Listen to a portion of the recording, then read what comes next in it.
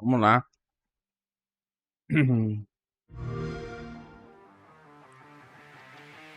Sai da tela, mouse. Every August for 15 years, Cologne, Germany Não tem has legenda, hosted né, the velho? world's definitive celebration Só em of gaming. inglês. From stunning opening night live reveals and gameplay breakdowns to the biggest news from the industry's best, join hundreds of thousands of fans on the ground and millions of gamers worldwide for the ultimate games convention. Welcome to Xbox at Gamescom. At Gamescom. Um dia eu vou lá, velho. Confia.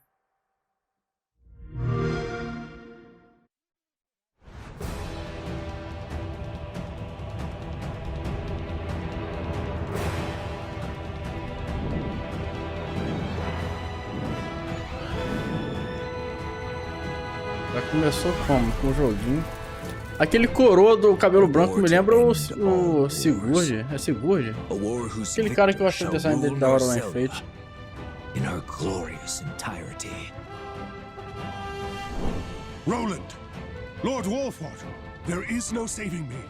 The future of Glenbrook lies in your hands now. You're damned right it will. I'll restore this kingdom to its rightful glory.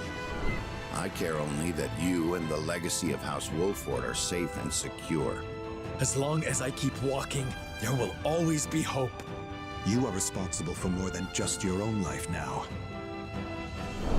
This battle is but the first step on the path Lord Serenoa has laid before us. Let us take this first step together and rejoice. Nothing. You are free of sin. Now behold my power. To victory! Not another step. A battle to prove which of us is more fit to rule Norzelia. A new future is before us. But first, we must carve our way through to it. Ah, bonitinho, né? Mas... Hello Xbox fans and welcome to Gamescom. You just saw a trailer for Triangle Strategy from Square Enix, which you can actually play today. And that is just the tip of the iceberg because this is a huge year for Gamescom.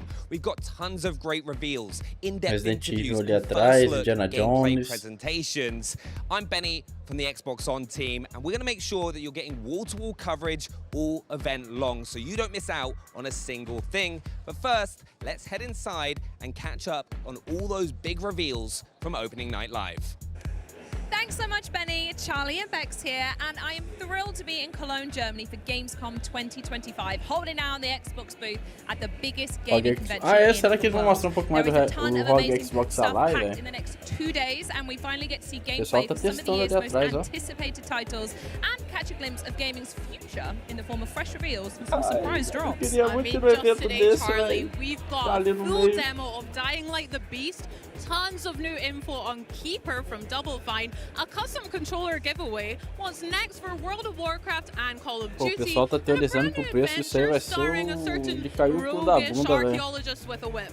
And that's just some of the stuff I was allowed to tease after I signed like 5,000 NDAs. But first up, let's go hands-on with the ROG Xbox Ally and the Ally X, the very first Xbox handhelds, and explore the wide world of Xbox Play Anywhere. Now, Xbox Play Anywhere, you can buy a game once, Bex, and access it across PC and Xbox consoles, including the Xbox Ally and Ally X. Even better, your progress travels with you, so you can bring all your saves, your add-ons, your friends, and all those delicious achievements along. So whether you're online on the convention floor, waiting to play eu tô falando de ir pra lá, mas também tem o preço do ingresso, né, velho? Eu acho que deve pagar ingresso pra entrar nessa porra aí. Não deve ser barato, não. Very impressive Call of Duty Black Ops 7 booth, chilling with the Warcraft team over on the World Warcraft Midnight booth, hanging with Asus at the ROG Ally all the way over in Hall 8, or looking at the latest tech offerings from Samsung this year at Gamescom. Anywhere kind of truly is the best place to play. But right now what we're going to do, Bex, is quickly recap what Xbox revealed last night at the Opening Night Live celebrations. Are you ready? Let's get into it. I mean, we got a brand new and very charming Companions trailer for the Outer Worlds 2. Ah, não, esse jogo eu caguei pra esse jogo aí, velho. To travel the stars and zap things with. Zap-a-zap! The Dynasties of the East expansion for Age of Empires 4 Pô, Anniversary Edition also got announced, and they maneiro, also velho. revealed a release date, so you can start organising your troops on November 4th. Market. We also found out about the massive new Indiana Jones and the Great Circle expansion, continuing Indy's investigation of the Ancient Order of Giants. Ancient Rome's biggest secret awakens September 4th. Excited for that one. After decades of supporting the Hayabusa clan, Raven Clan is finally taking center stage in Ninja Gaiden 4, which we saw an awesome new trailer for as well. And according to Team Ninja Bag, something got this. They have a secret ulterior Inclusive, eu tenho duas notícias pra dar, hein, velho. Uma que eu vi no Flow Games, Guerreiras do K-Pop, segundo filme mais assistido da história da Netflix, hein. Call of Duty Black Ops 7 Oh, God. releasing November 14th. Yes. The new game's got twisted environments, a E a segunda campaign that notícia eu supports esqueci. Deixa eu lembrar, 4-player eu falo. co-op, zombies, Dead Ops Arcade, and even a new mode called Endgame to keep your squad busy for years to come. Really impressive stuff, that. So good. We also saw Blizzard storm through with the gorgeous and never-before-seen cinematic intro for the World of Warcraft. Midnight, the ancient home of the Blood Elves, is under threat, and they'll need to tap into the power of the sacred Sunwell to keep those shadows at bay in 2026. Plus, today we'll have even deeper looks at titles that were shown at Opening Night Live, like Keeper, Dying Light the Beast, and LEGO Voyagers. And in a few hours, this very broadcast will play host to a special edition of the official Call of Duty podcast. But to get the party started, here comes all the latest details on the Xbox Ally, which has been so hotly anticipated ever since it was announced at the Xbox Games Showcase. The vision around Xbox has really transformed Phil Spencer. over the years. Phil Spencer é um cara forte lá da Xbox, né? Devices, people playing anywhere. Acho que é o responsável pela Xbox, né? They want a game on their own terms. This was a #1 request from our fans. We're working in close partnership with ASUS on a brand new handheld called the Xbox Ally and the Xbox Ally X. The best game library on the go basically changes everything. It feels like we're finally hitting an inflection point now where I'm able to take the game Aí a segunda notícia é que gaming rig and take it with me on a portable device. Aparentemente a China tem censurado alguns jogos, velho. O jogo deles mesmo, velho. Tipo assim, tipo um Black Myth Wukong. Aí na história do Sun Wukong, algum personagem morre lá. Aí meio que o governo tá falando pra não botar esse personagem morto na história, tá ligado? Uma parada assim. As frame rates rise and fall, variable refresh rate or VRR will deliver a consistent and fluid visual experience. Será, tipo assim, o Kong morre no final da história. Vai botar pro Kong não morrer no final da história. Mas isso só em jogos que eles financiam, tá ligado? Porque muito jogo lá eles eles investem, tá ligado? Eles só fazem isso em jogos que eles investem. Performance mode, so your battery life is optimized, and then of course for the top performance factor, you would use turbo mode. When we talk about optimizing for handheld, it's less about stripping games down and more about ensuring playing the game on a handheld. Pô, Hogwarts Legacy tá baratinho, velho, na nuvem. Games that run at 30 frames per second or above will get a should perform well on this device tag. Games that hit 60 frames per second or above will carry a should perform great on this device tag. Games that haven't been tested yet will have a performance check not available yet label. As more games are tested, updated, and optimized for handheld, these labels will evolve over time. This is about giving players a device with no obstacles to fun. So one example is making sure that it's going to work seamlessly with a controller. Are all menus and prompts working as intended? And are those UI elements properly sized for the smaller screen? Another example of an essential compatibility feature is having a gamepad keyboard. If a game passes all these checks, they're considered handheld optimized and will be labeled as such. On the Xbox home screen, you'll find a new handheld optimized channel that will curate these titles for players. We test on the Ally all the time as we're building Roblox. For a player, that means more immersion, better graphics, smoother animation. You get to play games the way they were built. If you're playing Doom the Dark Ages on the PC or the console, you expect the Doom the Dark Ages, ó, o Doom aí, ó. FPS experience. On your Xbox Ally, Doom the Dark Ages will be every bit as fast and responsive as you'd expect. One of the awesome things about PC is that there are so many places to get your games. We think about having this unified game library and how it can bring your entire game collection together. Any recently downloaded and played games from other PC game stores, from Battle.net, the Epic Games Store, Ubisoft, Epic, Steam, GOG, or EA, the Xbox app automatically finds them and will É show them in your PC game library. portátil, basicamente, né, Right on the velho? Xbox home screen, under most recently played. My most recently used game should be something that sticks with me everywhere I go, creating a unified user experience. You're going to see games you played on Xbox. If it's a PC native game, you're going to be able to play it right there. If it's a console-only game, you're going to be able to stream it from the cloud. If you're down in your basement and you want to stream direct from your console that you've got upstairs, you're going to be able to do it. I'm able to continue to experience the worlds and characters that I love anywhere that I want to play. This is going to be awesome. Now we literally have a device that could go with you everywhere.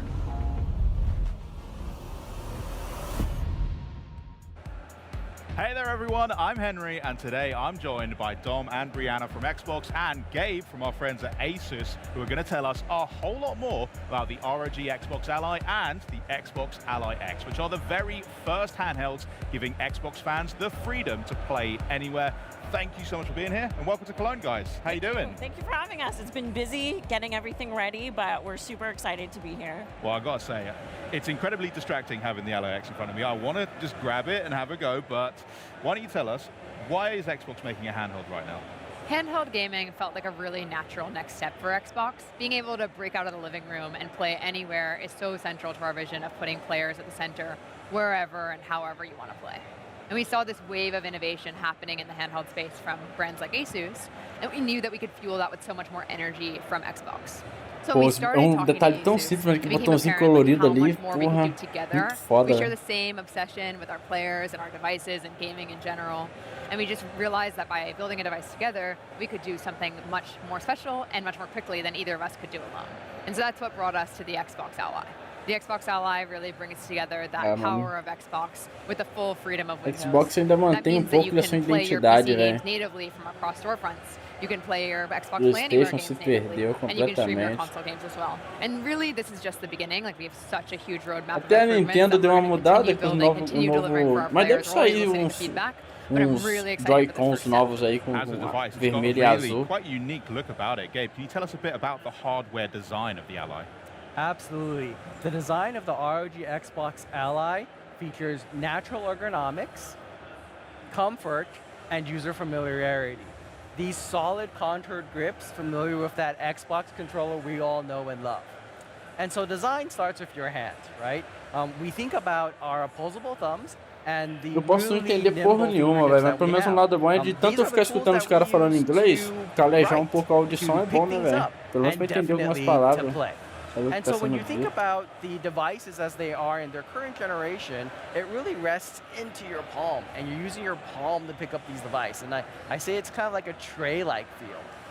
With the ROG Xbox Ally series devices, it rests into your fingers and then into your palms, and then allows you to curve over, giving you the freedom to use that to play.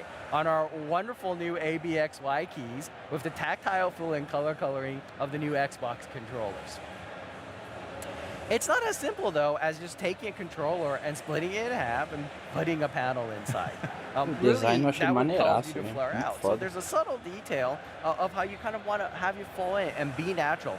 And those contoured feels and this natural feeling really helps with the overall weight distribution. And that means comfort when you play long on these devices. And so with the Xbox Ally series, you're going to be able to play longer and play comfortably. And then with the ROG Xbox Ally X, you then have the access to the impulse triggers. So then you're able to feel everything and be part of the game and immersive inside and in terms of all of the things that you would be familiar with on your Xbox controller today. And so you'll get all those game-centric cues coming through on your device.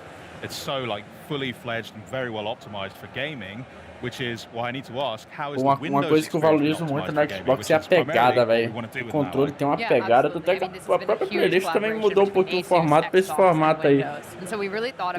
Pô, é tão gostosinho segurar controle da Xbox. Together with what makes Windows 11 so great for PC gaming. And that really led to, from my perspective, 3 big features. The first one is the Xbox full screen experience. The Xbox full screen experience is extremely tailored for the handheld device, for controller navigation, and right from the moment you turn on the Xbox Ally or the Xbox Ally X, you launch directly into this Xbox full screen experience. But what's even more interesting about what's happening Nem li seu here is not just the comentário experience itself, but what's not happening. eu So we've falei collaborated exatamente mais ou really menos isso deeply daí, with velho. Windows Pô, to defer a bunch of o Xbox processes sempre teve that um aren't required conforto for gaming. imenso, velho, na So that means pegada, your velho. desktop, the taskbar, all of these things aren't loaded when you boot into the full screen experience, giving all that memory back to your games.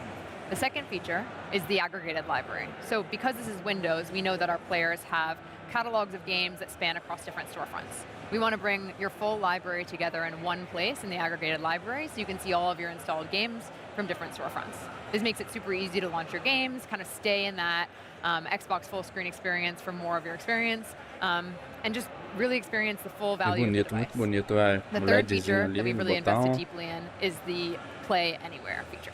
So Xbox Play Anywhere has been a program for a long time, but we've really been investing in it so deeply, and there's now over 1,000 games that support Xbox Play Anywhere. For your Xbox Play Anywhere games, you can bring your progress, your saves, your achievements from your Xbox console or your Windows PC to your Xbox Ally, just again making that really so seamless. And again, we have a huge roadmap of improvements we're working on together and with the Windows team. So it's really exciting, and I think there's going to be so much more to share, and we're always listening to feedback. But these three features, to me, are what make the Xbox Ally so special. So ergonomics, they're locked in. We've also got just a lightweight Windows primed and ready for gaming. Gabe, tell us a bit about the horsepower behind it. Só tem detalhe, velho. O pessoal fala que o Windows... Só que eu acho que é um Windows desenvolvido apenas para esse console, né? Mas quem sabe... Mas o pessoal fala que no Steam iOS, que usa uma base do Linux, né? E o próprio sistema Linux, né? Alguns aí tem uma performance melhor para jogo do que o Windows aí. That means you're ready for new frontiers in local AI gaming while having the best efficiency possible on these new amazing generational changes with the Z2 Extreme. For the normal Xbox Ally, we have the Z2A. E é de graça, velho. Linux não paga não. This type has been productized for Windows. So that means amazing performance from 15 to 20 watts. Quer dizer, Windows a gente também não paga, né? Quem é que vai comprar um Windows original? Baixa pirata e craqueia ele, velho. AMD's Fluid Motion Frames bring smoothness and additional frames to allow you to enjoy that wonderful gameplay that's available for thousands of games and only on Windows. O Windows é muito caro, né, velho? Pô, pagar R$1.000 num sistema operacional é de fuder, viado. The Xbox Ally and the Xbox Ally X, you'll be able to have Copilot for gaming, a game guide you can call from the Xbox menu that assists you while you play. It's all super exciting. Brianna, I don't think we should keep anyone waiting any longer. Why don't we take a look at how the Xbox Ally X works? And I think we should get a camera in here as well so that people at home can definitely take a look. But show me how you turn on one of these things. Yeah, so one thing that's great is there's a fingerprint reader on the power button. But as Dom mentioned, we made a lot of improvements in Windows to help add gamepad navigation across the device. So I can press A to dismiss the lock screen, and I can navigate all elements that I would expect to with a gamepad. One of the features I really love is that we've added gamepad indicators to the pin pad. So if you're familiar with them on console, you'll be able to enter your pin or have your own kind of combination that you would have to Qual foi a pio que your eles falaram? password quickly.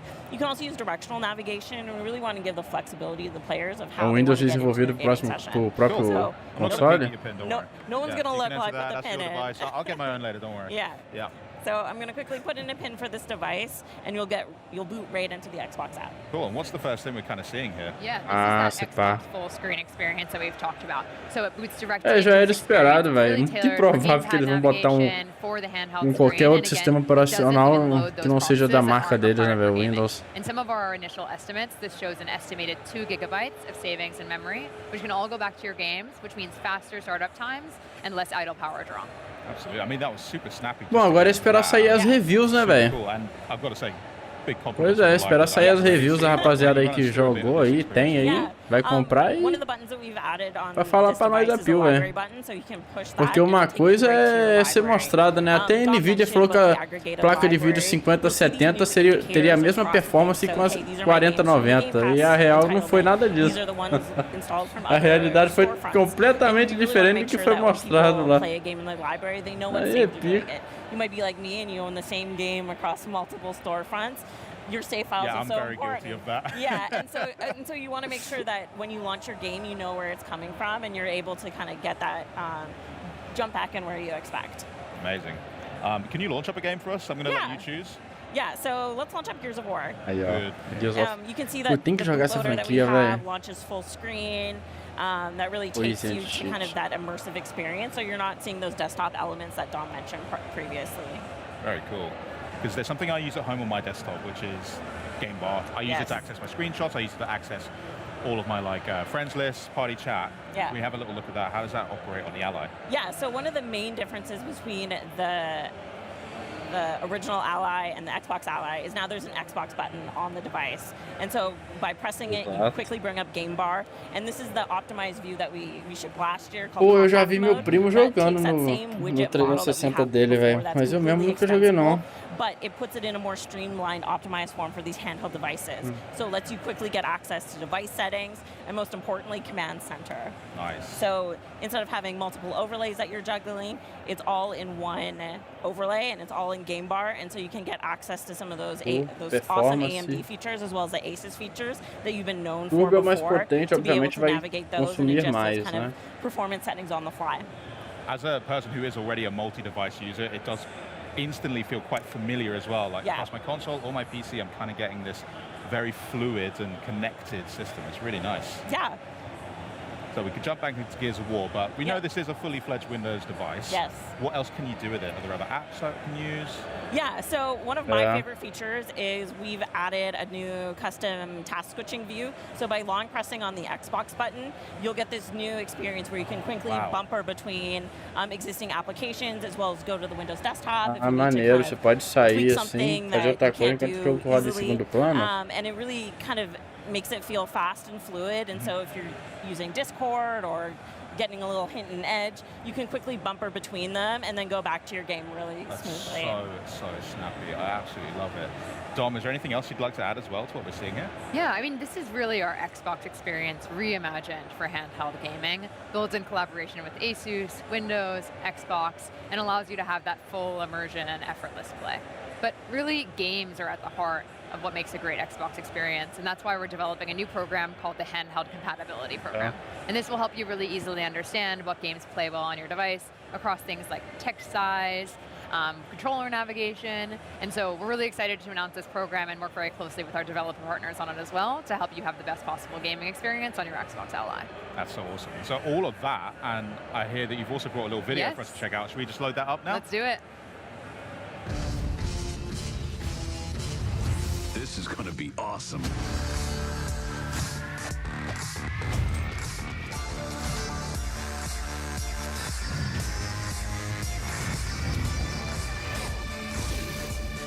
Let's do this.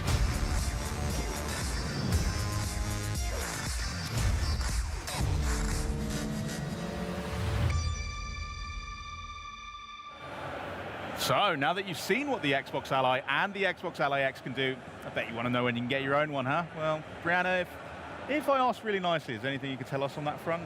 Yeah, I'm excited to share that the Xbox Ally and the Xbox Ally X will be available worldwide October 16th. Oh, that's so soon. All right, well, you heard it here first. The Xbox Ally comes out on October 16th. Thank you for that, Brianna, and to all of our guests here as well for stopping by today. Thank you. Coming up next, stick around for the latest on Rogue, Prince of Persia, and so much more as Xbox at Gamescom 2025 continues. Bora pro jogos. Prince of Persia.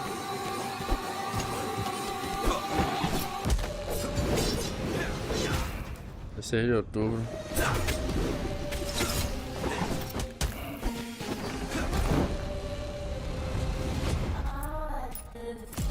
Eu acho que esse Prince of Persia já tem tempão já, esse jogo já existe, né? Ou não? Eu já vi coisa sobre ele tem muito tempo.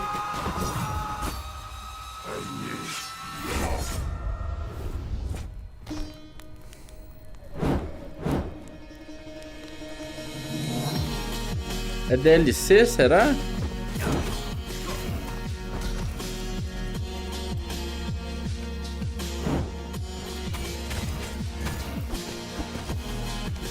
Ou será que é um novo jogo mesmo, velho?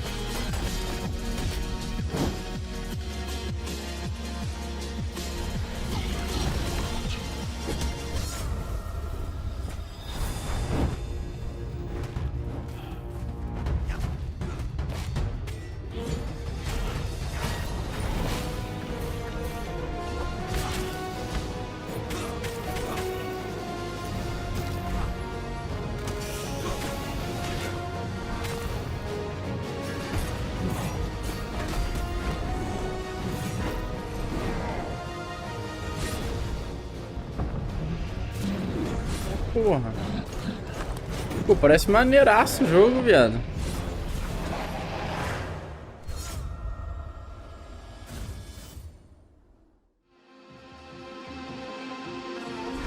You might think that the Rogue Prince of Persia is just another 2D action roguelike, and you'd be wrong.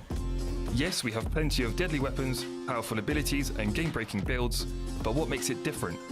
I'm going to tell you. This is 2D parkour in full flow. You will run, vault, and somersault through the world, blending traversal and combat into one seamless movement. If you're looking for Prince of Persia DNA, pô, já joguei Prince of Persia no PS2, velho. Pô, bom pra caralho. And that wall run, that is the first of its kind in the 2D game. Every fight is a chance to move with style. You're not just swinging a sword, you're fighting with everything. Legal que dá pra andar na parede, velho. Vault to dodge attacks, wall run over hazards, dive to stun, boot rocks and arrows into the faces of your foes. Também dá. It's like playing a Jackie Chan movie as the Prince of Persia. This is acrobatic and environmental combat that rewards creativity and looks damn good doing it. E é exatamente isso, é um jogo de acrobacia também. The prince must live the same day over and over, searching for a way to stop an enemy invasion that his actions have triggered. You must learn from each run, discovering how to save key characters and family members and bringing them to the Oasis outside of the time loop to unlock new biomes, items, and story beats. Only by exploring the entire city, from the depths of the mines to the top of the lighthouse, will you find the one path that will give you the chance to change the fate of Persia. And the soundtrack, woo! An unheard of combination of traditional Persian instruments fused with modern trap. It drives you forward. Every run has a rhythm, every fight has a beat, and we guarantee you'll be listening to it when you're not even playing. So there you have it. The Rogue Prince of Persia offers a unique combination of 2D wall running, environmental combat, a branching narrative, and a pulsating soundtrack, on top of all the usual tasty roguelike ingredients. This is a roguelike with rhythm, flow, and style.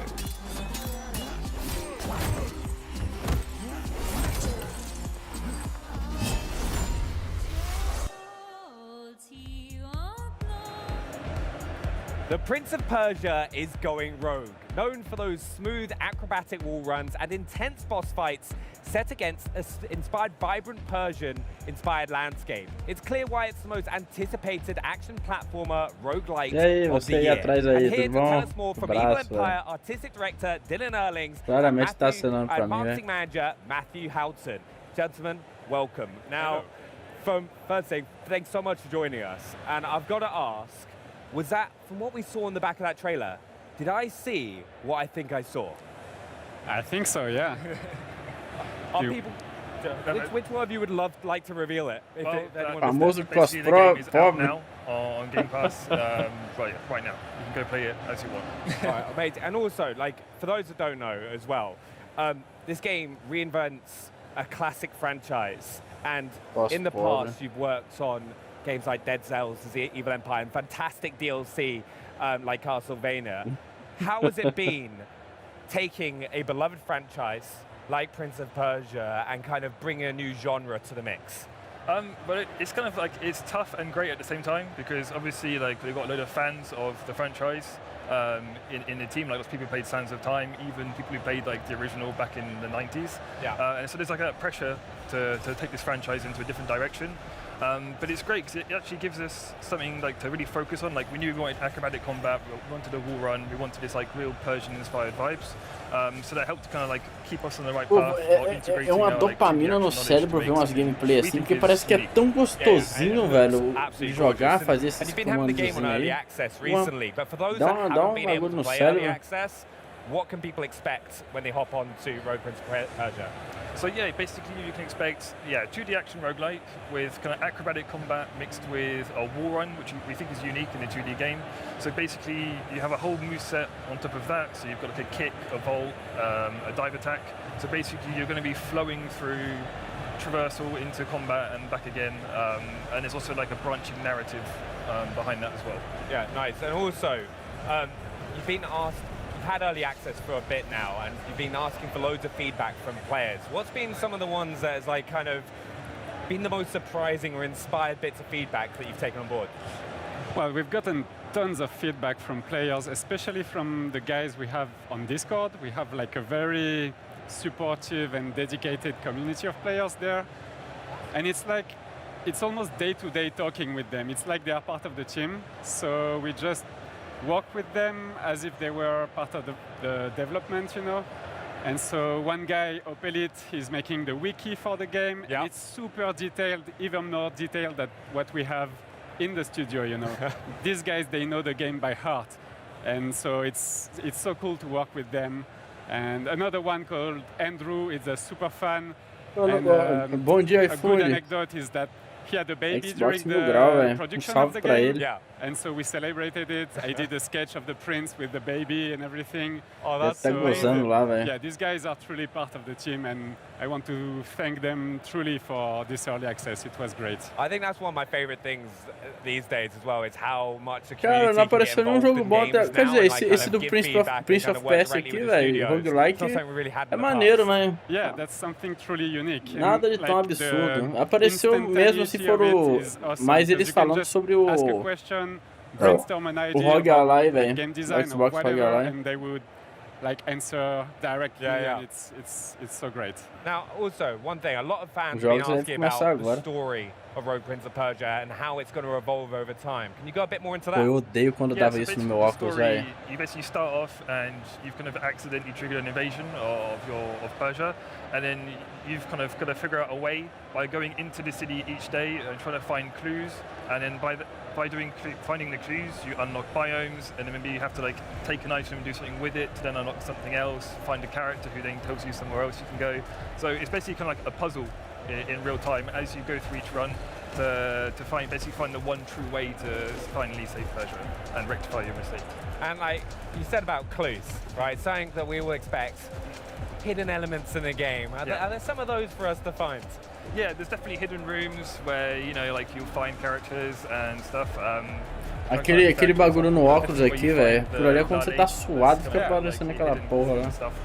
It's Prince of Persia, there's got to be hidden rooms somewhere. I was hoping so, because I love the old games as well. And players been like, one of the most things as well, when you look at the game, first of all, the visuals. It is visually stunning, the comic book style, and like, you've obviously massively behind this. Could you go a bit more into what inspired you and how you kind of worked on the design of the game? For sure. So we wanted the game to have a unique look, like something Pô, fora that que esse would jogo requer not muita have been cognição. made before. And E eu sou so, péssimo since pra it's isso. a very 2D game, we wanted to embrace that aspect and have something very graphic. Meu negócio é hack and slash ou shooting, velho.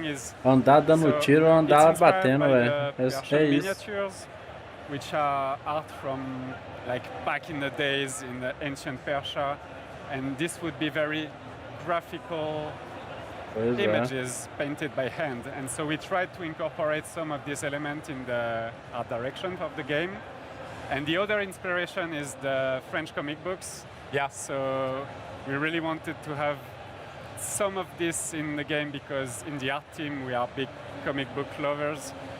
And because we wanted to be super like innovative, we used Moebius as a reference because nobody does that in the indie games. No, yeah, but he's a great artist, so he was one of the main reference.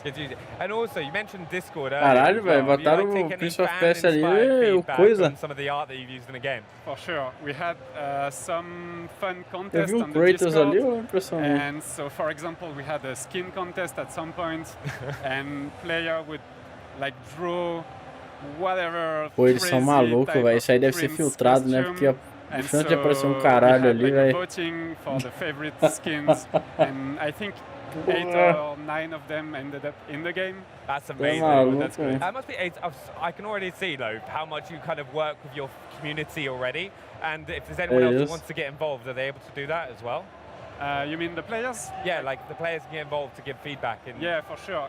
Like in the game design, we changed tons of stuff. Like for instance, we have this medallion system, which in the beginning was maybe too complex, and so we worked with the community to make it simpler to understand, but also more fun to like right when you play, you understand how it works.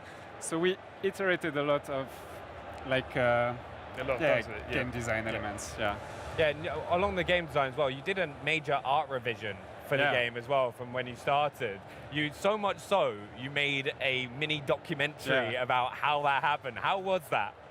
That was a long walk. So, long story short, when we released in early access, we knew we were going with a bold and unique look, and we knew not everybody would love it. But we got a lot of feedback from players that did not like so much the art direction. So we tried to take that as a feedback. Velho, eu falei sobre isso mais cedo, tô aprimorando minha audição. Why not rework the art, you know? So we did a lot of polishing and we changed some of the color. The prince was purple in the beginning, he's not purple anymore, that's a long story. But yeah, we tried to make something that player would like more.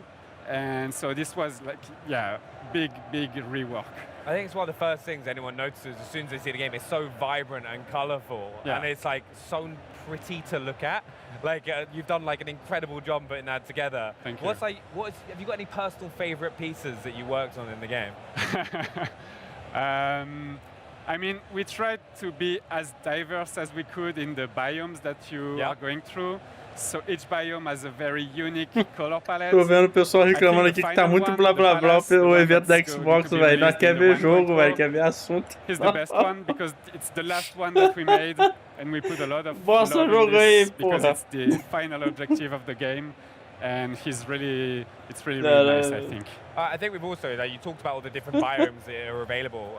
We've got to talk, how do you work on kind of making those beautiful backgrounds that you kind of interact with, and then the kind of the combat gameplay? Because it must be kind of difficult to manage. That's a challenge for sure, because the gameplay is very fast-paced, and the traversal is challenging. Pô, se eu soubesse que ia ser meia hora de conversa, eu dava tempo de eu fritar um pastelzinho ali pra vir comer, velho. Very quickly. So we try to have something that is very simple, yet tells a story. So whenever we can, we have rooms in the game that tell like environmental storytelling, but it's not during the combat phases. So it's a subtle balance between readable gameplay and background that tells a story. Yeah. Oh, nice. So especially, is it like clear when there's like a hidden room or something like that you can smash some pots or kind of work your way through? There is some of this, some secrets in the game. Now, also we've got to talk about the color palette and lighting. They've been widely praised by players in early access, right? How did you approach making the game like visually distinct from previous Prince of Persia games? That's a tough question. We're here to ask the hard questions. I mean, I talked about the inspirations already, so these two, like the Persian miniatures and the French comic book, we tried to combine that into a unique look that when you see it as a thumbnail, you instantly recognize it, and it's almost as if it was taken out of a picture book. I mean, that was the objective. And yeah, we tried to embrace the graphical aspect of it and be very stylized. It's like I see it any moment you look at it, it's like always bright and popping out. Yeah. It's like a thumbnail. Very colorful, I've got to say though, for people who are hopping on for the first time, we mentioned it a little bit earlier, but they're hopping on from, haven't played early access, and they're hopping on to Rogue Prince of Persia. What kind of experience can they expect to play? Because it's challenging, it's beautiful, it's vibrant. There's a lot more depth to the game. Yeah, I think yeah, expect to be challenged, but it's easy once you get it in your hands and you can feel like doing a wall run and swinging off a pole and diving down an enemy, like it is super satisfying. So just be prepared for like acrobatic combat, use all your moves, like we said in the deep dive trailer, like it's like playing a Jackie Chan movie. You're just like, you're kicking someone, you're blocking something, and then you're jumping around everywhere, like just be prepared to have fun, I guess. Yeah, and just explore everywhere, because there's always something to find. Explore, that's always the thing I fail in doing. I'm always like trying to speed run everything. É, o Xbox postou aqui, velho, 16 de outubro mesmo. I mean, go play the game now. It's out, so yeah, I mean, go play it. Yeah. Have a great time. Yeah, we'll definitely be doing it. But guys, thanks so much for joining us, Matthew and Dylan. Really appreciate it. I look forward to hopping on. And also a big thank you to the whole team at Ubisoft. You can start sharpening your platforming skills and scimitars right now. And remember, the Rogue Prince of Persia is available today. And in case you're buzzing for even more 2D fighting action, here comes a trailer that's a little less reflex and a little more tactical. Then we'll be back to check out Agora quero ver jogo, porra. 2. Don't go anywhere. This is Xbox at Gamescom. Fighter. You asked for this. De novo isso, velho. Isso aí não é o Final Fantasy Tactics, velho. This is but a squall before the storm of battle. Prepare yourselves at once. Time to prove myself. Pô, quem ficou puto com esse jogo aí foi o Kaká, velho. Ele odiou esse remaster aí, velho. Leave that to me. Ele achou a estética ruim. An ambush. This day grows lovelier by the hour. Nothing can stop me. Let's finish him. It's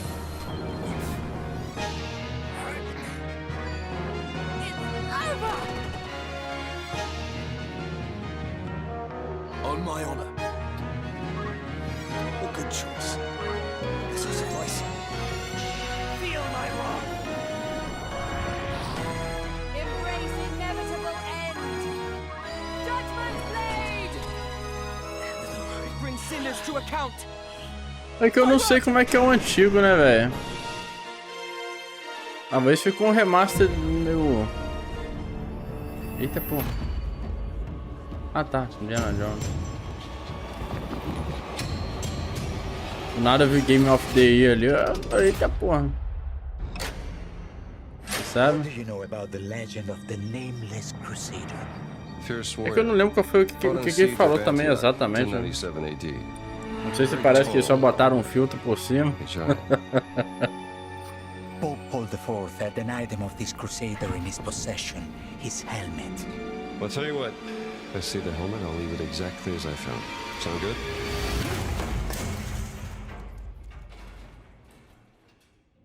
Oops.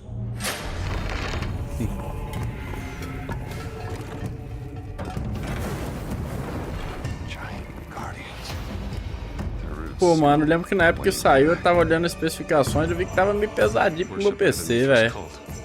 Depois eu vou dar uma olhada de novo. Impressive for a snake.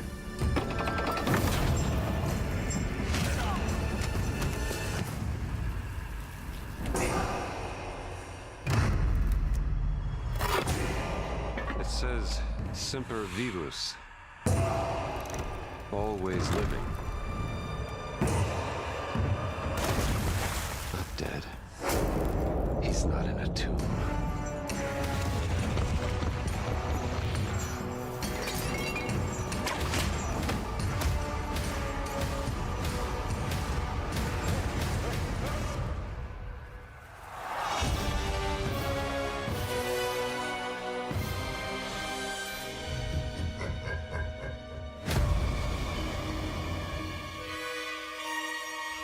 The Order of Giants. Well, you just caught the trailers for Final Fantasy Tactics and Indiana Jones and the Great Circle Order of Giants, which we'll be taking an even closer look at in a little bit of time.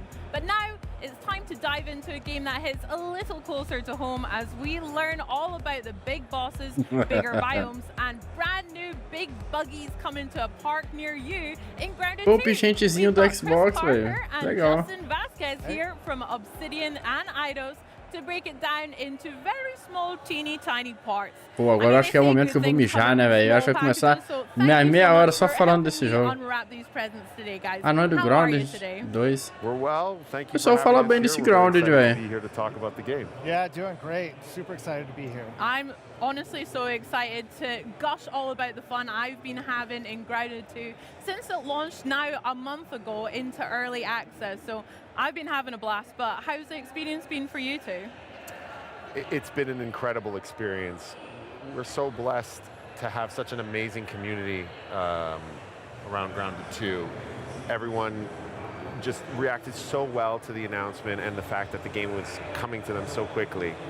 And seeing the game in players' hands now, everything that they're doing with it, all the fun they're having with buggies, all the fun they're having in the park, all the different builds that they're making and breaking, and all the great feedback we're getting, it's just getting us super excited and really focused on how we can make the best Grounded 2 possible with our community. I love that. Chris, have you been having a good time with it as well? Yeah, I'm just so excited about how well it's been received, because you know, when you're making a game, you have this passion, you have this joy, you really want it to be something that the community is going to love, and they already love Grounded 1, right? So much passion there. And so until you get that into the players' hands and the community's hands, mano, tem uns fãs do Xbox que é meio lunático, né, velho? Caralho. You can hope. Until they've actually sort of tasted that meal, you don't know how it's going to go. And so it went out there, people are super excited about it. They have tons of stuff to say and tons of great ideas, and we love that. And it's just been really exciting. Amazing. Well, I've tasted it and I've really enjoyed it as well. We've been digging in a lot. It's been so much fun. And obviously you mentioned buggies, one of the big new additions in Grounded 2. And how has community feedback helped improve and expand that kind of area of the game for you guys? That's a really good question. For us, the buggies were such an important feature to bring to life because it was the #1 requested feature from Grounded 1. Yeah. And so it was a big reason why we wanted to do a sequel in the first place, because we knew to do the buggies properly, we'd have to build the whole world from the ground up to support them and to really make them shine. Wow, okay. And so for us, it was a question of the balance of how much of this feature do we want to develop and solidify to make it a full experience and to really show the potential of the feature, but not go so far that we don't get the community's feedback. And so we feel like we found that balance with our Red Soldier and our joguinho até mais interessante do que eu imaginava. Playing with them, what they're doing with it, and what they're asking for, not just for those buggies, but for future buggies, is really giving us a lot of clarity on where we want to bring the feature, how we want to fulfill its potential, and of course, what exciting new buggies we're going to be introducing in the future. Yeah, there's so many aspects to buggies. Nossa, o que eu vou fazer o meu próprio vida de inseto não tá brincadeira, velho. Let's see what the community has to say about these. We have all of our own ideas that we're like, these are great ideas, but let's see what the community says first, and then we can kind of hone in on that stuff and help that. Cara, eu odeio jogo de construção, velho, pelo simples fato que eu vou ficar 5 horas de gameplay só montando a minha casinha, velho. Maldito jogo.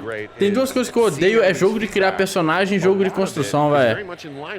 Eu tenho uma tara de querer construir coisa, velho. Acho que isso vem da minha época de Minecraft, velho. No Minecraft eu peguei essa tara, velho. Porra. Por isso que eu odeio, velho. Ao invés de jogar o jogo, eu tô lá construindo, velho.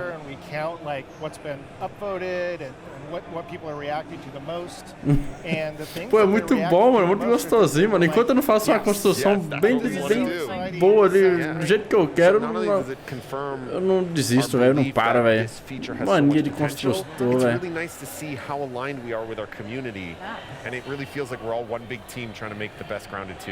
One big colony, that's so cute. I totally missed that. Don't worry, I got you. My buggy is called Você jogar o bro. Heartland is a retro mas, giant. Haven't got pô. to Orbweaver just yet. We're taking our time. Também de tu Which is explorar, a fazer very as coisas, UK não tá lá eu lá, velho. That is Vendo- fine for you, but have you guys dando uma got de any arquiteto, buggy velho. names that you're particularly proud of? Any good Pô. puns that you've heard? I've or got from one up the my team? sleeve. You, Chris? Well, no, the favorite one that we always fight around the studio right now is Stinky. I don't know why. But yeah, when we start up a co-op game for the first time, yeah, everybody goes and like makes their buggy real quick together, and then whoever names their buggy Stinky first is the one that wins, basically. I always call my aunt Antonio Banteras because you get the double ant pun there. Double ant pun, And that's also crazy. just because I like to think of my red ant as this like charming, roguish ally that I'm like going on an adventure with. So Love Antonio that. Banteras. That's beautiful. He's your own very real sidekick. Morri That's de beautiful. ti. We have another first in Grounded 2 with our classes. So, I mean, we were chatting a little bit behind the scenes about, I've been loving the mage class personally, but what has been the most exciting developments from either seeing a lot of players get to grips with these classes or from the team themselves? Tô vendo ali uma discussão ali que foi anunciado aí, né, o Black Myth Kong pra Xbox S, né, Series X, SX. Aí o pessoal da Xbox tá ali falando, tá vendo como é que era a mentira da imprensa, falando que, não é que a Sony comprou exclusividade de um ano, é porque... É porque falaram que não roda no Xbox Series S, né, velho? Por isso que não saiu pro Xbox. Aí saiu uma gameplay ali rodando lisinho no Xbox Series S agora.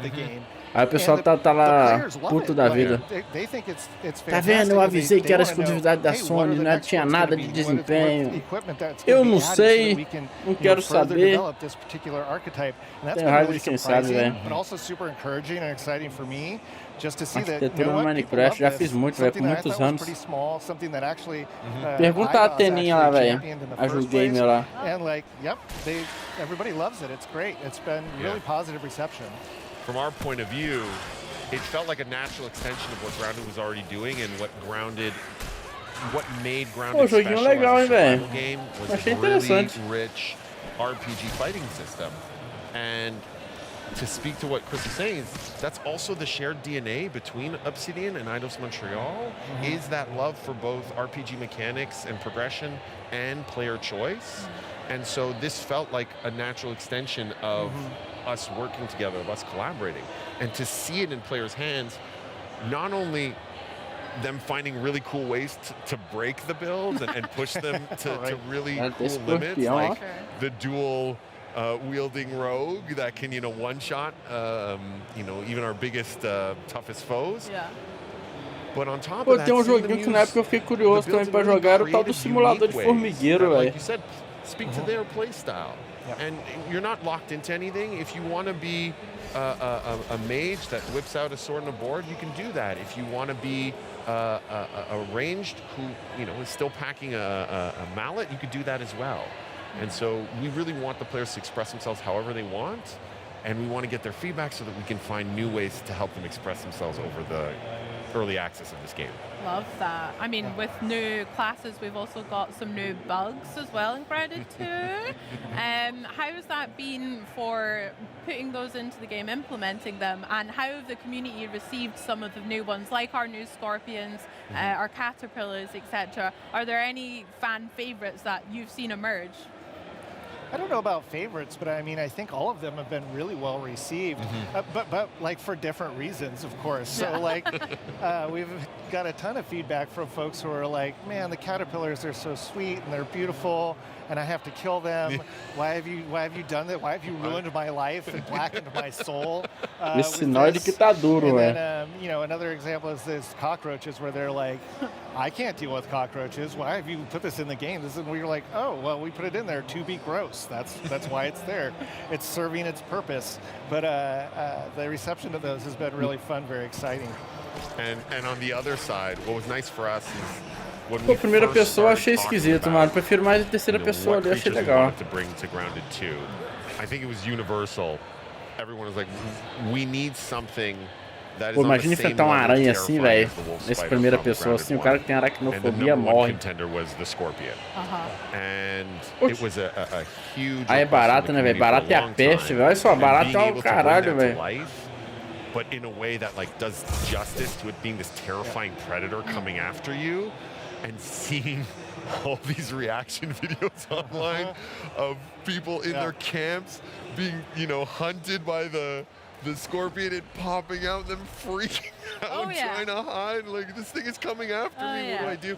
It's so rewarding to be able to like traumatize a whole new group of players in interesting ways. Yeah, But you guys have a lot to answer for making me kill the sweet caterpillars and the butterflies, and then also the horrendous night terrors I've had for the scorpions. So yeah, we'll talk afterwards. But speaking of foes and new enemies, I hear we have a new boss to look forward to as well. So can you tell me what this new boss is and why you guys are excited for players to take it on? Happy to.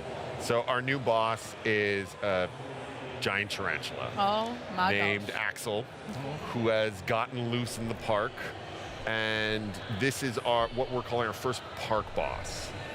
And, you know, in Grounded 1, there was these really cool backyard bosses, the brood mother, the mantis, and these were all, you know, really giant, terrifying foes. And so we knew we wanted to keep up that tradition. Yeah, look at this thing. It's terrifying. Aí, We want to keep up that tradition, but because now you're riding buggies, what's giant and terrifying and monstrous has to scale in proportion to that. And so we really wanted to nail that like primal feature creature terrifying experience for players. And again, it was just the clear first choice for us was we have to bring that fantasy of the tarantula to life. And that's where Axel was born. And then we had to look at scale. I mean, like it is, I don't even know if you can tell from the footage we just showed how immensely huge this is. So the character in that footage is riding around on its own orb weaver spider, and the orb weaver looks teeny tiny compared to the tarantula because it's about like 3 times bigger than a wolf spider, which is one of the largest creatures in Grounded 1. And I think it's about 16 times bigger than the player, so it's pretty massive. It's massive. It's absolutely huge, and we think players will have a lot of fun with it. It's got its own arena. It's got its own like sort of like recipe and things that you've got to do in order to summon it and bring it in.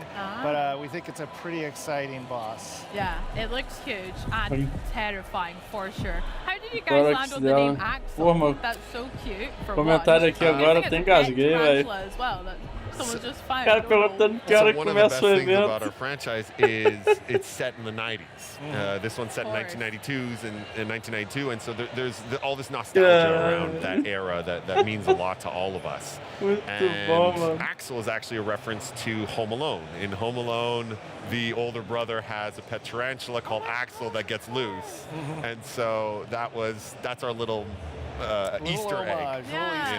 I love that. I love that it makes sense in the world of Grounded 2, but also it's just a sick callback to real-world movies and stuff. There's a couple of more Home Alone references in the Caralho, game. mano, salve pro Angel Dark, mano. Ele comentou no vídeo. Catches them all. Love it. Well, let's get back to this big boss Axel, because I would love to hear some tips from you guys about taking him on. I'm terrified already. Eu não sei se um fã do Anjo vai ver esse vídeo, mas olha, pelo menos o Anjo viu, né? KKK. Ainda tô nas 2 horas, mas garanto que hoje termino. Sobre os papos, relaxa, cara, eu não levo pro coração. Sei que tem gente que comenta coisas sobre mim, mas pra mim, tá de boa. Eu curto conversar com pessoas que gostam dos mesmos assuntos que eu fico feliz em trazer novos fãs para obras que, infelizmente, tem pouco até nenhum reconhecimento. Sei que às vezes adapto algumas coisas para facilitar a entrega ou deixar mais atrativo para quem tá chegando, o que pode incomodar os mais conhecedores da obra. Mas pra mim tá tranquilo, até porque um conhecedor precisa de um resumo de algo que ele já domina. Não tiro o direito de ninguém se chatear comigo por causa disso. Peço desculpas, mas vou continuar porque é algo que eu amo fazer. Fico feliz quando vejo pessoas curtindo e se aprofundando nas histórias e universos que apresento. Às vezes, elas chegam num ponto em que sabem até mesmo do que eu e não precisam mais dos meus vídeos. Com sorte, assim como a gravação e a edição dos vídeos melhoram com o tempo, esses problemas também se resolverão. E sim, um dia vai vazar uma grande revelação sobre o anjo. KKK. A verdade, eu sou burro. Foi mal. Desculpa, galera. Eu sou burro o suficiente para errar o português, principalmente na edição dos vídeos, que às vezes faço de madrugada. E não, isso não é desculpa. Também sou capaz de falar errado na gravação, porque sabendo o tamanho do roteiro, saio falando sem parar. Na edição acho tão engraçado que deixo alguns erros para descontrair e fazer o pessoal rir da minha burrice. Mas sabe como é, levo a vida assim. Tô só comentando para deixar o menino Kei em paz, caso ele ache que eu ficaria bravo ou algo assim. Podem zoar à vontade, que bom que minha burrice pode arrancar umas risadas e alegrar o dia de alguém. Dito isso, desejo sucesso pro Kei e pro canal dele. Agora, deixa eu continuar esse react corajoso. Meu comentário ficou tão grande quanto o vídeo. Valeu, Anjo Dark. Um beijo no seu coração, meu querido. Vou comentar aqui. Muito obrigado, meu querido. Absolutely. So, Aqui a couple that todos spring te to mind is amamos. there is an absolutely, as you would expect, massive bow that you can craft. It's sort of ridiculously large, but that's what makes it sort of charming. Is that like you made it out of Pô, the muito biggest bom, creature mano. that's been in Salve the pra yard ele. so far, so it is Caralho, ele vai ver o ridiculously react do large. reverse, mano. You can make Puta yourself merda. a new fancy Hashtag chest corda bomba. to adorn your base. Já escrevi that ali, velho. holds a little bit more Vai stuff lá no inside vídeo the do car. reverse lá e responde lá o hashtag corda bomba. Out of axle pieces, you can even make yourself a cool little throne. There's all kinds of stuff you can do. So yeah, that's the one that I'm most in love with, and I can't wait to see how the community reacts to that, because it is a significantly impressive throne for a significantly impressive boss. Yeah, big Spider King throne. That sounds great. I can't wait to see it. I hope it's fuzzy as well. The colors on it look so sick. I mean, I'm Pois imagining é, mas eu your mesmo guys' falo merda o offices tempo are kind inteiro, of também just, erro you pra just have cacete aqui, tarantulas velho. kind of like lying around or any É igual eu bugs and aqui, stuff? lembra daquela famoso, o cara é do bem, como que é? O cara é bom ou é do bem? Mood boards. Whenever we have a new insect, it's just like a wall O of que mais terrors. sai aqui é esse tipo de coisa, velho. Okay, which of these is the most interesting terror Posso to bring to atirar? life? And so when we were working on Axel, it was just all Só these atira, different velho. tarantulas, and we're looking at them going, I didn't even know tarantulas came in those colors.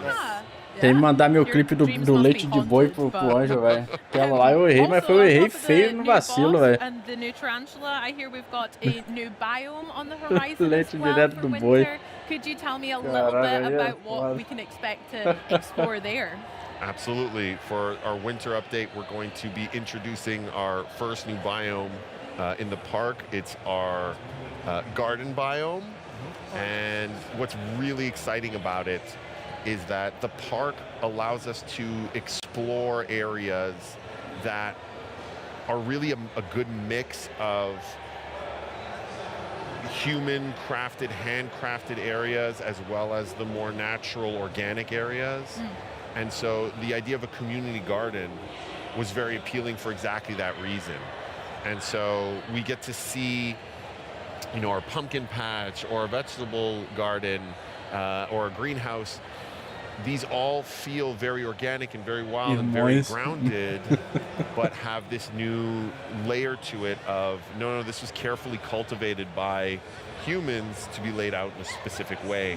And so that gives us the opportunity to do things from a level design and experience design wise. Pô, o cara comentou aqui, testa de amolar a faca, mano, aí é foda, velho.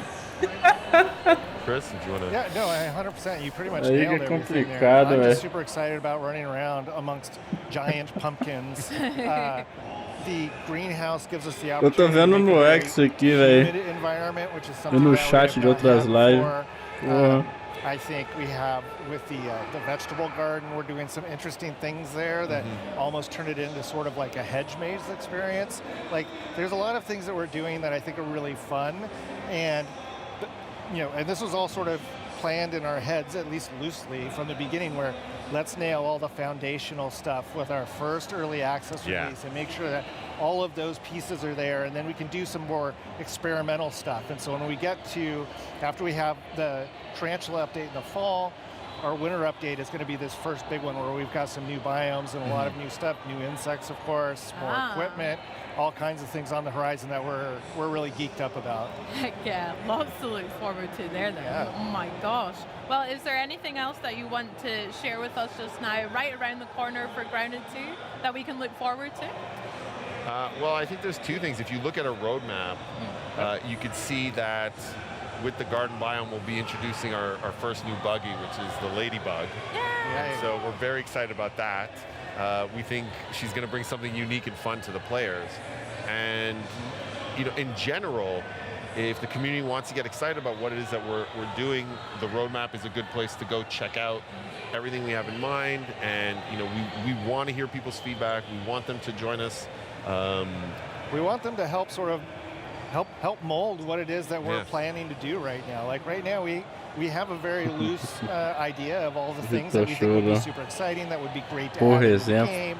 But you know what? This is a journey that we want to take with the community. And so, our roadmap is our sharing. This is what we think right now. We want you to come now share with us what you think would be cool and exciting and great for Grounded 2.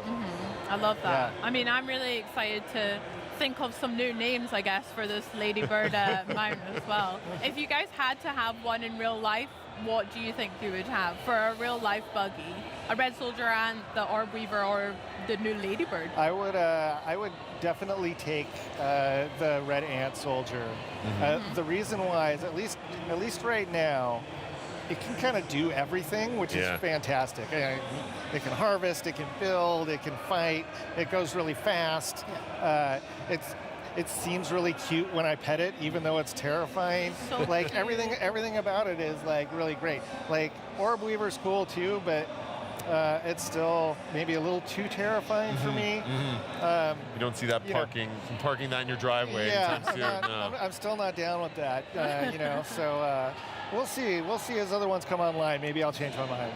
Yeah, I totally get the appeal. Os servos de Fate podem engravidar ou ter filhos. It's got that like off-road ATV feel to it. É foda. That dirt bike that you can kind of take out anywhere. Yeah. But if I'm honest, right now I'm leaning towards the Ladybug. Maybe it's because it's new and exciting, but honestly, because as a player of Grounded 1, that was the one that I wanted to ride the most, and often would, just by jumping on it and letting me carry around. I fantasize about riding this wild creature around the backyard. And so being able to bring that to life in the park, it not gonna lie, it's super satisfying. Oh, and so nice. Can't wait for the community to get that dream come true. Pô, velho, sério, seria o Angel Dark, o latino, velho. And it just feels like so clear you guys No Brasil, are velho, so synced mais up with latino them. aí. You're listening to the players all the time, but how has É o cara que faz adaptação pro PTBR, velho. For players of Grounded 2 to be part of this collaboration, or how can people watching at home kind of get involved with the feedback process too? Yeah, I mean, we're up on pretty much every social media platform out there. The primary one is Discord. The Grounded game is up on Discord, and we have a great community up there. That's also one of the places where it's easiest for people to go look at what does everybody else in the community say, and go ahead and upvote ideas and discuss those ideas in great detail. And then we have a great community group of folks at Obsidian that go through everything. They respond to every single customer comment and note and whatever. We try and make sure that people know that we are actually listening to them. We are already weekly getting together amongst our teams and going through all of this feedback and sorting it out and figuring out, hey, what is it that we want to do in the next week? What do we want to do in the next month? What is something that we want to try and do in 4 months? If we don't want to do it, let's talk to the community and see if there's something that's close to that sort of makes sense or we can make work. So it's just a whole lot of things, and you know what? Props to the Grounded 1 team who built this community and allowed us to actually follow in their footsteps on this, because the community is on Grounded and Grounded 2 is just so supportive and so great. And it's because I think we try to interact with them constantly. We try to listen to them. We try and make changes that they want, and I think they appreciate that and are loved. And it's really something special. It's pretty cool. Absolutely, that was something everyone at the team at Eidos Montreal saw right away, that the story of the success of Grounded was that this community wasn't just rooting for the game, they were rooting for the team as well, and the team wasn't just trying to make this game in a bubble, they really wanted to collaborate with this community, and it's that healthy bond between them, that interdependence between them, that resulted in an amazing game. And so of course we want to replicate that success. Segundo o internauta tá falando aqui, ó, o ROG Xbox Ally base vai custar $550 e a versão Premium, né? X vai custar $900, velho. Quanto deve converter isso aí, velho? O foda é que não é só converter, né, velho? Converter e geralmente tem outras coisas envolvidas, né? Não é só converter. Deixa eu ver, conversor dólar. Thank you for having us. Thank you. Like, you know, being able to just talk about the game and a situation like this. 550 a versão. É 550 que eu falei agora? Nossa, me deu muito. I mean, there's so much more to look forward to as Grounded 2 continues to grow. But for now, we go from the ground to the air to explore the biggest biome of all, Earth's atmospheric envelope. There's new places to go and new ways to get there. So let's set a course for Microsoft Flight Simulator 2024. Isso, 550 a versão base e a versão X 900. $550. 3.000 conto, velho, assim convertido diretamente, né? Agora $900, caralho, R$5.000 praticamente. Porra.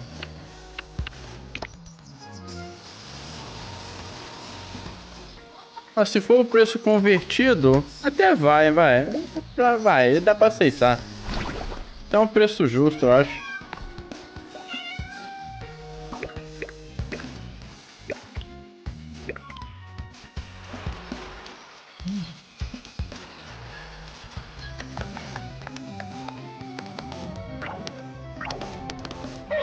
É pra esse tipo de jogo que eu tô aguardando essa conversa até agora, velho.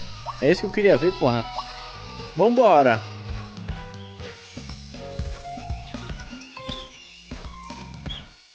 Pois é. Provavelmente não deve ser esse preço convertido, velho. Deve vir muito mais caro.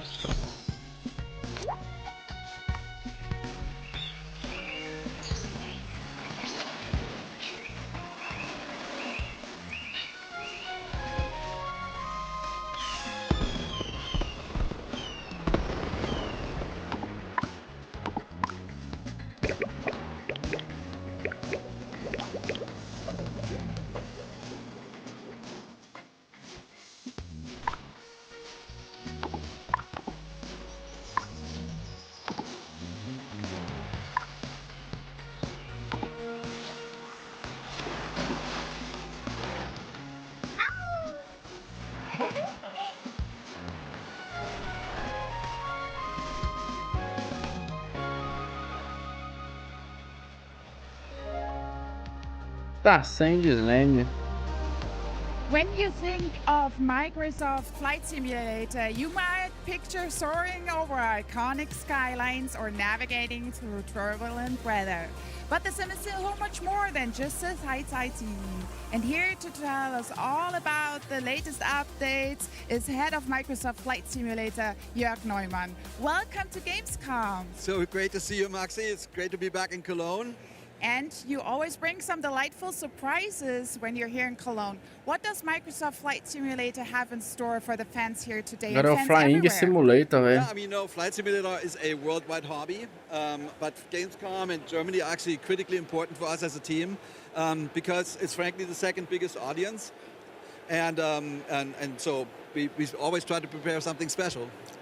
And that's music to my ears that Germany is so special. Why do you think that is? I think it's the history in aviation. You know, Germany has been since the beginning. Otto Lilienthal, Ferdinand Graf Zeppelin, and Junkers made the first metal aircraft. Lufthansa is super influential in the world of aviation.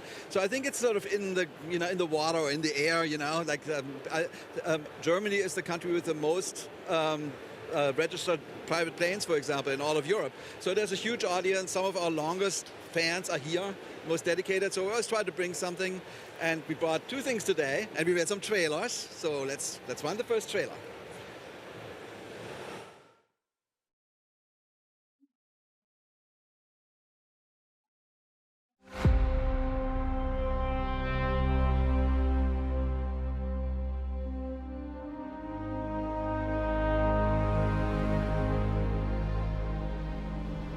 Entendendo, velho.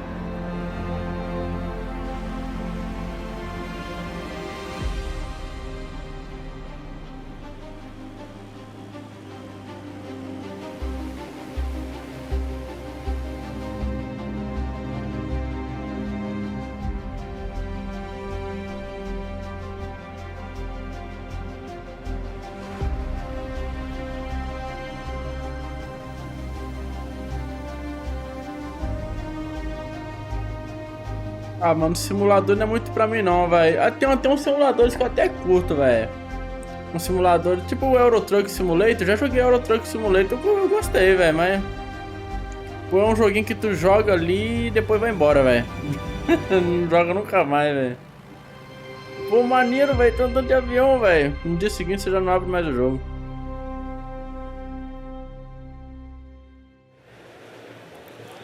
That was really, really, really beautiful. Well done. Can you give me some context about the update?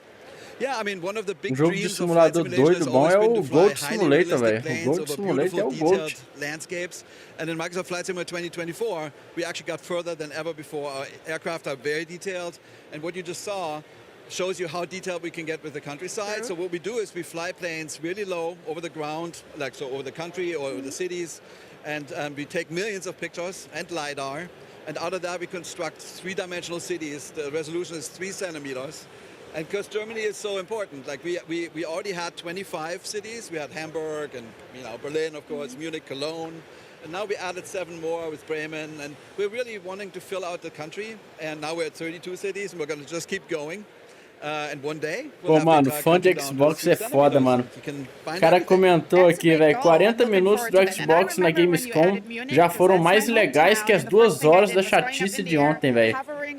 Porra, eu vou embora, velho. Tá maluco, cara? Os cara é muito doido, velho. Porra.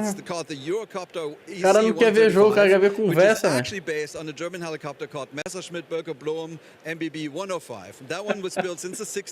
Porra, mano, o cara que quando é fanboy, o cara defende mesmo, velho.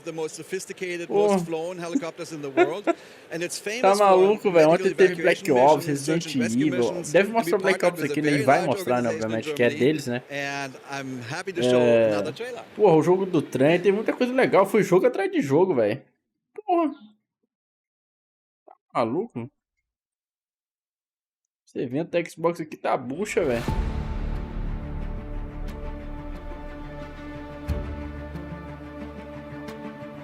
Pilot, we have an urgent report of an injured tourist at Neuschwanstein Castle. Cleared for takeoff, helipad 1. Simulador de helicóptero, velho.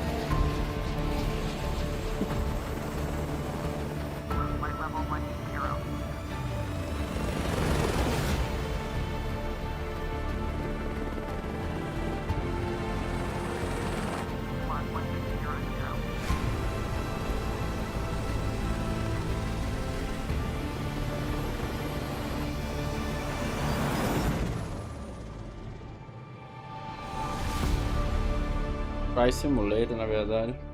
Pô, eu não sabia que tinha helicóptero não, né, velho? Sempre vi o pessoal jogando com avião. Se bem que tem um helicóptero na capa ali, né, velho? Não vi não. Desculpa aí. Welcome to Cologne. Hello, Maxi. Thank you for having me. So, you are a real pilot. Can you tell us a little bit more about yourself and especially also the ADAC Air Rescue? I started flying helicopters when I was 22 and became a search and rescue helicopter pilot for the ADAC Air Rescue in 2017. The ADAC or ADAC Luftrettung Air Rescue provides, handles up to 50,000 missions a year across 38 stations. I personally work on the station Christoph Westfalen, where we fly 24 hours a day and handle approximately up to 8 missions per 24 hours and fly hundreds of kilometers throughout Germany, especially at night, and the bordering countries. Well, thank you so much that you took the time to come here today. And you actually tried out a little bit the Microsoft Flight Simulator rescue mission. How realistic was that for you as a pilot? The EC-135, well, looks really great in the simulator. As far as for the realism of the mission, it's all about the team. It's not just the pilot. You always need the 4 of them, the pilot, the medic, the doctor and the hoist crew member to complete a successful mission. Beyond that, the Microsoft Flight Simulator is a really great tool to provide pretty realistic pilot experiences. And Jörg, how was it for you partnering with ADAC to make it as realistic as possible? Yeah, it was great. I mean, so basically we had support from 3 pilots that helped us tweak the flight model and give us feedback. It was great to hear Florian's feedback earlier, and he liked it, so yay. We had support from Airbus Helicopters and from ADAC, and there we really watched a whole bunch of your missions when he actually saves lives, and that was great inspiration for us to do this mission and the challenge. Yeah, so we hope we got close. Porra, caralho, tem uns caras que me ficam puto, velho. Jogo final do Xbox Showcase, Black Ops 7. Jogo final da gamescom. Yeah, so the city update is available in Flight Simulator 2020 and 2024. And the mission and the EC-135 in Flight Simulator 2024 right now, and pelo amor de Deus, quem escolheu essas merdas pra finalizar o evento? Thank you so much also for always bringing local content. Thank you so much, and also to your team, what you do for us and for humanity. Porra, tá maluco, velho? Black Ops é bom pra caralho, velho. E o Black Myth Kong 2 ali, velho. Pô, vai ser pica também. Quer dizer, não é Black Myth, é um novo jogo do mesmo universo, né, pelo que eu entendi. Cool game updates and live demos. We also got a firm release date on the ROG Xbox Ally and Xbox Ally X, October 16th. And by my count, we still got more than a dozen games to cover today, including even more world premieres. Definitely stick around if you're a fan of comic book brawlers, zombie apocalypses, or just free stuff, because we've got more of all 3 coming on the other side of this never-before-seen trailer. Friends, Tropicans, the world is changing, but one thing stays the same. Me. Tropico is the greatest country on Earth, but guess what? It's about to get even better.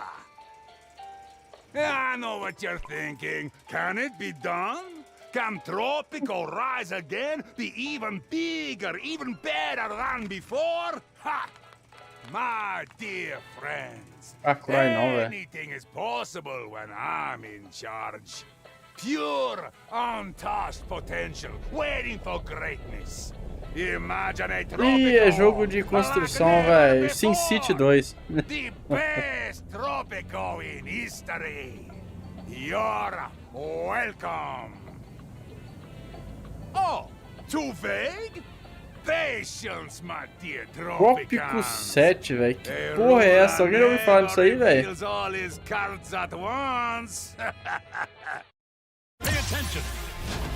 Aí eu gostei. Agora é bom.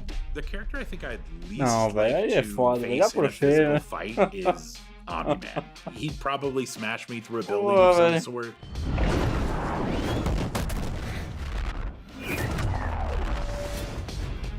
Omni-Man is such a powerful character, even compared to other Viltrumites.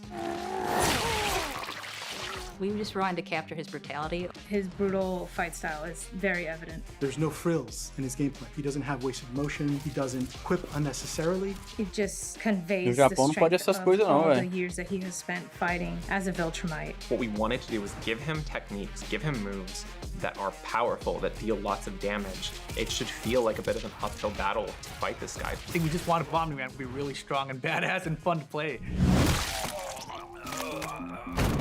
O Invincible é bom demais, velho. Tô só esperando meu volume 4 chegar, velho. What drives the story of Invincible sort of as a property forward is that father-son relationship between Mark and Omni-Man. A lot of that comes through with unique voice lines like intros and outros. I looked up to you my whole life.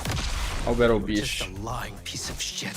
Your life is the blink of an eye to a Viltrumite. You barely know me.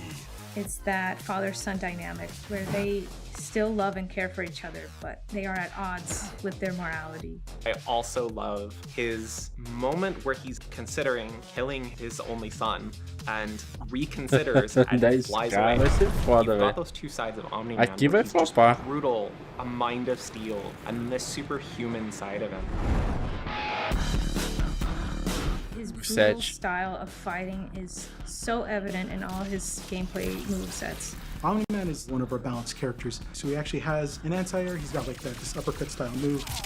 He's got a projectile, like where he claps his hands and a big wave comes out. That's called the Thum. And then, when you boost it, it's called the Kuthum.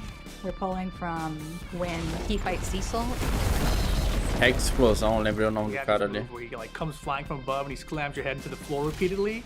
I love the way he just crushes. And it just feels really, really good. Especially when you boost it. He does the overhead and he falls. Achei maneiro, velho. Tô curtindo o que eu tô vendo, velho. Blast him into the ground. It feels very Omni-Man. It's just satisfying.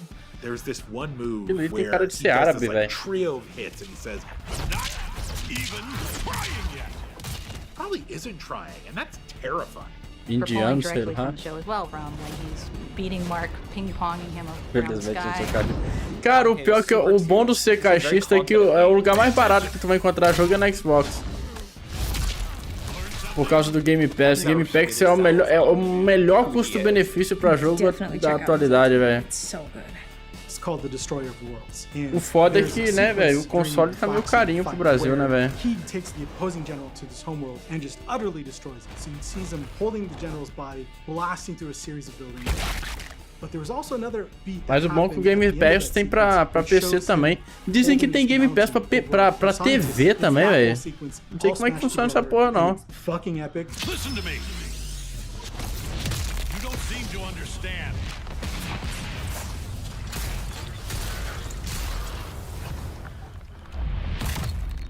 This battle isn't yours to win. Tá porra. That's cool. Fatality, velho, muito bom.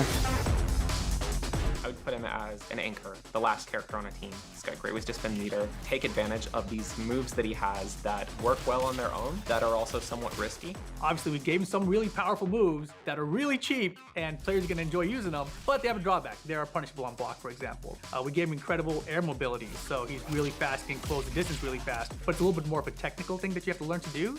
I definitely recommend playing as him. Really excited for people to get their hands on Omni-Man. Já diria o Gold Not, né, velho? Criador do Minecraft. Se comprar não é ter, piratear não é roubar. O cara mandou a pio, velho. Well, we know it looks stylish and it aims to stay very true to the characters, but you know what? The only real way to get to know a new fighter is by feel. And here to help us do just that are the game's executive producer, Mike Willett, and combat designer, Rip Parbu. Let's get hands-on with Invincible VOCES. Thanks so much for joining us, guys. How you doing? It's been great.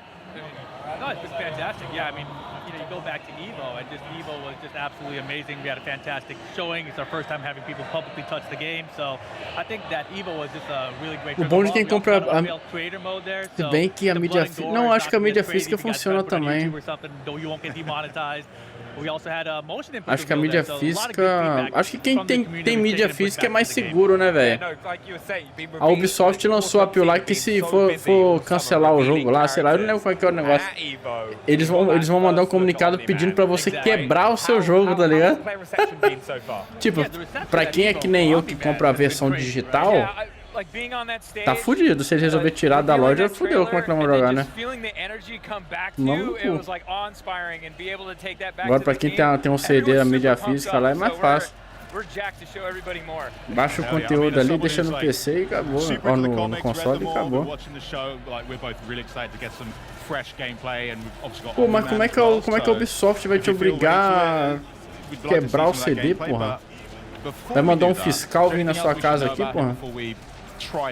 Yes, the absolutely worst kept secret ever, but I'm going to reveal it officially now. J.K. Simmons has returned as Omni-Man. Oh, let's go. It's an amazing casting. Kind of makes me want to have some yellow M&Ms, you know? Yeah. I'm in the mood for that. Well, shall we play? Show me what you've got. Pô, eu tô triste, velho. O Lai tirou o Trigun Stampede, velho. first level voice line. Tô puto com o Laí, velho. Sounds like the scariest challenge I've ever heard. Yeah. São tudo PS2 pra baixo, então o único jeito é emular mesmo. É verdade. So we've got the lineups here. It's what's a little bit different about. Cara, tem um mercado aí que eu tô me interessando bastante. Já ia pausar a live costume. Que o pessoal tá fazendo réplica, o pessoal tá fazendo emulador, só que é uma réplica do console, tá ligado? Tipo assim, os caras criam um emulador, um PS2 emulador, e dentro dele tem todos os jogos de PS2, mano. Eu achei isso fantástico, velho. Muito foda. Mas isso não dá processo não, velho? Será? Assim, da Sony processar, velho, esse cara? Really cool tools and some awesome gameplay that you want to dive into, like say like Thula or Bulletproof. Yeah, the other thing, of course, you know, you go back to the IP, there's a lot of teams already built in there, right? You've got Team, you've got Guardians of the Globe, you've got the Viltrumite, so it kind of lends itself to a team format, I think. Reagiu a isso, eu reagi só ao primeiro episódio, velho. Infelizmente foi pro saco, porque o canal lá que eu tava postando os VODs foi deletado. If you boost it, it's gonna be multiple hits, and if you're fast enough, you can actually pick it up for a combo, which is going to be pretty hard for me right now, I think. I'll try one more time. Yeah, there you go. All right. Exato, velho. Wow. Are you going to take that? Come on. Yeah, why not? First try. Oh, I gotta get him off me with an assist. So this is the ground pound, right? The overhead, really fast attack, really hard to stop, also available from the air. He also has this projectile right here. This is called a Zoom. There you go. Yeah, fresh character for you. If we go over to the corner and I boost this version of it, it's actually going to, I have no boost meter. Give me like 5 seconds. Tag out. Show him how fast the boost meter returns. Yeah, you can see up there the yellow bar in the middle there. You can see regen really quick now. So when you tag out, that's how you accentuate o jogo tá bonito, velho. Gráfico bom. So right now, the boosted zoom right here, that actually can give a wall splash. I can get a combo if I was better at the game. There you go. There we go. Yeah, great. I'm doing fantastic so far. You're winning as far as I'm concerned. Yeah, so that was like 2 of his special. We got one more though. It's the rising uppercut. Bem sanguinolento, like velho. DP kind of input that you would expect from fighting game, right? It's got some invincibility on it. If you boost this one, it's got multiple hits and armor. Sorry, I had to perfectly tag out. timed there. Your reactions are fantastic. That was right on the nose. So fast at the game. iFound mandou R$30. Show him now. Aí terminar o vídeo do Cellbit. Faz todo o resto dos vídeos de Digital Circus. Poste pra conseguir views. Isso aí é uma gasosa, velho? Quem que é? Gakudama mandou R$10. Vídeo curiosidade. Como falar certo no seu estado em inglês. He's a character that is a balanced character that can apply tons of pressure and super brutal in what he does. So he has the mobility of a character like Invincible. So he's got a lot of mobility with dashing and movement. But he also has like those armored moves that Rip demonstrated, so he can play a bit of a bully game on your team. He's really good as an anchor or a point character. So he has the projectiles that, like, if I want to play at mid-range, I have armored moves so I can bully you, push you into a corner. And then he's got the mobility to just try to mix you up and like crossover, start calling an assist, to just try to apply as much pressure as possible. And anytime you see a character turn blue in this game, that means they have armor on him. So you'll see here on his standing medium punch, he turns blue there, he's got armor. Crouching medium, the same thing, he's got armor. Valeu, iFound, meu querido. Beijo no seu coração. Tamo junto, velho. Vou botar lá no vídeo do seu beat e vou anotar depois. Porque agora não dá pra mim sair aqui. Oh, hell yeah. Oh my. It's just like flown him through a building. A couple buildings, a couple, part of the city, missing some limbs there. You know what? I can't wait to see all the TikToks that are like, oh, welcome to a Jet 2 holiday. Like, flying through a Pior que eu tô shadowban, velho. Oh my god, it's o YouTube não recomenda muito meus vídeos por causa que, como eu falei, velho, eu não sou... Eu cago pro algoritmo, tá ligado? I did want to ask, you mentioned about the Armored Fighters, and I definitely want to know more about that, but we've obviously seen Omni-Man in Mortal Kombat. Eu posto bastante conteúdo com direito autoral, assim, em questão de áudio, né? How is he different in Invincible Versus? Além de falar merda pra caralho, né? Que diz que tem certas coisas que não pode falar, senão o YouTube bloqueia. Aqui não tem muito filtro não, velho. The role of the character in the concept of a team. Like where you use Pô, achei engraçado do nada o Gakudama aí, do nada, velho. Different assists. You have a forward assist, a back assist, and then one that's when you're actively in a combo or in a block string. And it's about how you utilize that, and some of them are really good at like basically like, oh, you're coming in and he's got like an anti-air assist that basically comes out and does that rising uppercut. So you're trying to control space in front of you and work work out like how in the footsie game you're going to engage, or you're setting stuff up with your other attacks. So. O iPhone falou uma pio. Hoje em dia ninguém comenta mais, mas antigamente o pessoal comentava isso nos meus vídeos. Por quê? Porque você não reage a uns vídeos que a galera tá reagindo aí, uns conteúdo mais em hype, tá ligado? Falo, cara, eu não ligo muito pra isso e também reajo que a galera me pede, mano. Se a galera não tá pedindo, então não vou reagir, né?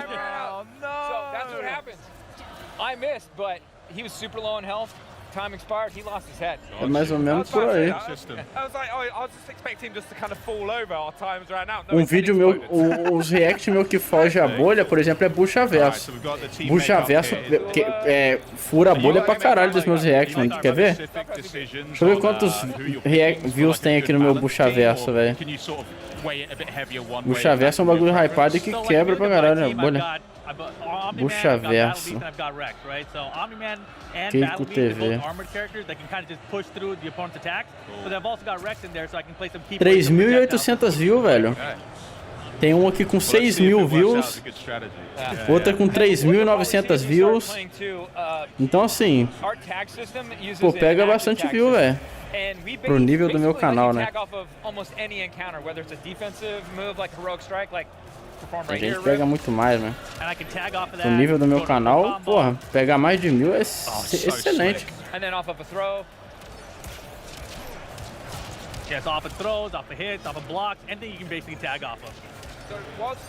Isso também é verdade, mano. Eu queria poder salvar o meu VOD em algum lugar, né, mano? E, infelizmente, eu não sei o que acontece no Cinefy lá. Eu já tentei de qualquer jeito lá, mas os caras...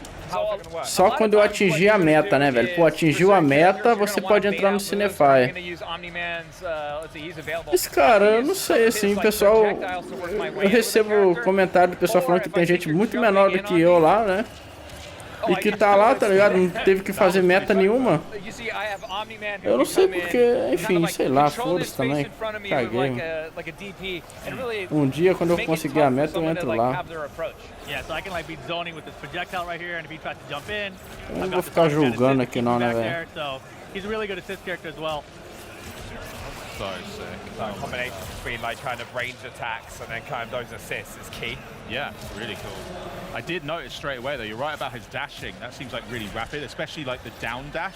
Ah, é, da Hatsune Miku também deu bastante coisa. Yeah, he's got much more control, right? Exactly. He's got like a triangle jump, that's what we call that. So it's like he can actually go down forward and he can travel really far. Like characters have different types of dash in the game. Eve can actually air dash upwards in diagonals as well, so she's got a full 8-way dash. But Omni-Man is downwards or forwards in the air. But his distance is a little bit farther and faster than other characters, right? So that helps you close in. If somebody's throwing a projectile, you can just kind of air dash over it and come to the punch like that. So really versatile character. Something I'm also loving watching this gameplay as well is just like how much more like battered. Pegaram um resumo de 10 horas. Pô, a próxima obra de resumo grande vai ser o Metal Gear, velho. Mas tem que continuar Metal Gear, não pode parar. You know, why don't you demonstrate an arena shift? I think it would be really interesting for people, and he's got a different way to get into it. Yeah, so if I do this kind of a stun, you see that crumple state? If you get someone to a crumple state, you can do a snapback attack, and it'll cause this arena shift. After this arena shift, you lock out their assist for 10 seconds, and you have unlimited boost. So right now, like you see my boost meter, it's just regenning while I'm doing this, right? Pô, um fighting game bem completinho, né, velho? Mudança de cenário, atordoamento, combos, enfim. Animações muito fodas. Esse negócio de afundar o personagem no chão é bem característico de Invencível. Tá bem representado. Once that timer expires, I can get my character back. Yeah, but not during the transition. But not during the transition. So I have 10 seconds to, you know, hold it down and pray my defense is good with push blocking and heroic strikes and a lot of like navigation. Só ano que vem, mano. Basically trying to land a hit myself. Digital Circus é... I want to see some of these more. Oh, and then he caught me with it. Oh, yes. A gente pode ver quando acabar os vídeos, né? Porque entra na lógica de que é no YouTube, né? É vídeo praticamente. Não é ou não? É que esses obras assim originárias do YouTube eu levo mais como vídeo, né? Então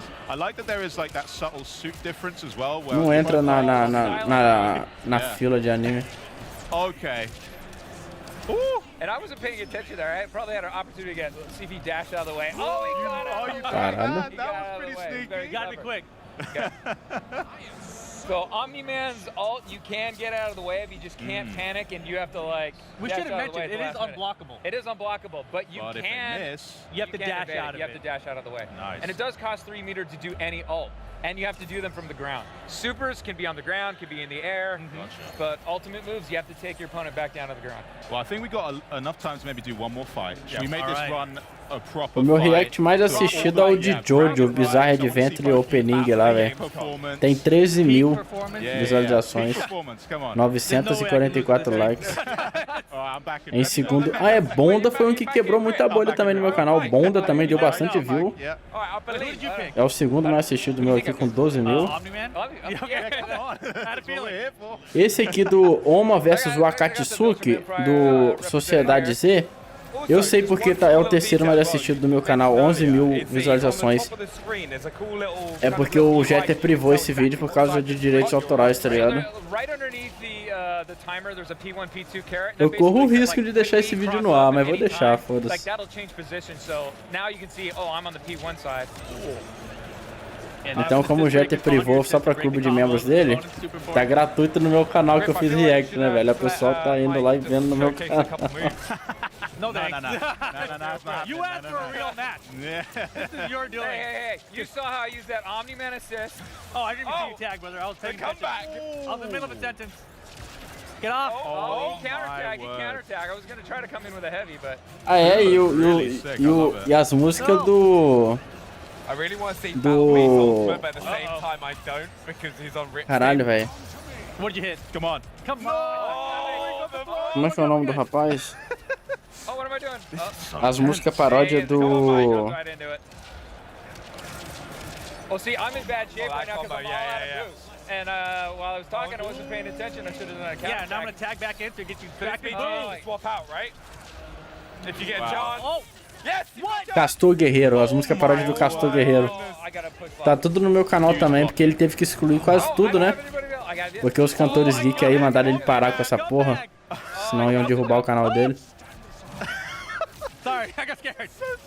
Please. Oh, this is... Okay, alright. Oh man, this is tense. This is actually really, really close. I love this. Where's I have no meter? Oh! You gotta hold that. You gotta hold that. Oh, it's over, surely. Também, velho. Cara, eu já falei sobre isso, velho. Bom de ficar vendo uns bagulho mais nichado assim, é que eu conheço uns bagulho que eu jamais pensei em conhecer, né, velho? Dude, you're like beating the snot out of me. Get off me. Oh, we had those. É que as músicas do Castor, velho, é bem pesada, tá ligado? É bem... Não tem rima nenhuma, ele só faz por zoeira mesmo, tá ligado? Aí o pessoal da música geek não gostou, tá ligado? Dele pegar as músicas dele e ficar mudando a letra com uma letra bem pesada, tá ligado?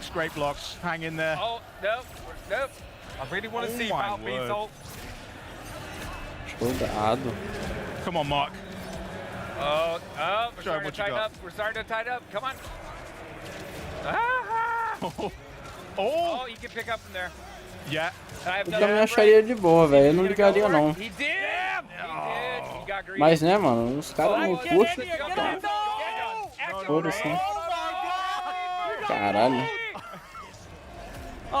God. That was pretty good. That was pretty disastrous for me. Did he just take out O Battle Beast é muito foda, velho. Oh that's dead. Done. I retired. Redemption Reaver right here. You saw it. I'm never going back to Evo. Can't show my face. It's over. Well, amazing stuff there from Quarter Up. I just cannot wait to get my hands on the game and start learning the ropes. Double overkill though? That was nuts.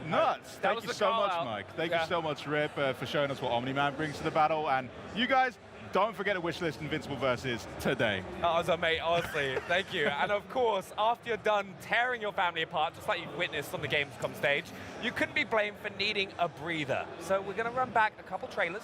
Then we'll talk LEGO Voyagers, Dying Light the Beast, chat with Tim Schafer about the latest from Double Fine later in the day, and we'll also show off more great games as the Xbox at Gamescom 2025 broadcast continues. And it must be said, a lot of the games you've seen so far are Xbox Play Anywhere, and we've got plenty more coming. Make like someone who doesn't have an Xbox Ally yet and stay put. Now, Ninja Gaiden 4.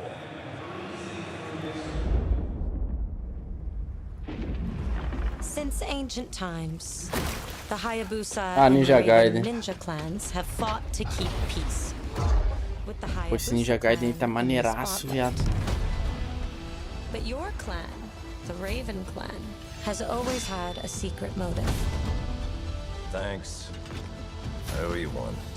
Hayabusa. Hayabusa. Pô, bem goré, velho. Muito foda. Olha isso, mano. Incrível. Isso é o que é o jogão. Esse aqui é o GOAT de hoje, velho. Caralho, que foda. Understood. Stop this madness. Stay away from the Dark Dragon Seal. Go back home to your little raven. Tem um braço só agora que eu percebi, viado. Or die here. Olha isso, mano. Nossa senhora, que jogão. Melhor jogo de 2026. Prove it. The very fiend that resurrected the Dark Dragon years ago. Even a mortal such as yourself. 2026 ou esse ano, agora eu não lembro. I'm sure. Acho que tá pra outubro desse ano, se tá.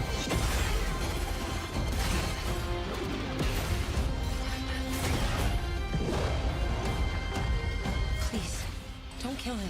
The whole world's at stake. Outubro, isso mesmo.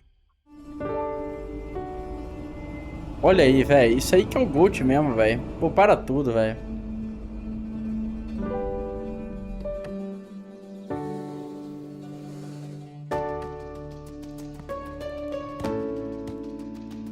Ah não, velho. Jogo de construção, velho. Pra gente ficar perdendo 10 horas da nossa vida só construindo casinha, velho.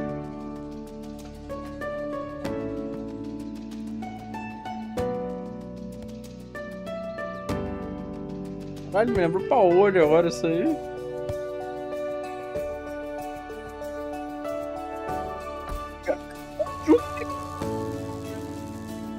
Guardou a casa, mano.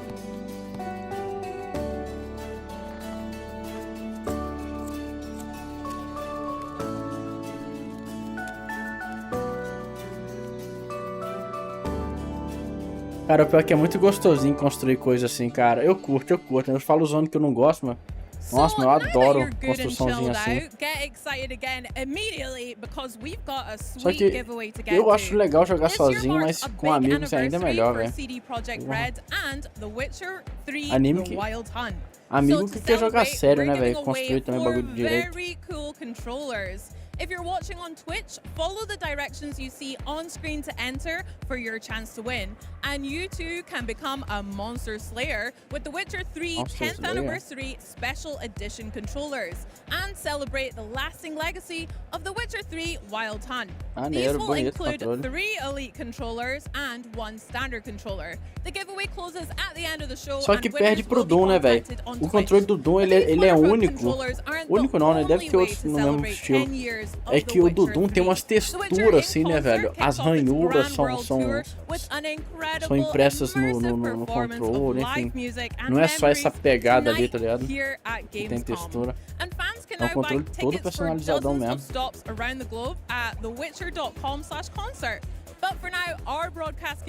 Inclusive eu comprei os 3 do The Witcher, velho. Tinha que jogar essa porra. LEGO has been busy reinventing itself for, I don't know, the last decade or so, and guess what? It isn't done yet. LEGO Voyages looks to be an all-new concept for the brand, inviting 2 players to team up on a journey that fosters cooperation, creativity, and even giving space. So let's snap in and learn a whole lot more from my gracious guests, creative director Carsten Lund, design lead Jonas Haugesson, and tech lead Kasper Honningston-Lichtenberg. Thank you so much for joining me, guys. It's lovely to meet you and talk about LEGO Voyages. But Carsten, I'm going to come to you first. I want to know a little bit about yourselves, your studio, and how Little Brick ticks. Yeah, Lightbrick is a small independent studio based in Copenhagen, Denmark. Yep. And we've dedicated our creative lives to exploring the Lego brick in many different ways. Our first game was called Lego Builder's Journey, and that was about building with bricks. So that was the start of the show, reconfiguring the level in ways. And this second one, we wanted to take it a step further. We want to go a little bit deeper to actually focus on being a brick. So Lego Voyages is about being a Lego brick. Yeah, and you say getting up close, Will. Are you like Véio, in vou the ficar aqui studio, escutando just, isso like, não, really velho. looking at the bricks, Vou fazer meu rango ali e já volto, velho. shifty? Vou deixar a live aberta no celular pra caso tiver alguma coisa eu não perder. We have a lot of bricks in the studio and we build stuff, obviously, but this is digital, right? So the most important thing is that it feels intuitive and good to play. Absolutely, yeah. Well, it's the iconic snap, as I said in the intro, in real life. So you need to try and match that feeling and that aesthetic in the game. And I'm sure we'll go on to talk about it. But I wanted to know, Carson, also assistindo you as o pessoal well. do Tell us a little bit more Flog, about the game. So how we've translated dando that evento, quero ver a opinião tactile deles Lego aí. into Está muito Voyages bom. itself. What's it about and what makes it distinct Dá from vontade, vou other pegar Lego mais uma games we've seen in the pinga, né? past? Lego Voyages it's a co-op game, so it has to be played by 2 players. It has to be played by 2 players. Interesting, okay. And it's a platformer, first and foremost, and then it's a puzzle game on top of that. So a puzzle platformer where you navigate the environment with your little brick, and you have to solve different challenges along the way and build and have fun. Yeah, so that's basically the game. Wonderful. Oh, and so we're looking a bit at it now. So can you set the scene of what we're looking at? We're playing as the red and the blue bricks, right? Do they have any other names, or is it just red and blue? We just call them red and blue. You can name them any way you like. Yeah, this is sort of the beginning of the game. We're playing around, trying to learn how to navigate the environment and attaching to the little... that was so nice as well, that little snap-on that it does. Yeah, exactly. So this is sort of part of the introduction and smoothly easing players into the experience and learning how to actually navigate. It is a little bit different. I mean, actually navigating with a single brick and all its capabilities is something nobody's tried before, right? And so it takes a little bit of getting used to, but it's so intuitive once you get the hang of it. Yeah, can you talk more about the capabilities that you've mentioned? Because at the moment I'm seeing a 1x1 brick, and what kind of stuff can you actually achieve as a 1x1 brick? These bricks, obviously, they can tumble around like bricks do. Yeah. Oh yeah, we've all stood on a Lego brick. We know what it's like to see them tumbling around. Exactly. So we needed to make the game physics-based, right? So you actually navigate around as a physical Lego brick will do. And then obviously a brick can attach to things and other interesting things. Yeah? Oh, you're not going to give me any more than that, are you? Maybe later. Right, I see you. Jonas, we're going to come to you now because I'm not getting anything out of you anymore. I want to speak a little bit more about that cooperation and the collaboration that we spoke about before, it naturally having to be a 2-player game. So how and why is that key to this experience? And how does building something actually work in LEGO Voyages? Well, as a Lego brick, of course, we thought it obvious that you should be able to connect to other bricks. So naturally, yeah. That started, basically. So being able to connect to other bricks should also mean that you have to build contraptions with these Lego bricks. Oh, okay. Of course, you can roll around with all these bricks as a big tower or ball. Oh, really? Or whatever. Yeah, sure. But you also have to overcome some challenges. Here. Oh, amazing. Yeah, exactly. You also have challenges where you have to be a little more precise with what you're doing. So we made a specific mode for this. We call it building mode. Okay. You can see it here where the small figures kind of snap in a grid in movement. So it's a little more deliberate about your brick placement. Absolutely. So we're watching them build a bridge here. Does physics come into play here? Is there a bit where you maybe built too crazy one way and they fall apart, or is it just naturally very easy going? You don't have to worry about physics and that. Physics is in everything in this game, basically. So, I mean, even when you're in build mode, you're still a physical entity. You might be able to push the other player off the edge or stuff like that. So you can be a little bit rude with a co-op then. Definitely. It's not always good vibes. Yes. And we have catapults, catapult building, where you have to propel the other player from the contraption you've built. So it's not all building bridges, it's literally flinging each other as well. Yeah, definitely. Oh, fantastic. I like that you can see it, actually. Yeah. Is this the... This is the cat. So that one not quite so good, huh? No. Exactly, and then you have to rebuild it, extend it. Oh, I see. So the puzzle here isn't trying to get more firepower, it's actually making the catapult slightly larger. Yeah. And then how much of the environment are you able to pick up? Is it quite obvious which elements you can pick up and move around, or is it open to your interpretation and everything can go? We've playtested it a lot. I don't think we've seen anyone being surprised that something is loose, or something is like fixed. But every stud you see in the environment is connectable. Wow, okay, interesting, good stuff. So Carsten, we're going to go back to you here. While we're all working together and unleashing our creativity, is there going to be a story for us to follow as well, or is it just a series of random puzzles that we're going to enjoy? There is a story, yes, there is. This is a story, I mean, it's like in Builder's Journey, we like to sort of, it's a non-verbal story, right? So we don't have any words, you have to sort of be part of interpreting a little bit. It's a story about friendship. It's a story about two little bricks that are friends that their only dream in life is to become astronauts. Oh, that's gorgeous. A lot of bricks dream of that, actually. Yeah. Are them by themselves being astronaut or being part of a larger spaceship that gets sent off in space? Being part of a spaceship model. Yeah, so we follow them in this game. They watch these test launches and one of the spaceship crashes and they actually find a little cockpit that is still wiggling and alive. And their mission, they make it their mission to try and save him and send him back to space. Beautiful. And in that journey, a lot of stuff is going to happen to them. And then there's a little bit of a narrative of friendship, and when you share a common dream, sometimes you grow a little bit apart, and sometimes you have to find different ways of being connected. No pun intended. Of course. So we ask an open question about friendship, and hopefully players will finish this game and think about their friends and how they actually connect and how they stay friends. Yeah, and with the storytelling, you've mentioned that there isn't nothing verbal going on from the main characters. How is that told by the story? Do you meet other characters that talk, or is it purely environmental storytelling and heartstrings music throughout? Music is a very important factor. Yeah.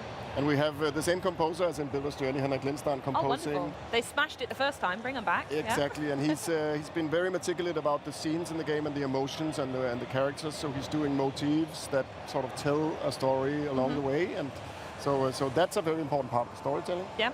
And then obviously the environmental storytelling, all of the objects and all the encounters, you can slowly unravel what's going to happen, right? And until you understand the full story. Amazing. Is there like an onboarding experience for co-op partners? Maybe Casper, you could help me out with this one. Like we talk co-op. How does that work? How do the players work together against each other, etc., throughout the game?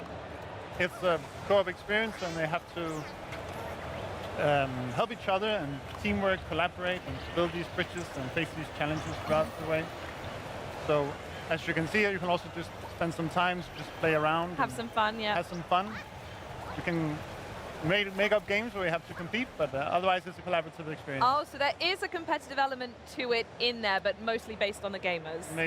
Mostly based on the gamers, yeah. I see. Did you see much of that in the playtesting, Jonas, that you mentioned? So much. I mean, we have an infamous spot where you can flip the other player into the water. Okay. We've seen like players spending minutes, very long time, just flipping each other into the water. But the thing is, when you flip the other player into the water 5 times, you also have to get through the same thing. And then, oh, I see. The other player can get the okay, and then it's their turn. Yeah, exactly. Yeah. Wonderful. And with co-op being such a focus in the game, was that inspired by your own personal play with Lego, or was it something you just knew you wanted to make a co-op game, and that's where Lego came in perfectly? I think we've seen with Builder's Journey, I think we've seen players want to play games together, right? Even though single-player games, they sit, they talk, they engage, right? So we wanted to make something that was playable together from the very get-go, right?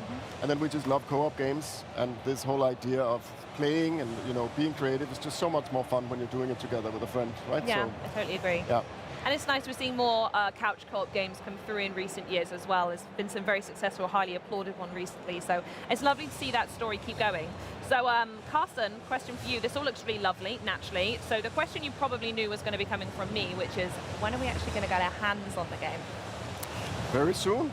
Very, very soon. I think if you're here on Gamescom, you can just go to booth 8, the Lego stand, and try a demo of the game. Just over there, in case anyone's watching, wondering where the map is, it's through that door. But if you are not here, you will have to wait to September 15th, which is not very long. Not that far at all. It's a couple of weeks, really. Exactly. That's when the game will be out. So beautiful. Is there anywhere else we can look to find more information on LEGO Voyages before it comes out? I don't know if you've got any more news on the way you need to talk about before it launches. think there's a website, legovoyages.com, and that'll direct you everywhere and find, Perfect. Well, thank you so much for joining me, Lightbrick team. You're all a wonderful bunch, and this game looks absolutely stunning. And folks home, don't forget to wishlist LEGO Voyages today, so you'll be ready when it drops, as you said, September 15th. And speaking of taking legendary creativity brands in brand new gameplay directions, you are about to witness the world premiere of an upcoming open-world survival crafting game with a, I'll call it a decidedly Studio Ghibli aesthetic. Check it out.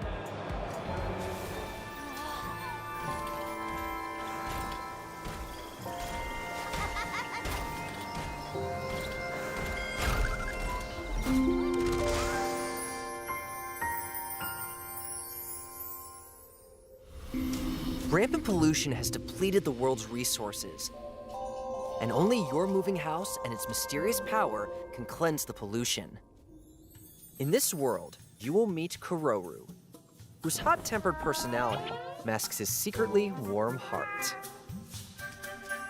And collect resources,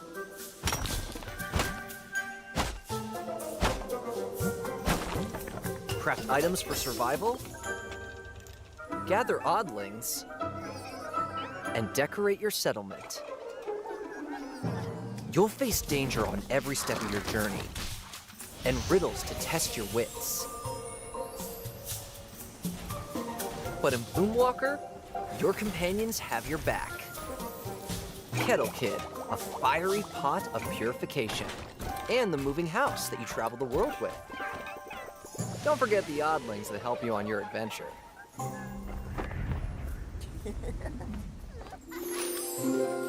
Hi, I will be your guide during this dev gameplay walkthrough. First, let's follow the house as we look for a place to anchor it. If you stick close to the moving house, you won't take any damage, and the forest will begin to be purified. Seems like this is the best place to anchor the house. If you activate the anchoring device, you can purify the surrounding area.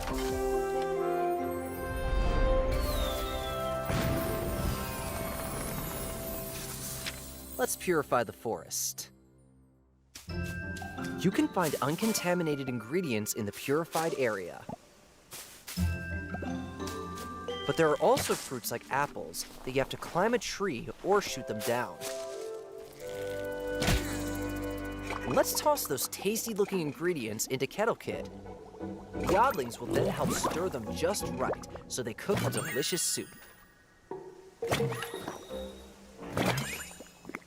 Look, this purification crystal is the key to purifying the world's pollution. When you put it in the purifier, you can see the purification gauge fill up.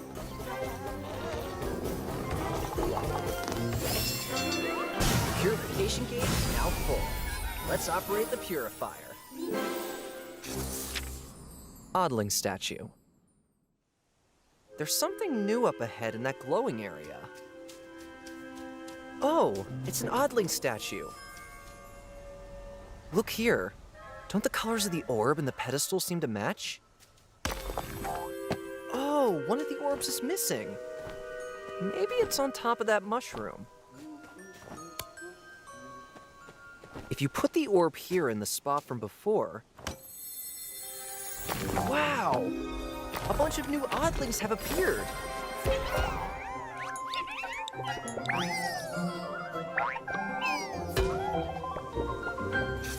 Invader Pelicani Cleanup. Let's take our new friends home. Wait, what's happening? Oh no, it's Pelicani! That wicked creature eats anything!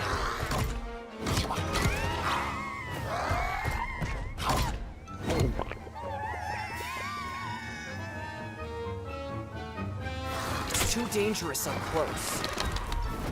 So let's chase it away with a slingshot.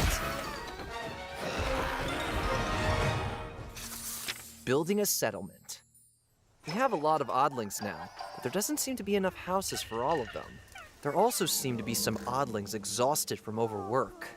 We better build more facilities for the oddlings. And this looks like a good spot. Let's relocate the cluttered storage box and place the sunbed next to it.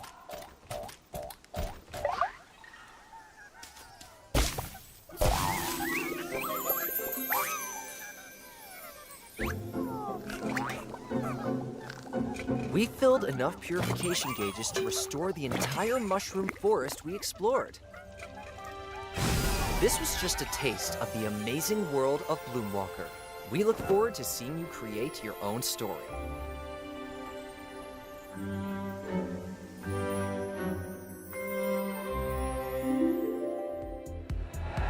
Well, some survival scenarios are a bit more dire than others, and if Project Bloomwalker is set to be a beautiful but challenging walk in the park, then Dying Light the Beast is a long march down a ruined highway. Aí sim. The latest Você installment gosta. aims to blaze a new trail for Cara, eu vou the fazer uma errata beloved aqui, hein? Zombie Apocalypse franchise. Não And achei here to introduce us ruim to the Beast, o our joguinho do Dying Light Legozinho ali não, hein? franchise director Timon É que eu achei que era só Smektala subir a and QA montanha e botando bloquinho, porra.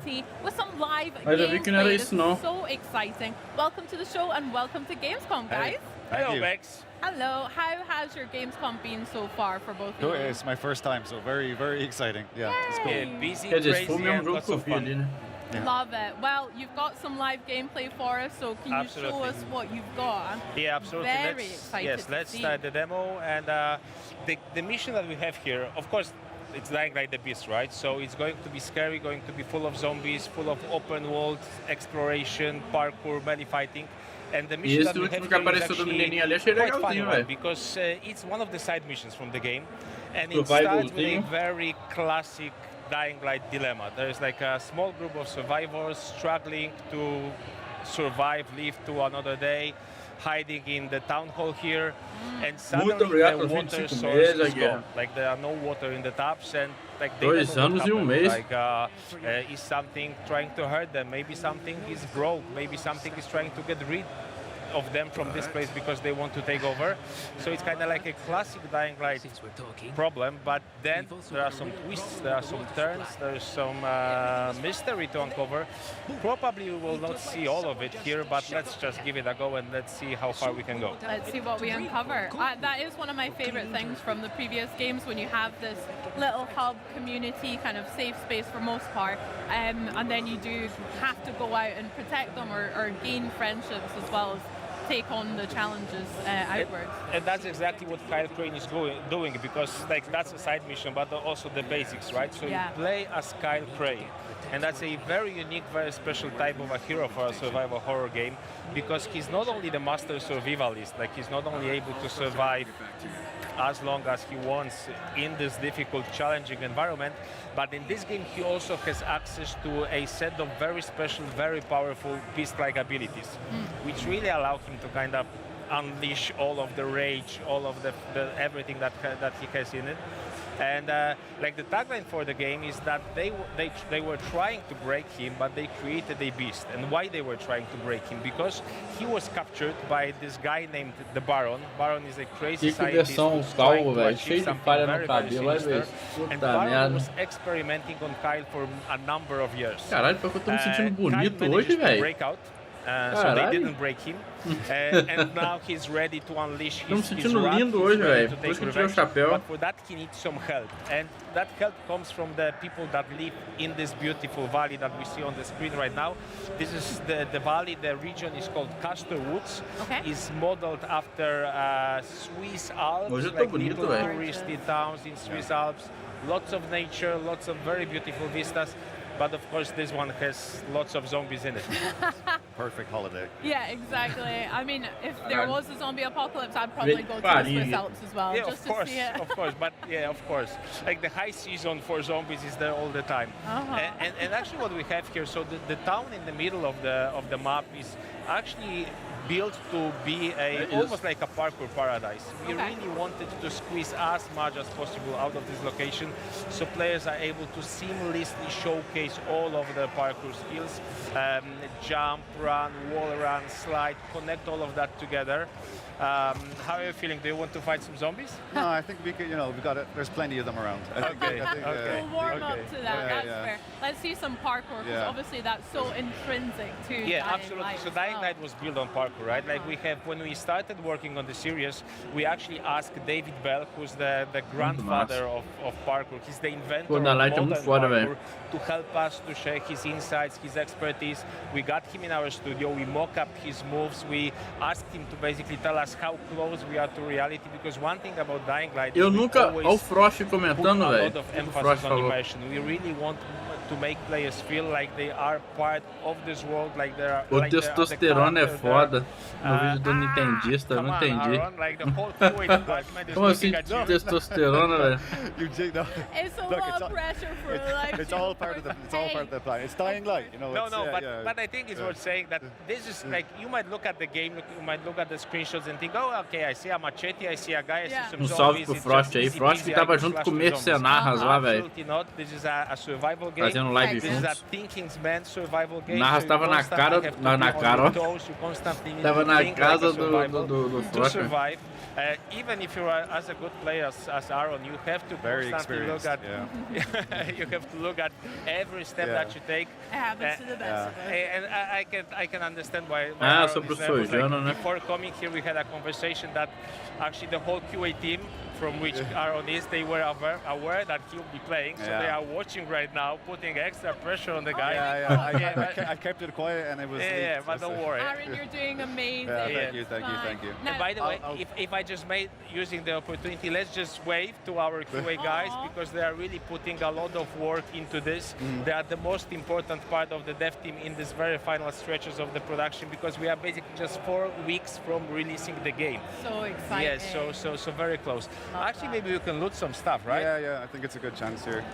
Yeah. This, I love this layout so far. I mean, the town itself feels a little bit on the less living and breathing side of things for now, but it still feels so realistic, as if I've actually felt those textures and been in places like this before. Yeah, so actually this is something that we are very proud about, because like the whole world has been handcrafted by our level artists. And not only handcrafted, but also they've managed to put a lot of Easter eggs, in-jokes into the world. So like the posters you see there, like they have even scanned some of the items that they have in their homes, in their houses, and kind of brought them into like the virtual versions here in the game. I'm not sure we'll see that, but for example, there's a blanket like with a lion. We might get a chance. Yeah, we might get a chance to see that. So actually, that's a blanket that was scanned, taken from grandma of one of our artists, and in a way to kind of honor her and put something very real. We have the blanket and a lot of other different items. The whole map has been created by hand by our artists. That's why it feels so immersive. It feels real, like every square inch is different. Yeah, you've really put heart and soul into it. I mean, the second game, obviously, it's in the title, Dying Light 2 Stay Human. So I think that's been one of my favorite parts of the Dying Light games, is it's set eu vi que o YouTube tem a função 3x. Olha aí, clica aí no botão aí, bota na velocidade aí. Vai ter a função 3x agora e com pezinho. Acho que o pezinho é porque é pago, né? É só o YouTube Premium que deve ter a função 3x. Caralho, o YouTube é foda. Já Mercenarras uns 3x, velho. Quando que Mercenarras, vamos mandar esse clipe pra ele, vão achar que eu tô... Ele vai ficar puto comigo, velho, mas eu tô zoando, hein. Heads being cut. I'm not sure how much of it can we show, because I think the previous games were a little bit on the family-friendly side. Eu sei que você tá me zoando, but that's also a good thing, because Aaron is having fun because he knows how to play the game. He spent hundreds of hours in it. But again, this is a game where you see zombies, you don't just run at them and slash them. Like, you really want to make sure that whatever you do makes sense, that you don't take unnecessary risks. That's a nice thing. Actually, maybe it's also worth mentioning that a lot of our combat in Dying Light the Beast is created using physics and ragdolls. If we have animations that are super short, just to represent what happens with the enemy that you are hitting. So, like, you will encounter hundreds of zombies here, but every fight with a zombie is different, because the reaction is always different. Sometimes he hits an obstacle, sometimes he hits another zombie. There's lots of those cool emergent moments. Yeah. You were speaking about some of the melee weapons that we've used already, like we've had machetes and all sorts. What sort of weapons can we find in the world of Dying Light? There's more than 100 melee weapons, and of course, the classic stuff for the genre. So, I don't know, gas pipes, crowbars, machetes, hammers, axes, wrenches, things that you can basically find all around you. But also, if you dig deep enough, and that's a very important aspect of Dying Light the Beast, that there are lots of secrets that you can actually uncover if you dig deep enough.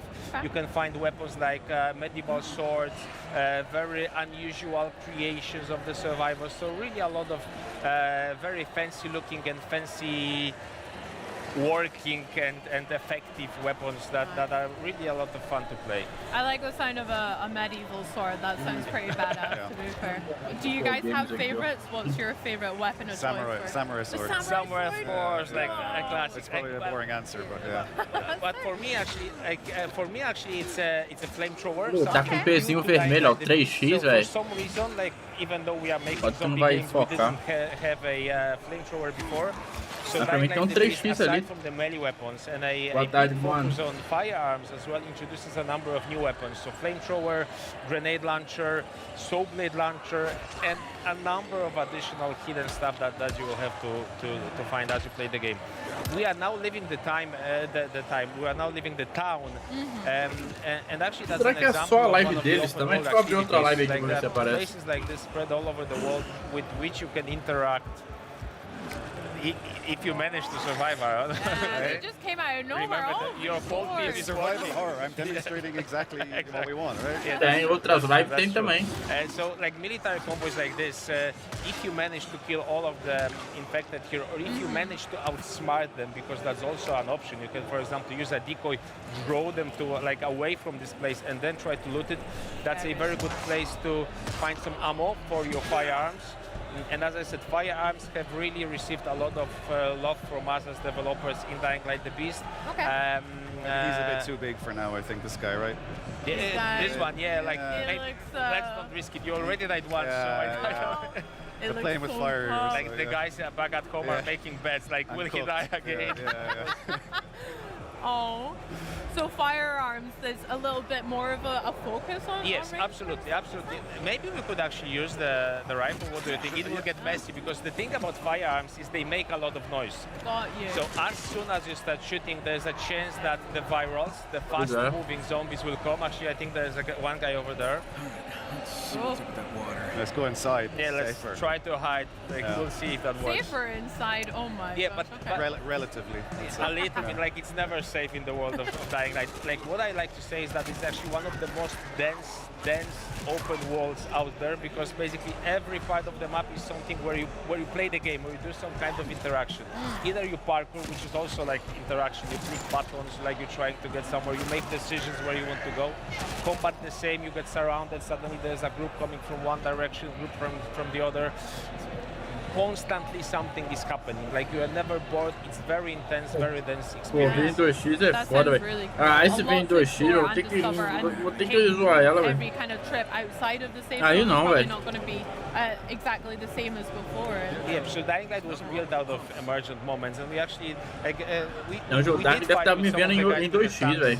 For example, right? But actually we didn't trigger them. Eu já falo torto, em 2x ainda ele vai entender nada. Oh, actually that's a nice thing. Or maybe we can keep the... I think there's, some better opportunities. Okay, so what happens right now is that because Aaron was fighting a lot with like quite intense, he managed to charge his beast mode, right? So now he can unleash it. So maybe we can actually see that here, like how Pelo menos é pra YouTube Premium, né, velho? Acho que ele não é Premium. They throws them all around, like he has those like finishers. Caralho, mas esse carro tá potente, velho. Oh my goodness, he Tá ripped his porra! artery off. Flippin' heck. Cat, like nothing is left like unturned E olha, unsmashed.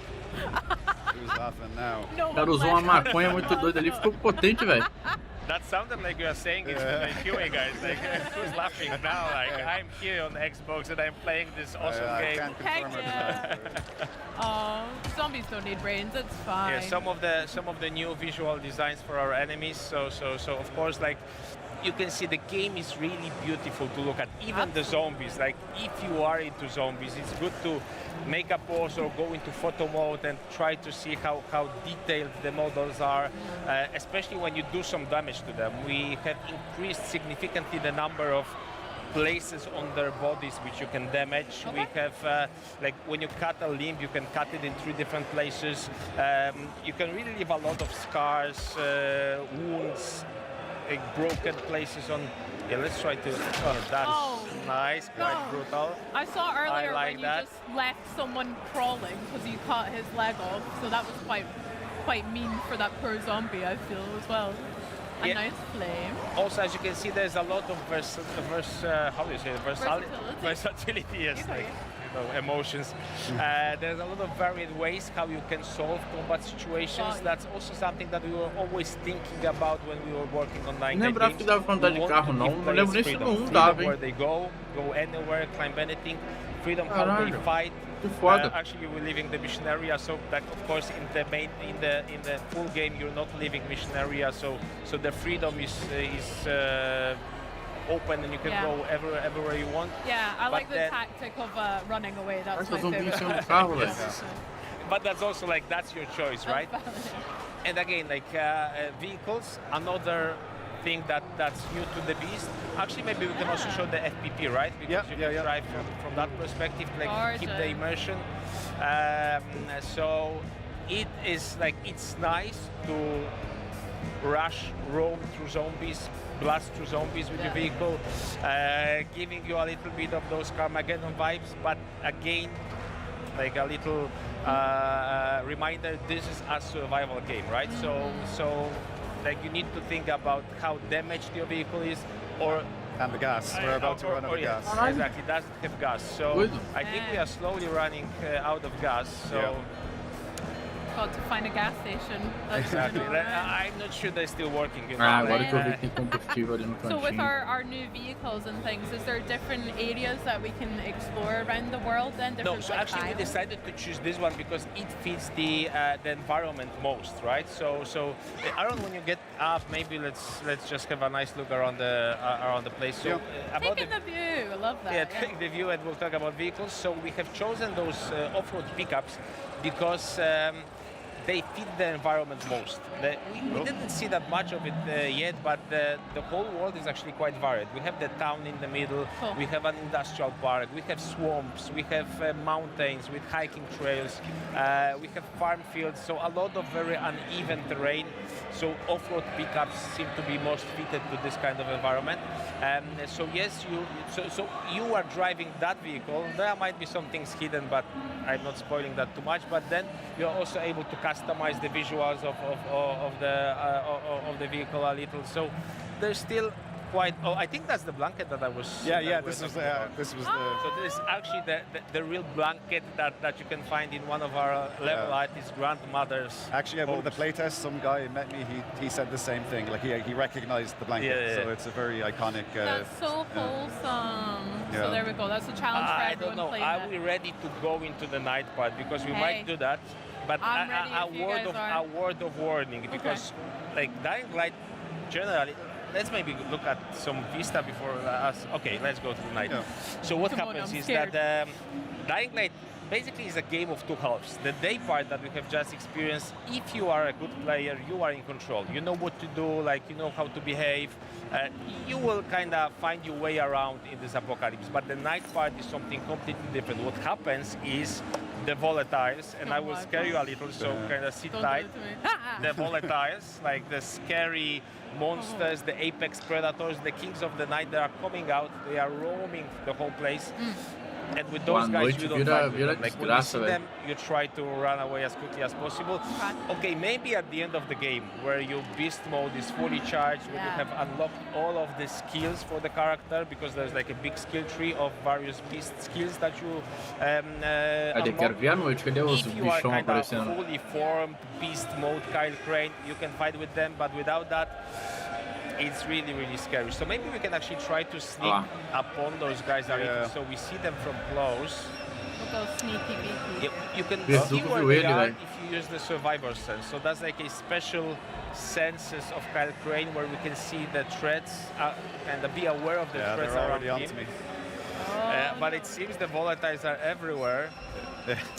Maybe actually what we could do, that's scary. There's so many. So yeah, this new kind of sensor to see the volatiles around and Entendeu? other Vocês zombies. tudo viram, velho. Actually, okay, so the chase can start and they are onto us. And now, like, it will get super, super difficult because the guys, like, the regular fighters, they, you know, they're just zombies, right? So you can avoid them, you can jump over them basically. With volatiles, they're chasing you, they're right behind you. It's actually good to look behind you from time to time. They're also basically better at parkour than you are, so they can really grab you. For sure. Yeah. Tomou. Oh my gosh, so Tomou. you have Vai to morrer. try and outrun them for now until we've built up our beast ability. I don't fancy my odds very much. Yeah. But we'll try. So what you can see at the top of the screen, the red bar shows you the intensity of the chase. So we are basically in the middle of how intense it can be. What happens when it gets full level? You're gone basically. Like it's time to Pula em cima do caminhão aí, velho. Vai igual maluco, mano. Yeah, they're still on to me. Oh, great. Olha aí, vai morrer, vai tomar no cu. Other abilities can we see from Kyle's kind of beast mode abilities as well? Actually, the beast mode will be very helpful right now because when you are in the beast mode, you can run faster, you can jump higher. That's actually a very good way of escaping those volatiles. So they're laughing at you again, right? No. Okay, but just to finish the thought, maybe let's go back to the game and I will finish the. Tô falando viaduto, mas é volátil, velho. Eu esqueci o nome. Again, the volatiles, what happens is Vazou Steam, velho. Chasing you, the beast mode, you get a number of combat skills that you, of course, is most used for combat. But then when you are running, when you are parkouring, they allow you to jump faster, jump higher, run faster, be able to reach places that are unreachable to regular human beings, right? Okay. So what's important then is that at some point of the game, you are able to actually control the beast mode a little bit more. At the beginning, sometimes the rage just overwhelms you, but then as you progress into the game,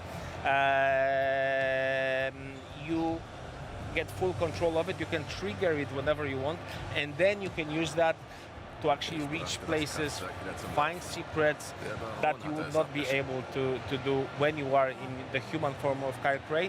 And again, that opens a new kind of way of exploring the map and a new way of interacting with the world. Love it. Do you have a favorite biome from the game that you like? You were speaking about kind of swamp areas. Do you like the pretty cities or the hills as well? I like we have a really nice storm weather preset. So O da Light 1 eu acho muito foda, velho. A lore eu não lembro não, confesso. É questão de gameplay e level design, mecânico, eu acho incrível, velho. Os dois eu não vi nada. E esse The Beast eu também não. Eu tô vendo agora aqui na gameplay. Spend a lot of technical resources on making sure it really looks very, very real. So it rains and you feel like it's raining and that you are there. So, Detalhe, eu nunca joguei da Light. Deixa eu me ratificar aqui. Retificar, sei lá. Eu zerei pelo Alan. Acompanhar a gameplay do Alan Zoka completa de Light 1. Eu achei muito foda. It's really very beautiful to look at. Love that. Well, can you tell me a little bit about, I'm really excited to dive into more of the survival kind of element, but what should players watching at home be excited for Dying Light? What about the story? Eu acho que na época ele ainda era o Electronic Design GE, não era? Ou ele já era o Alan Zoka? Dying Light game that we have ever created. So for the fans, I think it's sold already. But if you have not played Dying Light before, if you have not heard about Dying Light before, absolutely don't be afraid. Be afraid of the volatiles, but don't be afraid to test the game. You will get all of the things that make Dying Light a very special combination. It's a mix of open world and survival horror. It has top-of-the-class parkour, top-of-the-class melee combat, day and night cycle. Pô, lá uma vez ou outra, de vez em quando eu volto pra resgatar os vídeos antigos do Alan Zoka, velho. Quando ele gravava com o Void lá, e aqueles outros dois guri na cal. Pô, é muito bom, mano. Ray of Fear, que ele fazia, muito foda. Amnesia, nossa, sensacional.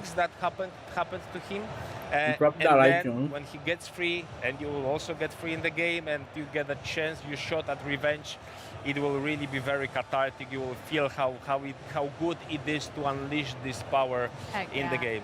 Well, I can't wait. I had so much fun playing Dying falava Light merda Stay pra Human caralho. co-op as well, so I'm really looking forward to maybe jumping into this one. Absolutely. Eu também gosto de chocolate Co-op is branco, velho. supported. You can play with 4 friends in co-op. I can actually give you this Amazing. mask and 3 more, so you can play the masks. We can play through the mask. And in co-op it's like another layer of fun. The interactions, the measured moments are squared compared to what happens when you play it alone. Alone it's a very focused, very atmospheric experience. In co-op it's just all-out fun. You, your friends, and lots of zombies around. Love it. Well, do you know what? I'm going to come straight over to your guys' booth here at Gamescom and maybe get a world, please. You're welcome. As long as you guys play with me, so it'll be good. Okay, Good. Great. Sure. What can we look forward to from Dying Light the Beast Exciting next? bit. Dying Light the Beast releases in 4 weeks, September 19th, so it's excitement all over the place.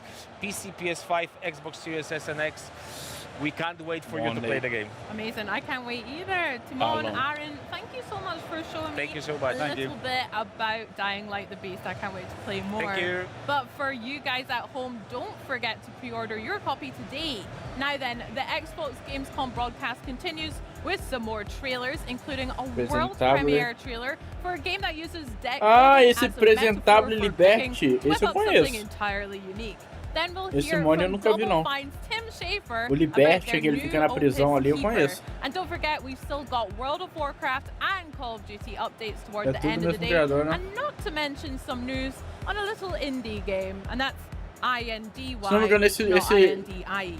See you soon. Esse Liberty deve ter uma lore pesada, não tem? Morning. Nice day for fishing, ain't it? Eu posso estar enganado. Inclusive, me parece que esse Liberty... Não pode. Eu tô viajando, esquece. Eu ia falar que o Liberty dá um indício sobre o criador, mano. Sobre o momento que o criador tava passando, tá ligado? Mas eu acho que eu tô viajando.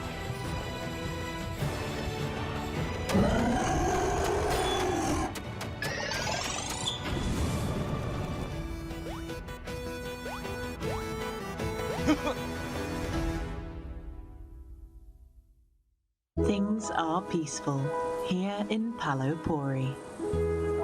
But beyond the wall, something has begun to stir.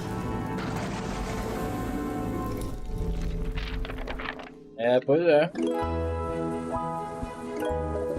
In the face of danger, it's time to get to work. You see, in this world, not all heroes wield swords. In fact, some prefer the spoon.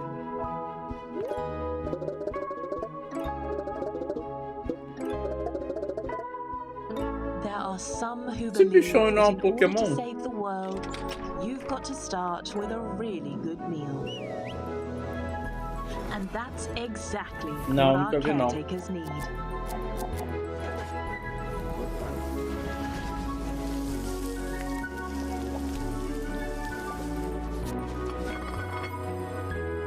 Your recipes might just be our only hope.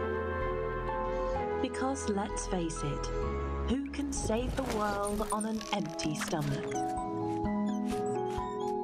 The delicious meals you make will fuel the caretakers, so that they can battle the ravenous monsters threatening your home. RPG de turno,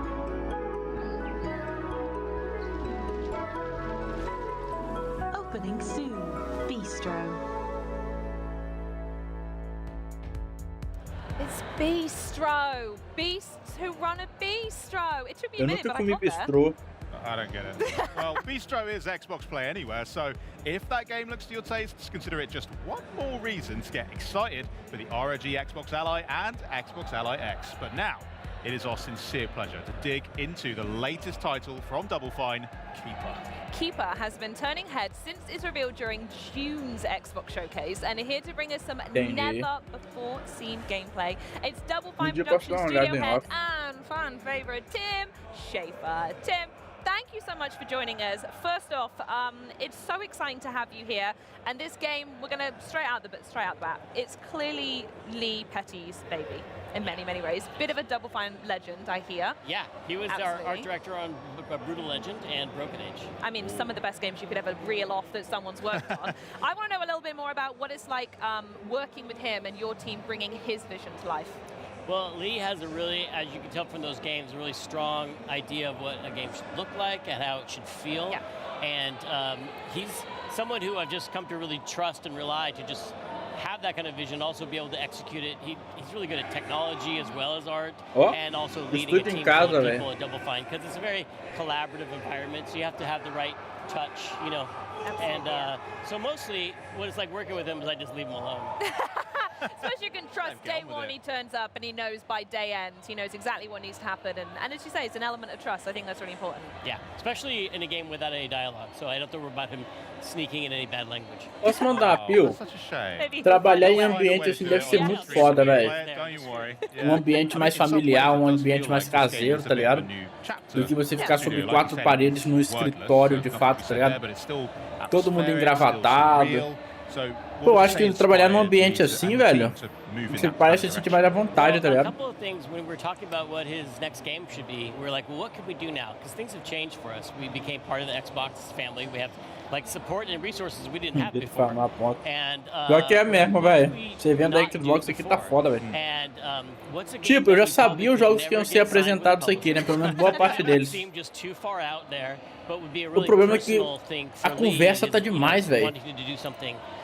Eles poderiam, tipo assim, o cara explicar um pouco sobre o jogo e deixa o jogo rolar a gameplay, velho. Agora essa conversação tá fora, velho.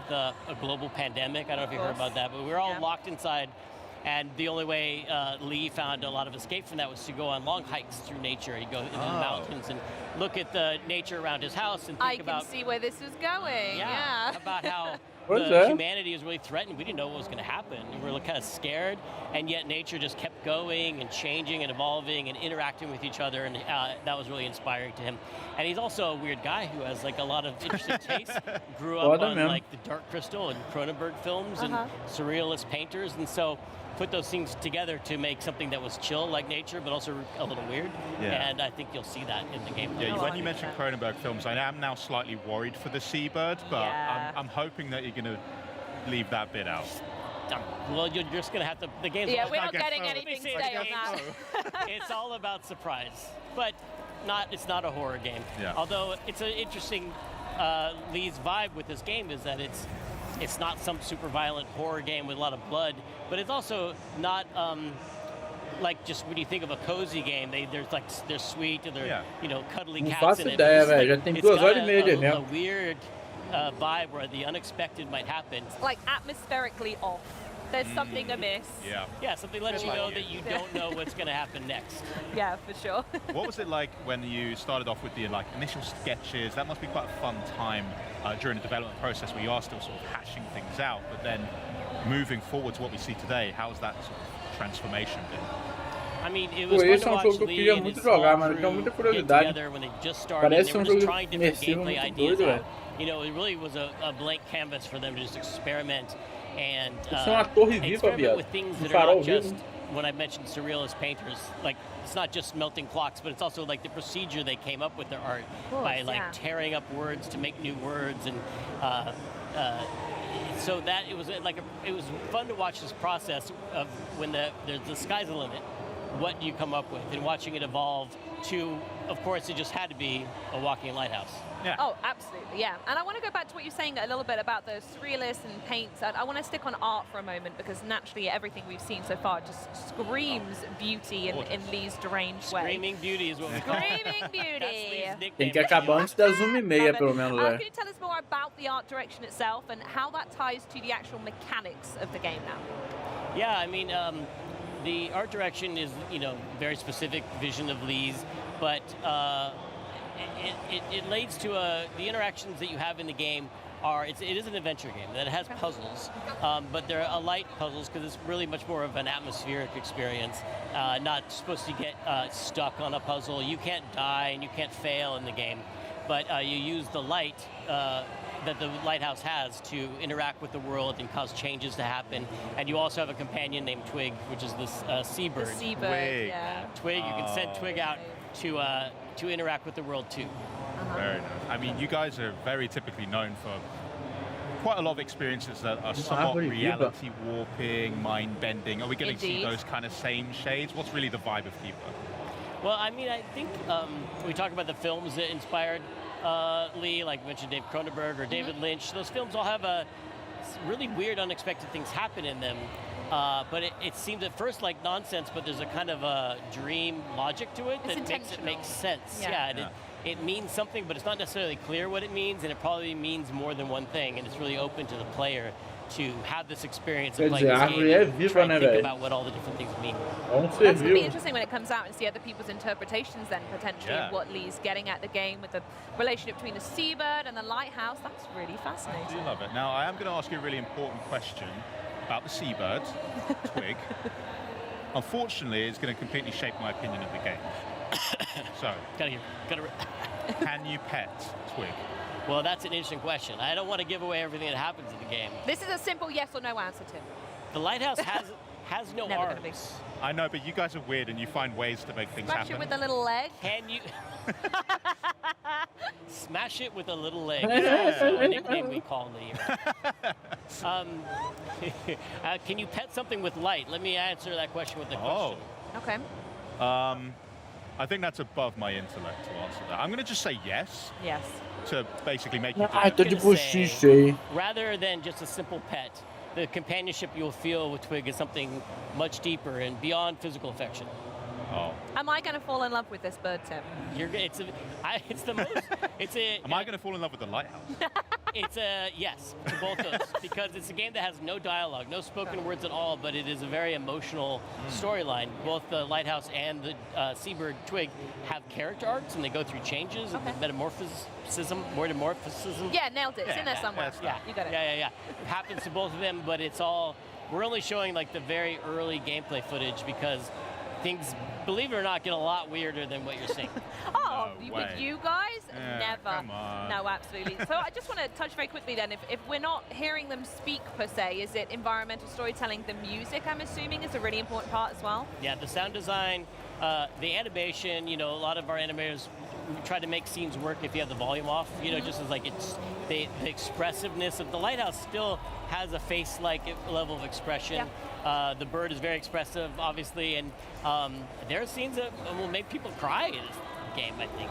I'm not ready for it. Not the whole time. It will be the whole time, I swear. Look at the birds. So He's going to make me weep already. Well, obviously, we got studio here, Henry, so I do have to ask. People are always curious about you guys, what Double Fine is cooking up behind closed doors. And the last time we spoke to you was back in 2021, where we saw Psychonauts 2. So what have you been up to since then outside of Keeper? Can you actually tell us anything you've been doing? Well, I'm here to announce right now that we are making other games too. We have multiple games going on at the studio. And the thing I will say is that they're all brand new. They're all brand new IP. We did Psychonauts 2, and that is. Eu quero comprar meu headset da HyperX, velho. Eu quero muito, velho. Thank you. Yeah. 850 pila, velho. Here's some footage of the team. Yeah, they are working. Right? Except for that guy. Vou comprar com dinheiro da Twitch, velho. Daqui uns 10 meses. Yeah, we're working on new projects that are brand new IP, and we're excited about sharing them someday. Oh, just for someday. Make sure you let us know. We'll let you tell you first. Yeah. Sounds good. Well, Tim, thank you so much for joining us. Do you have any final thoughts on Keeper that you'd like to share? Well, let's see. Do we talk about the bird? Yeah. We did the birds. Yeah. Bird. There's puzzles. Yeah. Got that. Puzzles. Check. Have I mentioned that it's weird but chill? Yeah, kind of. More or less. Did I mispronounce metamorphosizing? Yes. Great. Okay. No, that's all my talking points. Perfect. We've absolutely named them all, and just in time because we have some harder questions for you. Me and Henry are going to start grilling you. A little game that we like to play on Xbox On called This or That. I can't think quickly, but I'll try. Well, you're going to have to think pretty quickly. Henry is going to fire some questions at you, and you can either give us one-word answers, or if you need a minute to think, that's fine. But there's some pretty good questions. I won't lie. Henry's nailed I'll do it this. as fast as I can. Game for it? Lock okay. in. Right, let's play This or That with Tim Schafer. First up, Jack Black in Brutal Legend or Jack Black in Psychonauts 2? Oh, well, you could put those together and get Brutal Legend 2, which is not something we're working on. Nice, I like that. I'll save it for that. Would you rather work at the Department of Death as a travel agent, or would you rather work as a Psychonaut? Psychonaut. It has a lot more personal career growth possibilities. They have badges, whereas Manny had kind of a dead-end job. That's true. Well, seeing as how you'd like to be a Psychonaut, this is a good question. Telekinesis or clairvoyance? Well, you can do so much with telekinesis, but clairvoyance lets you see how people see you, which is terrifying, and I don't want to know it, so I'll go with telekinesis. Good pick. Okay, Rad or Raz? Oh, Lee's game, Rad. Uh-huh. Post-apocalyptic 80s roguelike action game. Or Raz, who's a human being, but fictional. But, I'll go with Raz because he's on Game Pass. Oh, I like that. Would you rather be a lighthouse or a seabird? Oh. Well, seabirds are cool, but lighthouses get pooped on a lot. And in general in life, what I'm saying is you'd rather be the pooper than the thing that gets pooped on. So I'm going seabird. Unfortunately, I think I agree. I never thought I'd have to agree on that statement, but cool. Do you prefer talking animals or sentient objects, if they were real?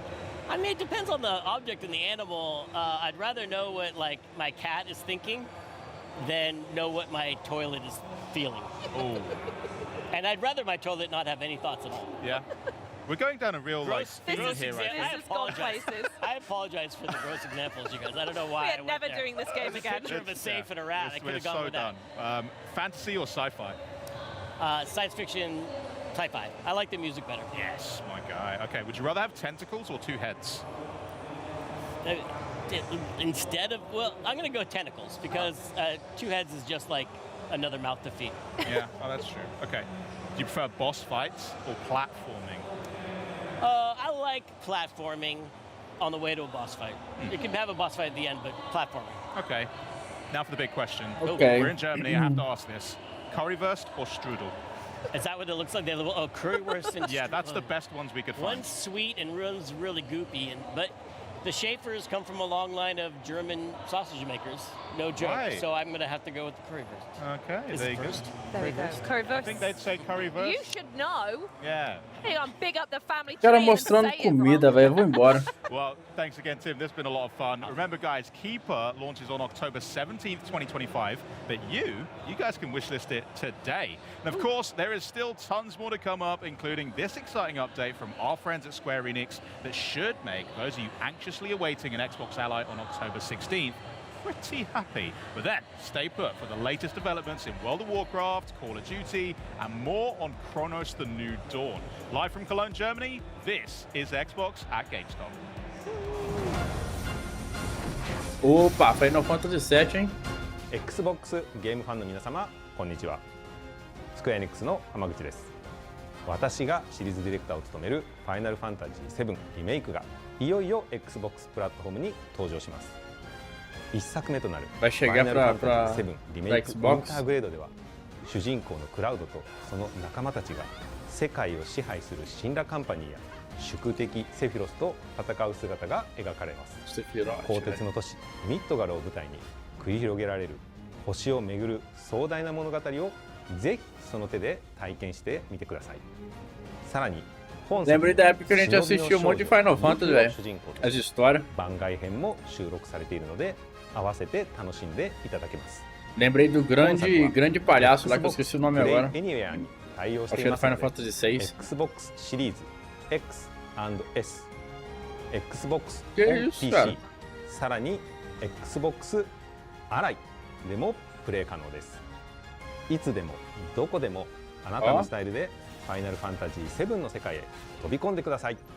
Xbox 版のファイナルファンタジー7リメイクインターグレードはこの冬に発売予定です。ウィッシュリストに登録してファイナルファンタジー7リメイクシリーズの新情報をお待ちください。それではダンケシェーン。ダンケシェーン。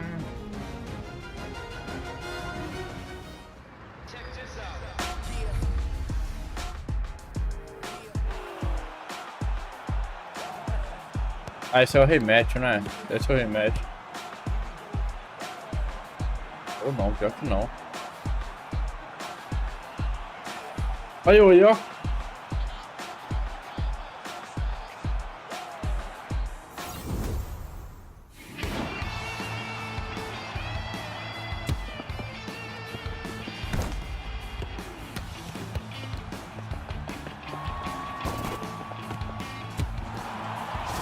Golaço!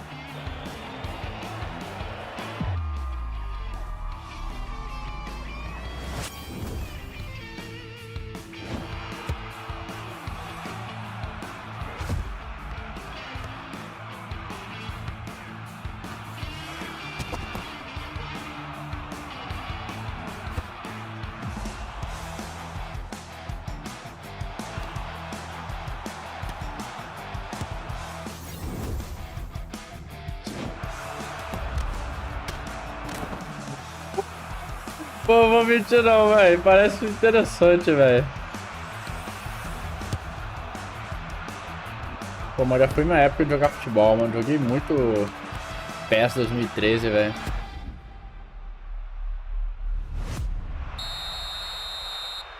Hoje em dia eu não sou mais do futebol, não. Gostava pra caralho, né?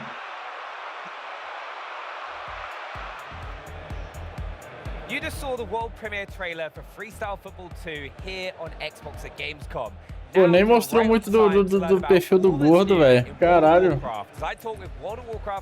Queria ver a ginga do gordo, velho. And Associate Director Paul Cubitt about the exciting updates in store for players. Now, first of all, right, Paul, welcome to the show for the first time. Thank you for having us. I'm glad to be here. Yeah, and Ian, welcome back as well. Like, you were here last year revealing the World Soul Saga with the War Within.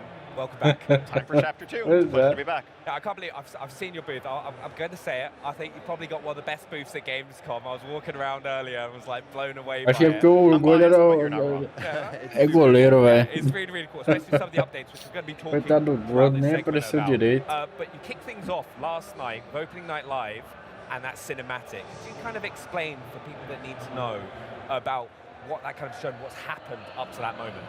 Sure. I guess a little bit of a story so far for the World Soul Saga. So yeah, the gist of the story of War Within. So heroes around Azeroth began hearing these voices, seeing visions, these like dark omens, from messages from the World Soul herself about, you know, darkness coming. That led to a surprise attack on the city of Dalaran, the destruction of our beloved city of Dalaran, and the nature of the threat facing us being revealed, this powerful entity known as Xal'atath. So over the course of the World Soul Saga, over the course of the War Within, we've been trying to kind of keep up with her. She's been one step ahead of us along the way. At the culmination of the War Within, as we just discovered, she kind of ascended to a new tier of power and is finally poised to really unleash the power of the Void upon Azeroth. Yep, and that leads us directly into what we saw in the trailer yesterday, which is Xal'atath and her devouring host at the gates of the Sunwell, ready to, you know, threaten everything that's dear to us, and you know, our beloved elves, Lorthamar, Liadrin, and the rest of them, all, you know, mounting a defense along with you know, an intercession from the Sunwell itself. Super exciting stuff. That is the beginning of the expansion, which you saw in the trailer there, and that leads directly into the story. Yeah, I still can't get over last year with the War Within, with the VR experience for the destruction of Dalaran. But, like, that was one of my favorite cities in the old expansions. But we're also returning to some areas that players are going to really know. Can you tell us a little bit about them? Yeah, if Dalaran was one of your favorite cities, it was one of mine too. Wait till you see Silvermoon V2 in Midnight. So we are, you know, going to be returning to, among other areas, the old Blood Elven lands, first introduced in Burning Crusade, fully reimagined and expanded now. It's Eversong Woods, the Ghostlands, and of course, Silvermoon City. Still, you know, a Horde city at heart with some Horde-only districts, but under these, you know, pressing circumstances, they have opened their gates to the Alliance to mount this final stand against Xal'atath's forces. Yep, and that's just the first of the zones that we have. After that, you'll head into Zulaman, City of the Trolls, the Amani Trolls. We first saw Zulaman back in Burning Crusade era as in the form of a raid, but it's been expanded into this enormous zone now. Everything in that zone is big. It's sort of like a primordial Pacific Northwest. Everything's a little wet too. Very, very cool space. We also have Herondar, home of the Heronir. This is, you know, the Heronir we met during the War Within. They're a race who are sort of this enigmatic, elf-like race. We don't know a whole lot about them. We're going to learn a lot more once we go to Herondar and learn that not all of them are as welcoming as the few we've met, you know, Orwena and her crew in the War Within. And lastly, we're going to go into the Void Storm. This is basically Xal'atath's space of operations, where she is mounting her attack against Azeroth. We find our way into the Void Storm and take the fight to her and the Devouring Host. Super exciting, a bunch of beautiful zones. Yeah, I can't actually wait for Zulaman again. I still have memories of just the endless attempts of trying to get the Amani. Olha o evento, velho. Desde as 10 horas desse evento aqui. A gente só leu o capítulo de Tenkart. No iníciozinho antes da começar o evento. The activities that people are going to get into when they go there. Well, the first, I think, is you're going to have the campaign, you know, a new campaign that takes you through these zones, and it does so in an interesting way. You'll start by going into, into the city of Silver Moon. Esperar pro futuro e game show salvar o dia, né, velho? Porque esse evento da Xbox, puta merda, velho. I mentioned, go straight to Zulaman and learn a little bit more about the Amani trolls, what's going on there. Do they want to go into Herondar and learn about the Heronir, or do they want to go on a third chapter of the campaign, which is actually a little bit different? It is not tied to any particular zone, but it takes you to some of the older places in the world, places like Light's Hope Chapel, places like Strathholm, a couple other interesting places as well. And in that quest line, you'll be working alongside Eritor, son of Turalian and Ilaria, and helping him sort of interrogate his relationship with the light. Really interesting chapter. After you complete those 3 chapters, those 2 zones in the Eritor chapter, then you move into Voidstorm. This is all like, in the interest of giving players a choice of which which storyline is most interesting to them.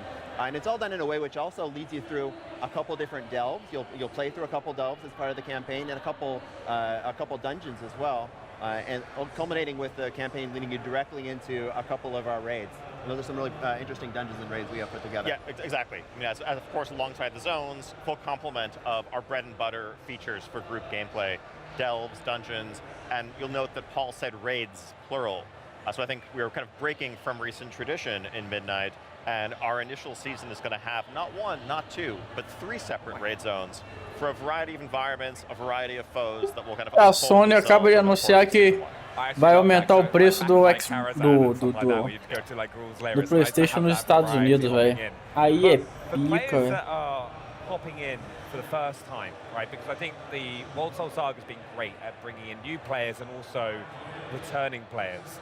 What kind of features have you got for them to hop back in? Eu achei que dava pra gente assistir pelo menos um pouquinho do evento do meio ali, mas nem isso vai dar, mano. Porque, porra...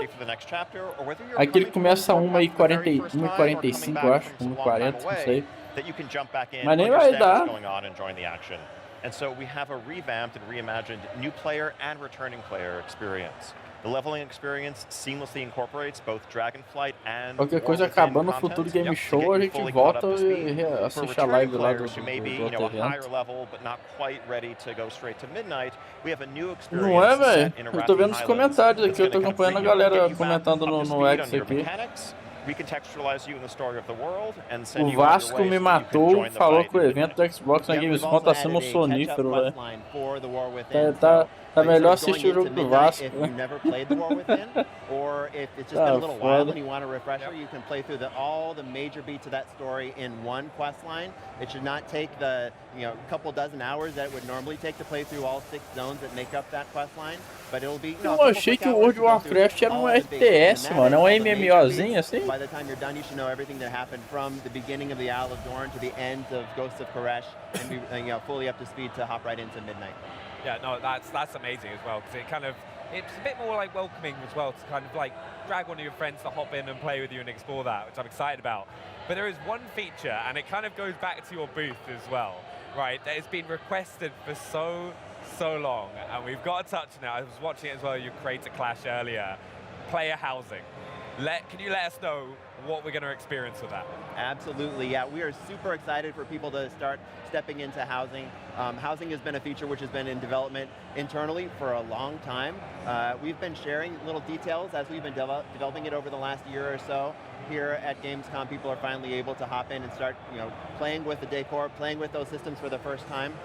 What housing is you can have your own little corner of Azeroth. If you play both Horde and Alliance, you can have a Horde home and an Alliance home and start decorating those spaces with decor that you'll start with the generous, creative decor that the system sort of just gives you, but then you go explore the world. You might find vendors who sell some interesting tchotchkes here and there. You might work with other crafters on your server who can make some interesting furniture for you. But you take all those things, you collect them, and then express yourself in a way that we think is, really just lets players express themselves however they want. Yeah, really, I think boundless self-expression is really, it's like a hallmark design pillar of the feature. We kind of threw out the entire rule book here, including gravity. If you want a table that floats in midair, you want a table that's upside down, you can do it. I think we really wanted to unleash players' creativity to make their houses the full expression of their personality. Caraca, hoje tem Mengão na Libertadores, até esqueci, velho. That is your own, you're also going to be part of a neighborhood community So we wanted to make sure when designing this feature that it didn't feel solitary if you didn't want it to be. That you were kind of connected, there's reasons for others to come into your home, for you to go into theirs, and for you to feel Mano, like tem uns part of the group. Xbox aqui, tem uns caixistas falando que o evento tá muito foda, velho. Não é possível. Caralho, mano, foi a diferença do fã pro fanboy, velho. You should, yeah. If you've been playing for decades, as it sounds like you have, then yeah, there's plenty of achievements that you would automatically have completed that would grant you decor. If you've advanced your professions, you may have access to build some of those things that would take other people, a little bit more time to get those professions to the point where they can build that particular piece of decor. So yeah, we want to make sure that people who've been playing for a while are rewarded for that play. Of course, this also comes along with that we don't want to have any of that be exclusive. So if you are just coming into World of Warcraft for the first time in Midnight, none of those should be opportunities that were only accessible to you in 2008 and they're gone. Anybody can go back and get that stuff whenever you like. Yeah, I can already tell, like Sam from our team will be hanging a warglaive up above his door, like without a doubt. But one of the big things as well, right? People aren't going to have to wait for the launch of Midnight to get their hands on player housing, are they? No, they are not.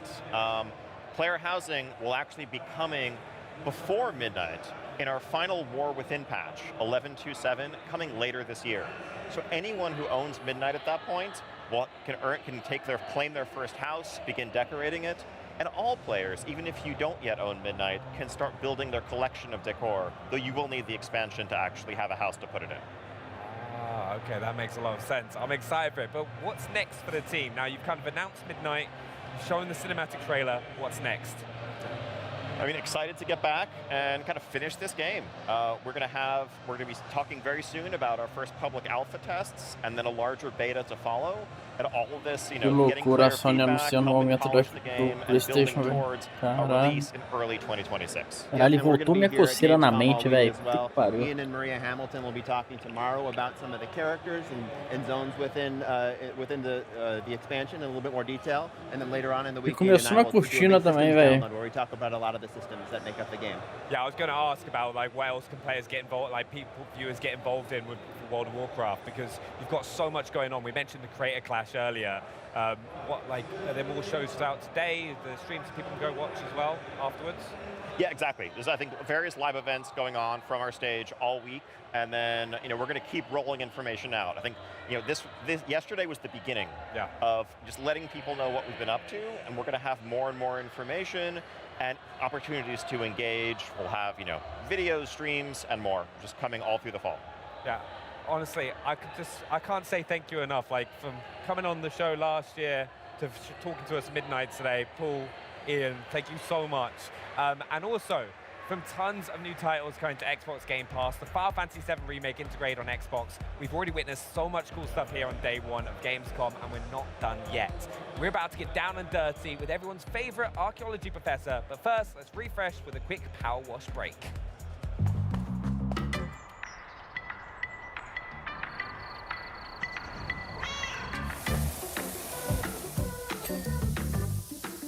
Nossa, isso aqui é dopamina pra mim, velho. Nossa, eu jogaria isso muito aí, velho. Vou botar na minha wishlist, velho. Acho que eu desinstalei a Steam de celular, né? Porra. Meu irmão, isso aqui deve ser viciante, velho. É igual aqueles vídeos do Facebook do cara lavando o tapete, mano. Vocês já ficaram entretidos mais de 1 hora vendo um vídeo de um cara lavando um tapete no Facebook, velho? Porra.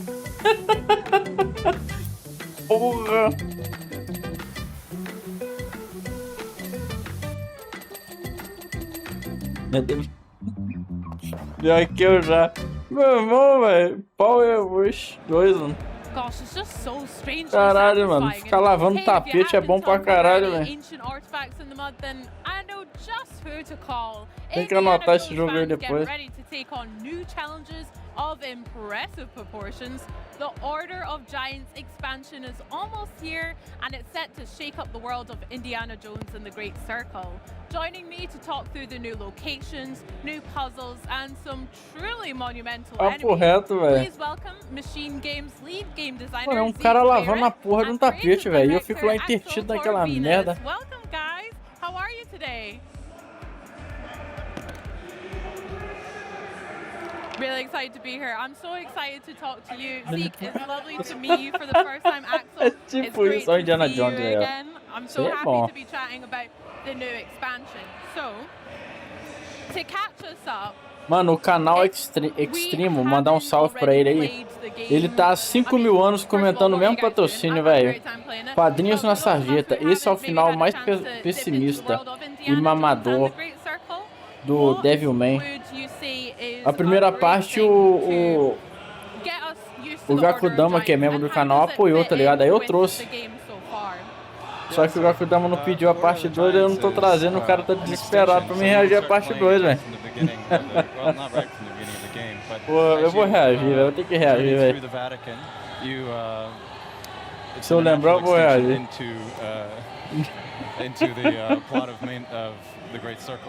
Não saímos do lugar, velho. Pô, tá foda. Sorry, Axel, you want to take this one? Yeah. Well, I mean, it's basically about deepening the mystery and the lore about the Nephilim and the Order of Giants. And it takes place and it starts off in the Vatican. That's where the game, the DLC kicks off. And from there we will venture into a lot of new areas, new biomes, new puzzles, new mysteries, a lot of new exciting content for you to enjoy. Very exciting. I can't wait to see what kind of the new locations are, because one of my favorite parts was obviously exploring some of the ancient Egyptian tombs in the main game. Because I've loved ancient Egypt ever since I was younger, so feeling that through Indy as well was so class. I can't wait for that. Now, Axel, you're mentioning the Nephilim Order, and I really love Locust, obviously, in the first, the main game. But tell us a little bit more about the lore behind the Order and the Giants. Apoia o cara lá, velho. Manda up lá no comentário dele, coitado. O cara tá desesperado. The core premise is that within the Vatican you will encounter this mysterious character, Father Ritchie. He is very obsessed with Falando nisso, tem que lembrar que o CJKzinho também virou membro do canal. Ele não virou membro do YouTube, disse ele que não tá conseguindo pelo YouTube. Aí ele me mandou o Pix no valor do membro lá. Eu tenho que lembrar dessa porra. And that sets you off on a path where we dig much deeper into the background story and the background lore of the Nephilims and the tribe of giants, and how that connects with both the Vatican and Rome as a whole, but also there are hints and hooks back to the main game. Got you. Very interesting. So, do you think, would you say the story itself is quite self-contained? How much of that is, or how much does it affect the main game, or how much can be enjoyed independently from it as well? Yeah, so it is self-contained, but it also it's something that you should be able to experience. Pensa numa mulher braba e bonita, essa Kai. Ubisoft Brasil postou. Puta que pariu, você tá de sacanagem, né? Quest, or if you've already completed the game before, you can come back to the Vatican, he's there, and that'll put you off onto a new quest. O cara rindo nos comentários, velho. E o comentário é só kkkkkk. Pô, Ubisoft tá de sacanagem, velho. A protagonista do Star Wars Outlaws, velho. Caralho, a câmera focou certinho, que porra é essa? A webcam só foca direito onde ela quer. Lots of brand new puzzles, lots of new mechanics, new enemies, and all of our puzzles are like from fresh, you know, new mechanics, and we're not recycling anything there. As well, we also have o personagem é feia, velho. E ainda teve muitas críticas ainda na época lá, que a modelagem dela tava pior ainda, velho, na primeira versão que vazou. You know, the story, you know, from before, like you'd be able to find out more about some things that you kind of maybe overlooked, and also about the story to come. So, you know, in your journal, you'll have all these notes, and it fits right into, queria muito jogar isso aí, velho. That journey of vou baixar Steam no celular, foda-se. Vou rebaixar de novo. The very first note you pick up in Marshall College, all the way to what you find at in Iraq. Heck yeah. Oh, that sounds so exciting. I wanted to ask about the adventure books, because I love the way you guys integrated that as a way to level up indie skills and stuff. I wish I could do that. I mean, yeah, I guess reading does help develop new skills, so there we go. But yeah, we can expect to see some more and maybe collect some more in the DLC as well? Yeah, 2 new adventure books, and of course these are things that you need to go exploring around to be able to find. You know, these are not locked. These aren't just like standing out in the open, but you need to go exploring, find little puzzles, solve mysteries, and it fits right into the, you know, the whole idea of being Indiana Jones, being curious and always open for discovery. Got you. You guys must be so smart doing puzzles all the time in game and in the office and stuff, crafting these ones. Wow, I'm jealous. So let's talk a little bit about the process of creating the expansion itself and the development. Maybe Axel, you can start us off. How did the success of the main game and the Great Circle inform your decisions going forward into the DLC? Yeah, so it's always been the plan to kind of deepen the story and dive deeper into the aspects that we do have. Eu queria que tivesse uma opção de mudar with that being a very conscious choice, we also o nickname, velho. we had good integration. So the DLC takes place and it kicks off, you know, within the Vatican. Na verdade, o nome de usuário da Steam, velho. O que tá na minha conta é um bem antigo que eu nem uso há muitos anos, velho. Já perdi até essa conta, inclusive. Pelo menos dá pra mudar o e-mail, botei no e-mail da minha conta atual. Eu nem uso mais esse nickname, velho.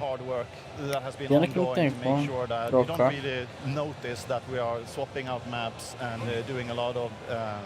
Technical mumbo jumbo, but it's in the end, it is this kind of seamless transition that we always aim to have.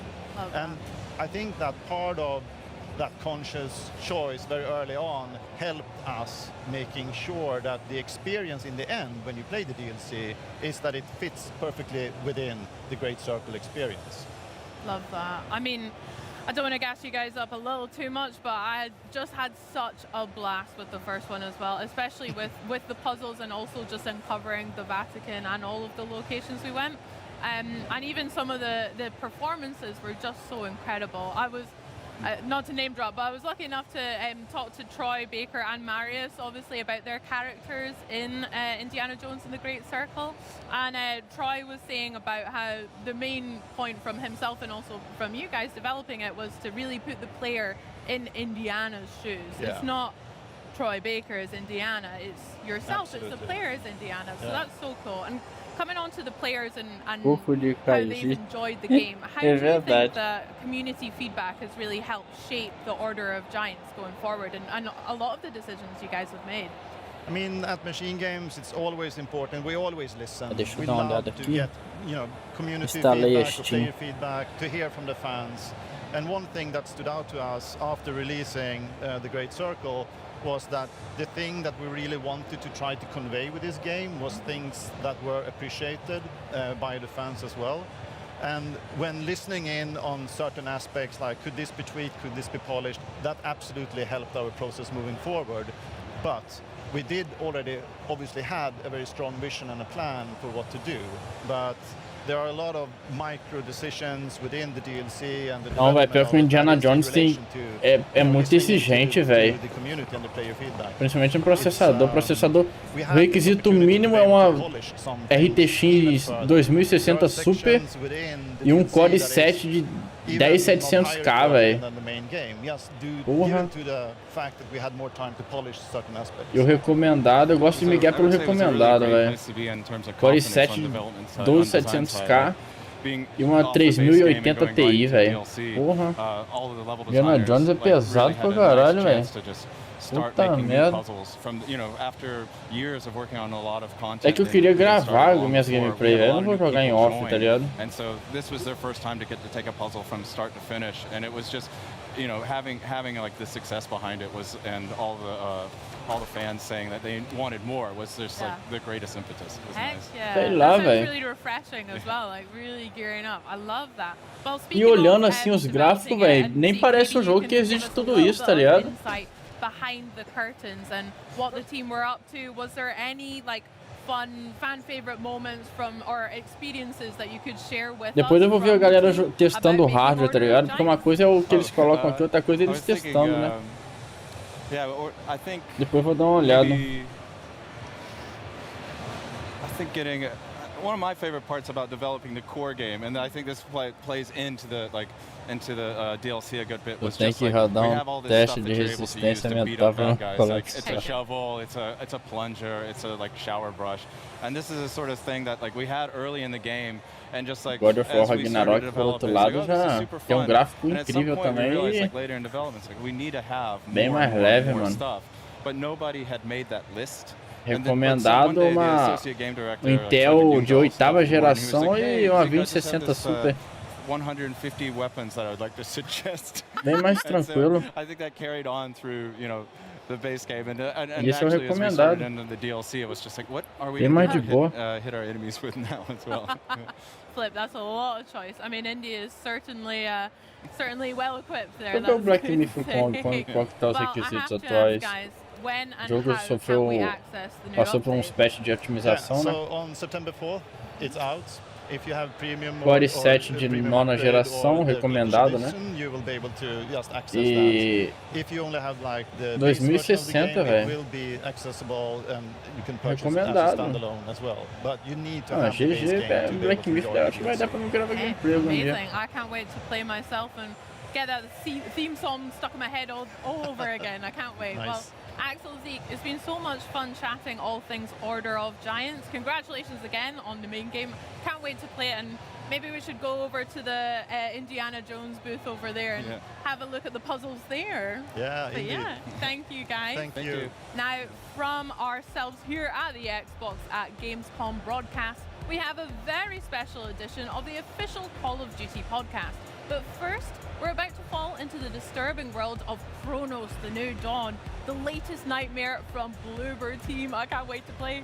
Let's join the Traveler in their fight to survive and enjoy some never-before-seen gameplay.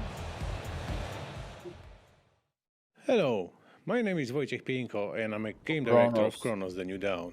And today I'll be your guide through the abandoned factory, which actually was a ground zero for the disease, the change that wiped out humanity. So let's quickly Tem uns jogos que eu coloquei na minha wishlist desses eventos que a gente tá vendo que eu nem vou jogar porque não tem legenda em português, pô. Aí como é que eu vou saber? Principalmente jogos que tem uma história, né, por trás, assim, narrativa, eu não vou saber. No signs of life. É I triste. think we are safe. So let's move forward.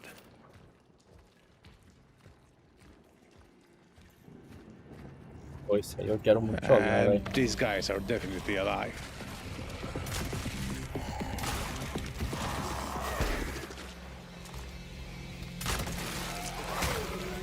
Combat in Chronos may be quite challenging, and the enemies can hit hard. Esse Chronos aí eu acho que dá...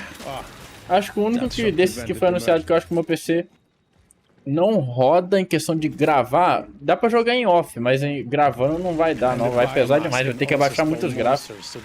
É o Indiana Jones mesmo. And this guy also wanted to merge, but not on our watch. Let's use É the o único, eu flamethrower acho. to interrupt the merge, stun the enemy, and finish him off with the shotgun. We are calling it the Hammer.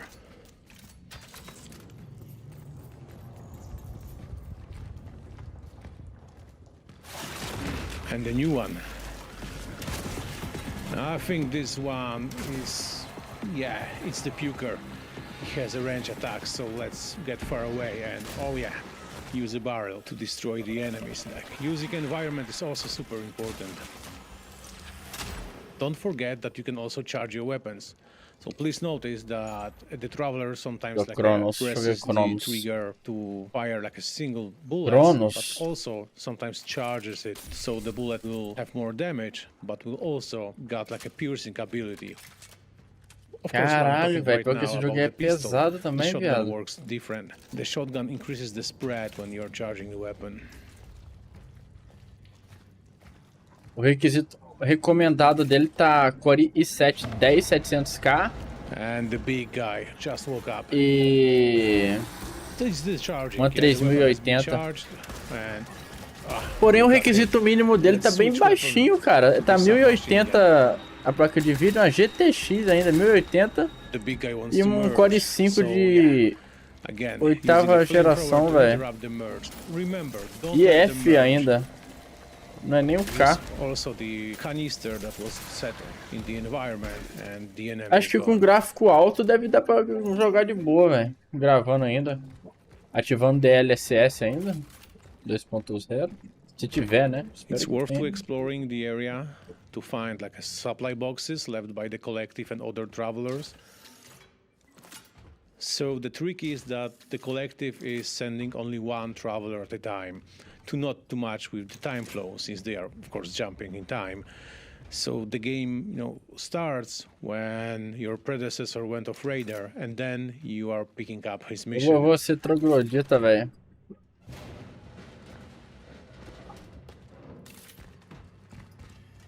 Let's squeeze through, and I can hear some monsters. Oh, and the soul, the essence of someone we extracted before is talking to us. Oh, the Joe grabbed us. We called this monster Joe. It's basically like a. Mas eu tô me perguntando aqui, esses requisitos da Steam, será esse recomendado, será que é pra rodar em 4K, velho? Às vezes pode ser isso, né? And now, ou não? He will not grab us. We can safely loot the place.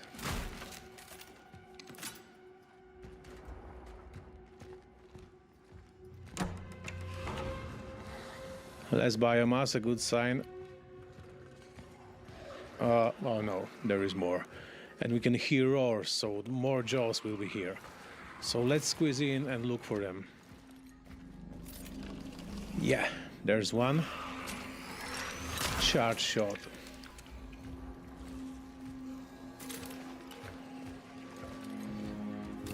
And more growls means that the area isn't clear yet. Yes. One more charge shot, one more down. And I don't hear them anymore. I think this sector is clear. So we can grab more ammo. And let's go back.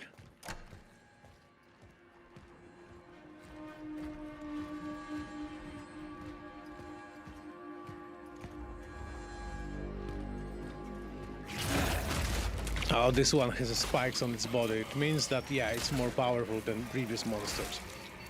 He hit really hard. Reposition is a key to victory in Chronos. Yeah, you need to act fast. Yeah, charge your weapons like this. That was a juicy shot.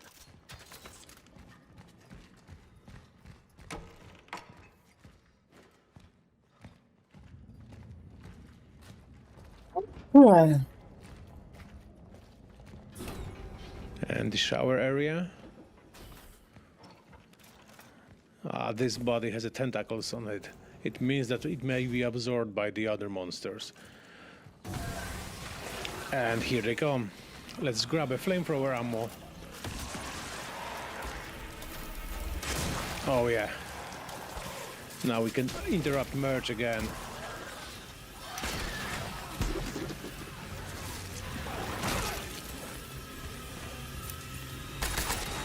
Eu queria saber qual é a resolução. Tá falando aqui que o jogo, requisitos recomendados significam que pode jogar o jogo com tudo no máximo, tá ligado?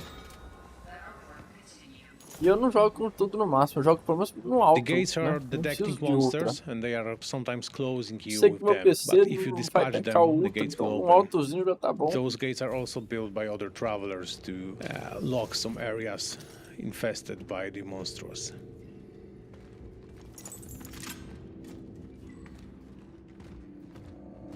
Oh, and we are in more open space.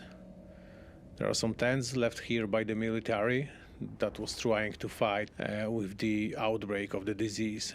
And there is a barrel. I will use it to burn the biomass and get in the secret area. Oh.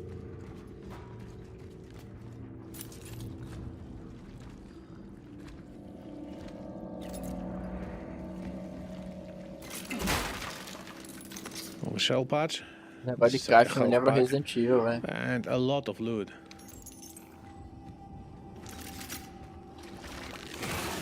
And here comes the armored enemy. Its body is covered with the armor, so you need to aim at the exposed parts. Oh yeah, you can see that the bullets are bouncing off the armor, but I think the chest is exposed, so yeah, let's use it against him.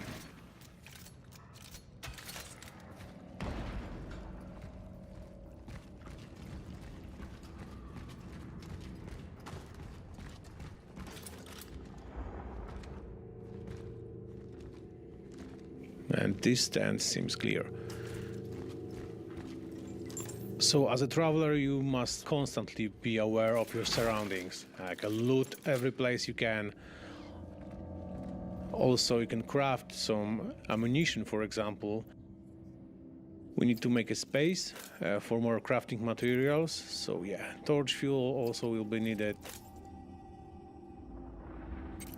And now we can grab more metal scraps from the shelf. Use a health patch to heal ourselves, and let's delve into the rest of the factory.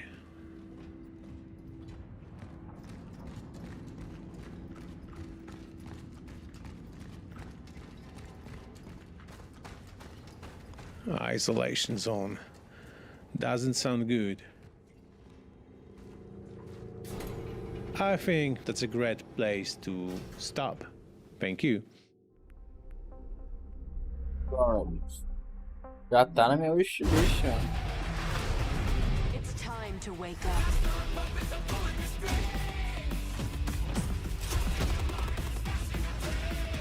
No more games. This ends now. Call of Duty Black Ops 7.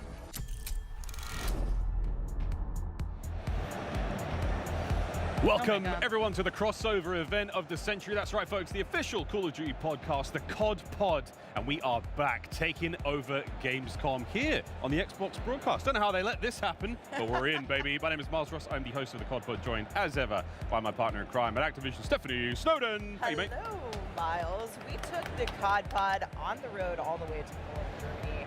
It's my first time at Gamescom. It's been awesome because the official reveal of Black Ops 7 happened last night at Opening Night Live, and it was incredible. It was a big one, and we have a huge amount of information to get through today about Black Ops 7. Tons of juicy details and wonderful tidbits of gameplay. We're not going to do it alone, though. More on that later. Yeah, we've got some special guests joining us later in this show. But yes, at O&O, we get the very first look at Black Ops 7, which is coming later this year. And acho que chegamos no fim do evento, hein? There's so much to get into. There's so much Acredito que o COD vai ser o último jogo, velho. So much to talk about, and this is just kind of the tip of the iceberg for us. So we're going to get a little deeper on the co-op campaign, and specifically the end game, which is part of the co-op campaign, but a world, you know, an experience that unlocks after you complete the linear campaign. We're going to get into the juicy details. Okay. More on the deep 3 horas e meia já vai, velho, de gravação ali, ó. Depois tem que ver se a memória do PC como é que tá, velho. Eu acho que deve tá fodida, né? Eu nem postei os que a gente reagiu ontem. Yeah, I mean, being in the room for Opening Night Live is something that I've never experienced, and just meeting so many Call of Duty fans in person, getting chills. I thought what Natalie and Miles did on stage, and the lights, and getting the Menendez experience, right? Like, scared the life out of the crowd. He did. There woman in front of me audibly jumped. Audible gasps in there. But it's not just Opening Night Live, because we dropped the official Black Ops 7 Developer Direct on the Call of Duty YouTube channel. Definitely check that out if you haven't. So yeah, we just have, a few things. Just a few things to talk Pô, Black Ops é bom demais, velho. Eu queria comprar os antigos, mas porra, ô Microsoft. Dá um desconto aí, cara. Não sei porque jogo antigo lá de Play 3 tá caro pra peste, velho. Pelo amor de Deus, velho. Baixa o preço dessa porra aí. O Black Ops 1 de PS3 tá custando R$220, velho. Que porra é essa, velho? Vai tomar no cu, velho. And like I said, so much content. We have the 3 core modes with campaign, multiplayer, and zombies coming to Black Eu Ops joguei 7. muito modo And zumbi, velho. we've also got Black Dead Ops Ops 2, Arcade, caralho. survival O 1 é maps, bom we've também, mas o got 2, global caralho, muito progression bom, mano. across the game, which means for the first time, E toda a you can lore actually por trás do earn modo XP, zumbi é progress your, sensacional, progress your velho. weapons, earn all the good things. Tem viagem no your tempo, gameplay umas super loucuragens rewarding, do porra. including in campaign. And you know, we've got David Mason is back. Tem os Raul easter eggs que você Mendes faz is nas back. fases This is a também. story that O único que eu lembro de cabeça de fazer junto com meus primos é a Torre de Babel, velho. Que é naquele mapa lá que você pega o ônibus lá e vai, o ônibus vai circulando entre mapas, muito foda. Muito bom, muito divertido. Very close to my heart, and there is some serious goodies to get through there. Yeah, so we only got a little bit, you know, a little bit of intel in the developer direct and in the reveal about multiplayer. So there's lots more to come, which we're gonna, you know, get into a little later in the show. But tons of content coming to MP and some really exciting innovations. Maps, maybe we jump in there? Well, 16 of them, right? 16 6v6 maps, which is a lot. That's a ton to get through as players. 3 of those will be remasters, absolute bangers there. Yeah, Again, Raid, Hijack, and Express. Yeah, some absolute classics. There we got to look at Raid in Japan. It's got a fresh coat of paint. It looks great. It was the 2020 maps, which are fantastic. It's all huge. And that 2035 aesthetic has just been sort of plastered across the board there. We're really getting a very shiny and gorgeous new card. Treyarch's really pushed on clear lane definition on these maps in Black Ops 7. I think that, like you said, the 2035 aesthetic has allowed them to create really clean lanes. There are some really cool maps that just have sort of a different finish than we might be used to in some other Call of Duty maps. So I think it's going to be a fresh take on some classics, but also some really solid, you know, new maps that I know Treyarch's been listening to map feedback, and I'm excited to get my hands on them in the beta, so I can't wait. Super excited. Well, we've set our board, we've got our maps. Now let's talk about some pieces. Weapons. Many weapons in this game, Steph. Yes, there's 16 all new to the franchise weapons coming at launch, which is awesome. So nothing we've ever seen in Call of Duty before. You may have noticed I saw some eagle-eyed fans catch the Peacekeeper and some of the marketing. Ainda mais eu sou suspeito pra falar porque eu sou muito fã do gênero zumbi, velho. É um dos meus gêneros favoritos. Principalmente de filme, velho. Eu adoro os zumbi, velho. Caralho. Burst weapons in there as well, but lots as well. Not just the weapons, but also streaks. We've got gadgets, we've got gear, we've got equipment. Talvez seja meu estilo de criatura favorito, velho, assim, da ficção. Mas quando eu falo zumbi, eu englobo infectado também, tá? Tipo de The Last of Us, tipo Call of Duty before that still feel grounded, still feel like the combat that you know and love, but with the vírus da raiva lá do extermínio, umas paradas assim. Kind of setting. So I'm really excited about the streaks personally. We saw a little bit of Dog, we saw Rhino. Inclusive no próprio Extermínio 3, um personagem lá chama de zumbi. Looking forward to some mean streaks, but not just streaks. While we're talking about changes, there is. Nunca vi isso aí não, velho. Nazista no centro da Terra. Isso aí me lembrou um da que eu também não vi, mas é porque eu não vi porque não tinha dublagem na época. Na época eu queria ver dublado, que era o é um dos zumbis soviéticos lá, tá ligado? É um filme de meio comédia, tá ligado? Mas diz que é muito bom. Zumbi soviético lá. You can still build that loadout that way, which is really cool. I think the maps built for next level Omni movement, right? So you're gonna be able to have that playground. Well, the wall jump clips already look really cool. So we're not only changing movement, we're also changing a new feature outright, which is the overclock feature. Can you explain that? Yes. We're not talking about CPUs. Not talking about CPUs. Overclocks is one of the coolest innovations coming to Black Ops 7, and they're really intended to give players further choice in terms of customization for your own unique playstyle. So you can overclock equipment, field upgrades, and score streaks. So basically, by playing throughout the match, you're going to unlock the customization option. One that comes to mind off the top of my head, we were talking about before, the care package, right? So overclock 1 for the care package, you're going to be able to re-roll your streak. Option 2, or overclock 2, you're going to have the option to decrease cost of overclock. And there's some really awesome ones that we saw in the developer direct. So like I said, go check that out. But I think this is something we're really excited about. That does sound really cool. That sounds like a lot of fun. We've got a lot to get through still. Progression being a big one. We touched on it slightly at the start, whereby playing campaign can earn you progression points as well. Global progression, making sure that you feel like your time is rewarded across, anything that you're playing in the game, and weapon prestige. Okay. Because this is a big one, and it's something that we're really excited about. Classic prestige obviously made a return in Black Ops 6, so the team is really building on that foundation, and you're going to be able to unlock a deeper weapon progression journey than ever before, earn unique attachments, weapon charms, I think you mentioned, camos. Very exciting. A lot's going on. Okay, so talking about weapons, staying on the topic, build sharing. Yeah. Because there's always that one person in the group chat that's like, hey man, what's the best What's the meta? I'm like, send me the meta. I'm not going to send you all this information. Instead, I'm going to send you a code. I'm going to send you a code. That's right. It's going to be great for people like you who no one's asking me for my weapon builds, but you guys should be. You don't know. But it's going to be really exciting. Content creators, streamers, folks in the community who are constantly sharing, what their loadouts are. This is going to make things really streamlined. You'll have a code. Each unique build will have a code in Gunsmith that you can actually screenshot, send to your friends. They can, put that in as long as you have the attachments unlocked. You can equip it. That's great. It's gonna be great. That is a game changer, I think, for many folks. Yeah, that's going to be pinned to the top of group chats around the world. It's the code for the best stuff, right? We can't forget zombies, because we only got a teeny tiny little taste of what is coming to zombies in Black Ops 7, because the dedicated zombies reveal is just a few weeks away. Ooh. We can't just give you a little bit. There's a lot to give for the zombies. There's a lot to give. It needs its own. We had to make a zombies week out of it, basically. A week of zombies goodness. Yeah. But the original crew has made a return, and obviously the Dark Eater has flung them. Caralho, velho. O cara perguntou, vai começar o evento agora? The Black Ops 6 story, we see, a version of the Black Ops 6 crew seemingly in the Dark Ether with some version of the original crew.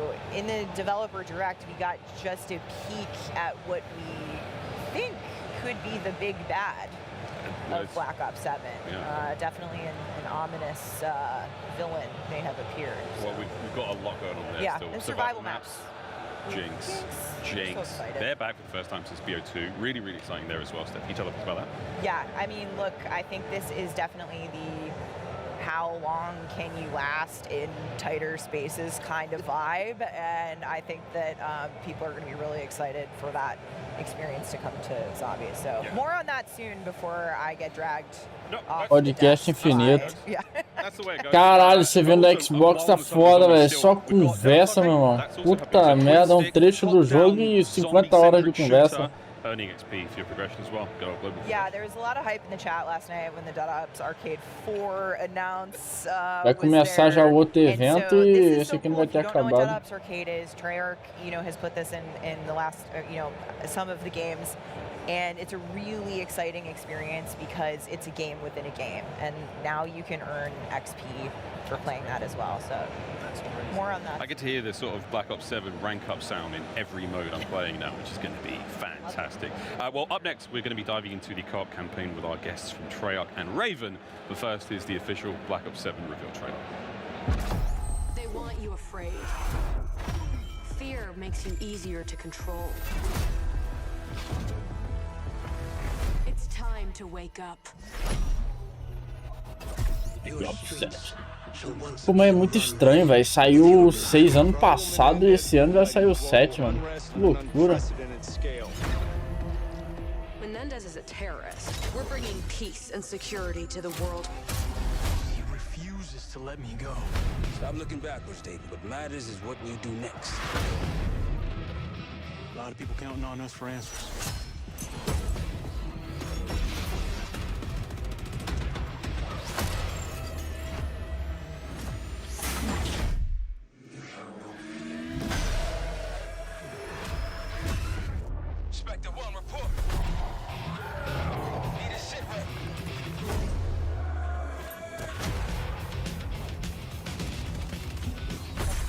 This isn't real. The hell it ain't! Que doideira esse Black Ops, velho.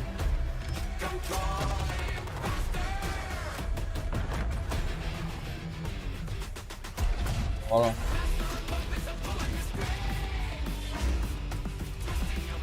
Aqui, ó.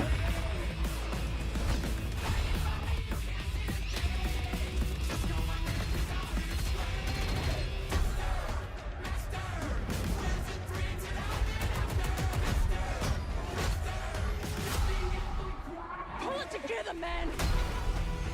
So eager to leave, David. Killing the man is a hell of a lot easier than killing the idea. You were never cut out to be a Mason. No more games. This ends now.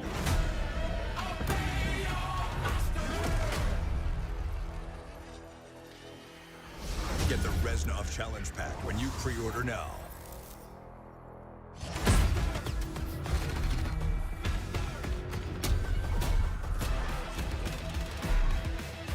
O modo zumbi, velho, sensacional. Eu só entendi esse modo isométrico aí. Welcome back. That trailer is so fun to watch. I never get tired of hearing Metallica and watching that, but I want to welcome in our developer guests. We have Miles Leslie, Associate Creative Director at Treyarch, and Natalie Pohorsky, Lead Producer on the campaign at Raven Software. Guys, you've been on a tour. Let's go. We're so Let's go. We are so pumped to be here. Let's go. You've been on a journey. Yes. We've all been on a journey at gamescom. What day is it? Let's go. Yes, exactly. But how BO7 is out in the world. Black Ops 7 is here. It's out there. It's been so cool to see people react to it. How does it feel for you guys to finally be able to talk about the game? Oh, incredible. I mean, things have blown open at this point, so we've been eager to talk about this game Tendo coisa boa, né, velho? Jogo e muita conversa. Yes, Isso é o que tem de bom. Excited. We love that we can talk about more of the game, not all of it, sorry, but more of it. I think we're really excited about the reception already, super positive. It's a big game. It's a big game, a lot of content. So, Miles, set the stage for us, right? We know that this game takes place in 2035. We know that's 10 years after the events of Black Ops 2. What kind of world are we, walking into at Black Ops 7? Yeah, I love this question. So, ever since we left Black Ops 2 and we left David Mason in the world, we always wanted to go back to it. There was a story there to be told, but it was never the right time. Black Ops 7 was that time. We wanted to go to David Mason. He has been through some stuff. He's changed. The world has changed from those 2025 attacks, and now 10 years later, world is still dealing with it. David's still dealing with his own trauma, and now Raul is back. And so the world's like, what? Huh? Say no, what now? Like, they're barely getting over last time, and now he's back again, and now David has to deal and really come face to face with that, and Raul, and then it pops off. Yeah, but if you've never played a Black Ops game, you can also just jump into this story, right? That is the beauty when we crafted this from the start, was we love pulling threads, and really for the fans that get that payoff. But if you don't know anything, there's no homework required. Yeah. You can jump into this and have a great time. And maybe you become a fan of, hey, this David Mason guy, he's kind of messed up. I want to learn more. I like it. You can go back to BO2 and kind of become a fan of the other games that connect into it. I replayed BO2 last year. Yeah. Great. Epic. I'll be hitting the YouTube recap videos because they are plentiful, lots of those. Natalie, okay, we've got some OGs, we've got David, we've got, Menendez. Some of the new faces. Can you share any fun nugs about those guys? Oh, I would love to. So let's start with Emma Kagan, CEO of the Guild. She's fascinating. She was essentially a child prodigy. She's brilliant. She worked her way up. She has a background in computational economics and robotics, which makes her the perfect person to be running this company that is the Guild. And she has a really, she has ideas about how to deal with this, and she's a leader, and she has people to back her up. But sometimes, again, this sort of puts her in a weird place with David and his team, who are trying to get to the bottom of what's going on. So she's a really interesting character and introduces us more, or reintroduces us to the Guilds. And then one of our JSOC operators who's on David's team that we're really excited about is Leilani 5050 Tupola. And so she's a soldier from New Zealand who is so dedicated that she, after being diagnosed with a degenerative disease, she was taken out of the field, and she opted for limb augmentation to get back. So she's got a bionic arm and leg, and she is intimidating, but she also has such a fun energy and personality to her, so she's a great fit for the team. Yeah, she was doing some really badass stuff in the trailer. She, as soon as we saw her in game, and even when we met Frankie Adams, who plays, we knew she was like, oh, she's just always been in Black Ops. Like, it just fits. She's such a good fit. I saw that foot as well, that giant mechanical foot, and I was like, oh, that's going to get used. So let's talk a little bit about gameplay, Miles. This is a linear campaign, but we know that Black Ops delivers on these mind-bending experiences. So in terms of mission variety, you know, what can we expect the campaign experience to be like? Expect the unexpected. We wanted to really push on that variety. You heard us talk about it yesterday. You saw it in the trailer.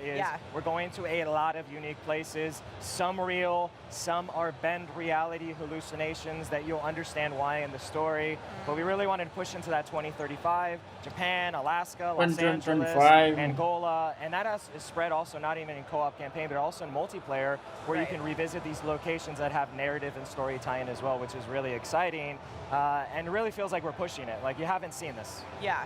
And what about Avalon? I've heard that, you know, Avalon is a big part of the campaign. You know, what can we expect there? Yeah, Avalon's great. You know, Natalie hinted at, we've been seeding this. We kind of first got introduced in Avalon and Black Ops 6, and now you get to kind of see the whole thing.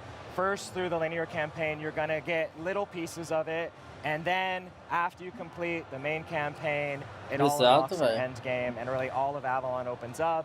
And now the world is your oyster in the end game of Avalon.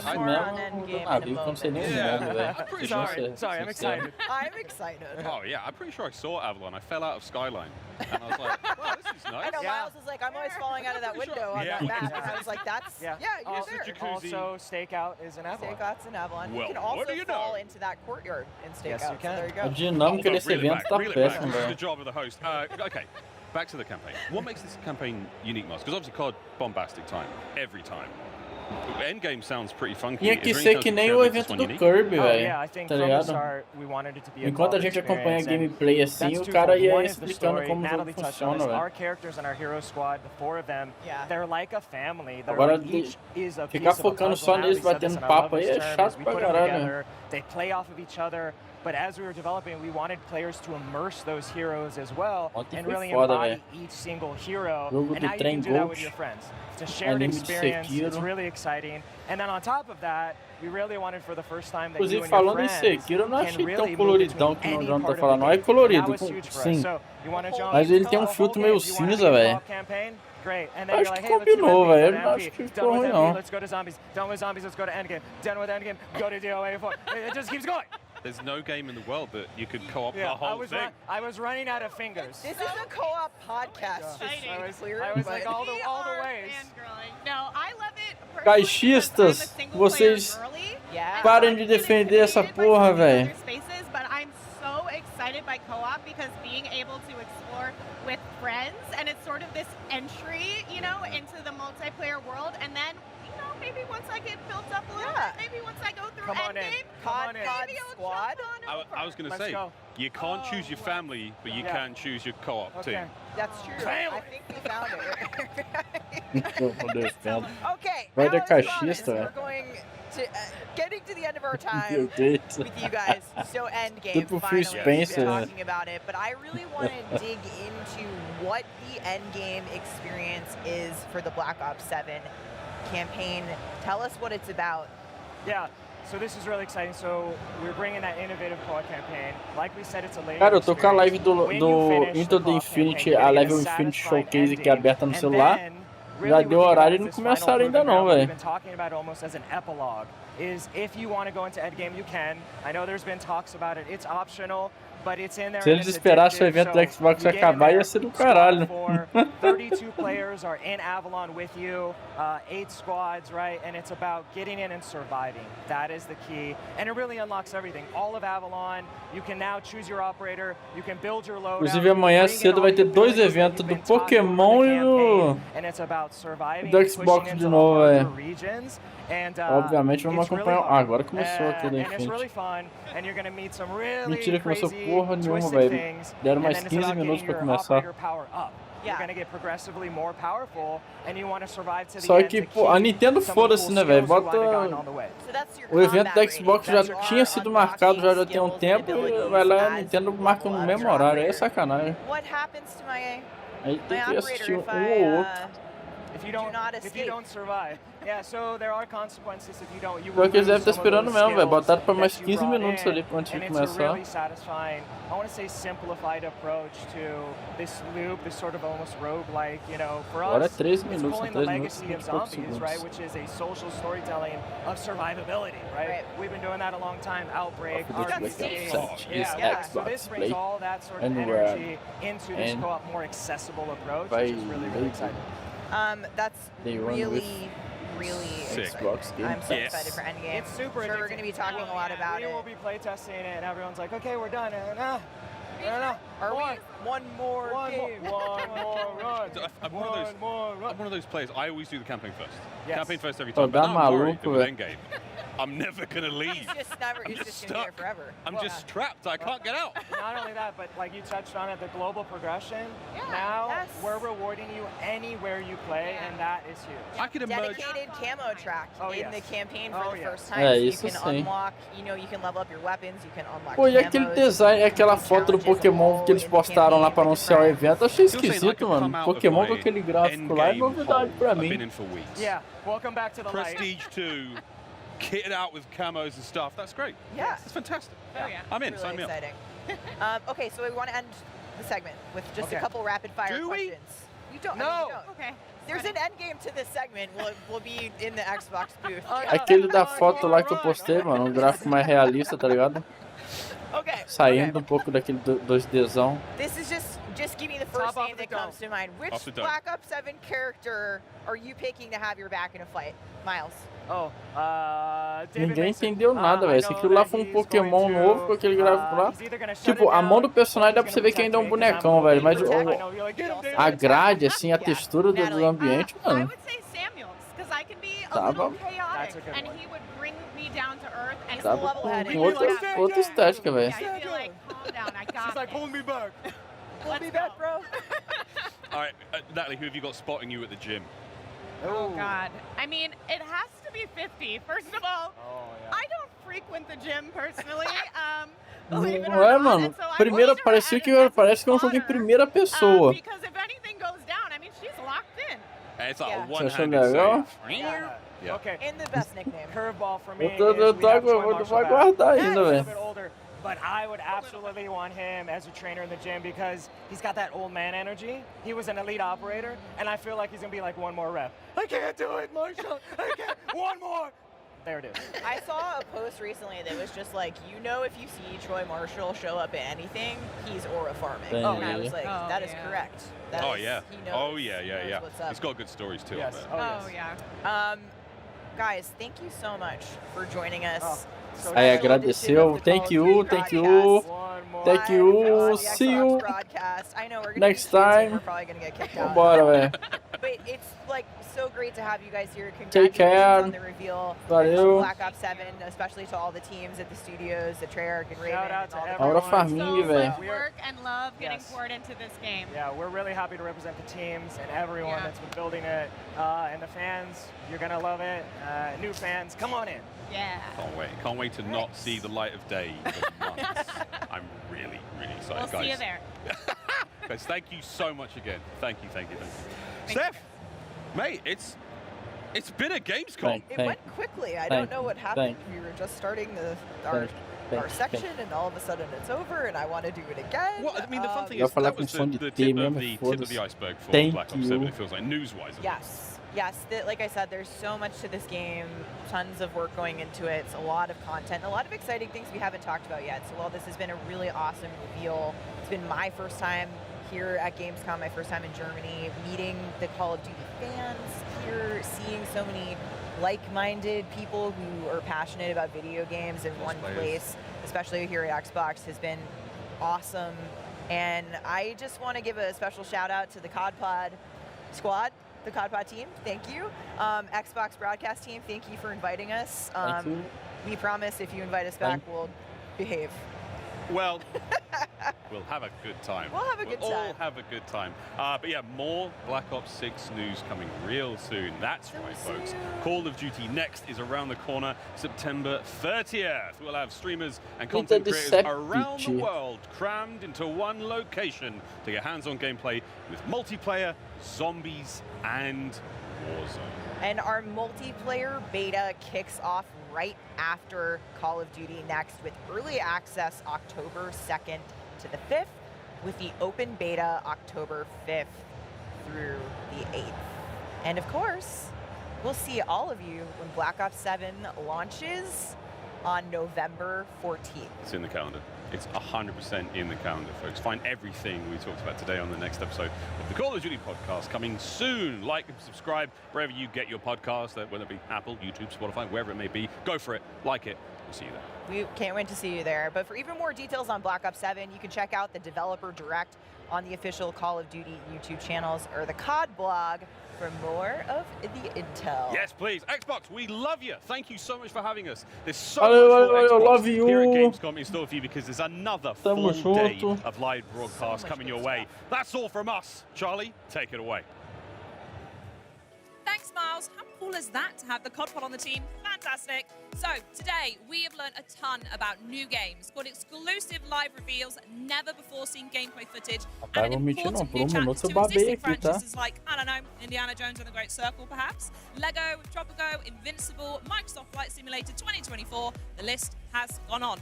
Of course, we're only halfway through our broadcast here at Xbox at Gamescom, where the fun continues tomorrow with another 4 hours of up-to-the-minute coverage on all the convention highlights we can cram in. But I want to know, Henry, how's your day been? Oh, it's been fantastic, Charlie. Thanks so much. Like you say, though, we're almost done with day one. And in case you lost track, that makes over a dozen games today that are Xbox Play Anywhere, seamlessly transferring your gaming experience from PC to console to handheld and back again. We'll be showing off even more fresh gameplay tomorrow. We're going to be dropping trailers and continuing to stack up those Xbox Play Anywhere and Xbox Game Pass rosters. We're going to have updates on Lego Batman, At Fate's End, Silent Hill F, Overwatch 2, Jurassic World Evolution 3, Ninja Gaiden 4, and much, much more. And we might even have a few more fun surprises up our sleeve too. Cheeky. It's going to be a rich, full day of all the news, big and small, from the world's largest games convention, Gamescom. Thank you so much for tuning in, and we'll see you tomorrow, same time, same place, new games. Cheers! Aí, ó, dai obrigado por assistir. Tamo junto e amanhã tem mais, velho.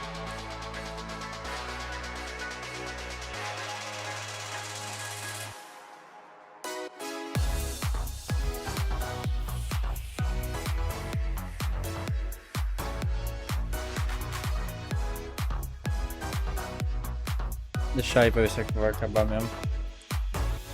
Muito bom, muito bom, muito bom.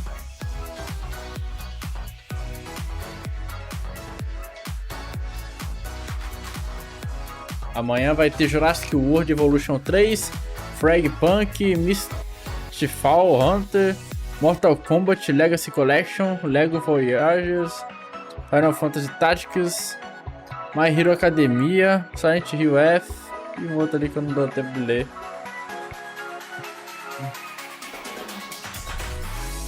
Muito bom, muito bom. Pô, eventozinho nota 1, né, velho? Porra, velho, chato pra caralho, velho. Porra, muito mal, assim. Legal ver os criadores, os devs falando sobre o jogo deles, né, velho? Como é que funciona e tudo mais. Mas, cara, eu acho que poderia ter sido outra dinâmica, velho. Se deixar gameplay na tela pra gente ir acompanhando enquanto ele vai explicando. Do nada uns assuntos aleatórios. Teve um ali que do nada começou a botar prato de comida na tela que eu não entendi porra nenhuma, velho. Enfim. Metal Gear Solid. Amanhã vai ter Metal Gear. Vai ser o último do evento amanhã. Metal Gear Solid, velho. Remake, né? Enfim, bom demais, muito bom, velho. Tinha gostado da cabeça amarela. Então nota 2, velho. Enfim.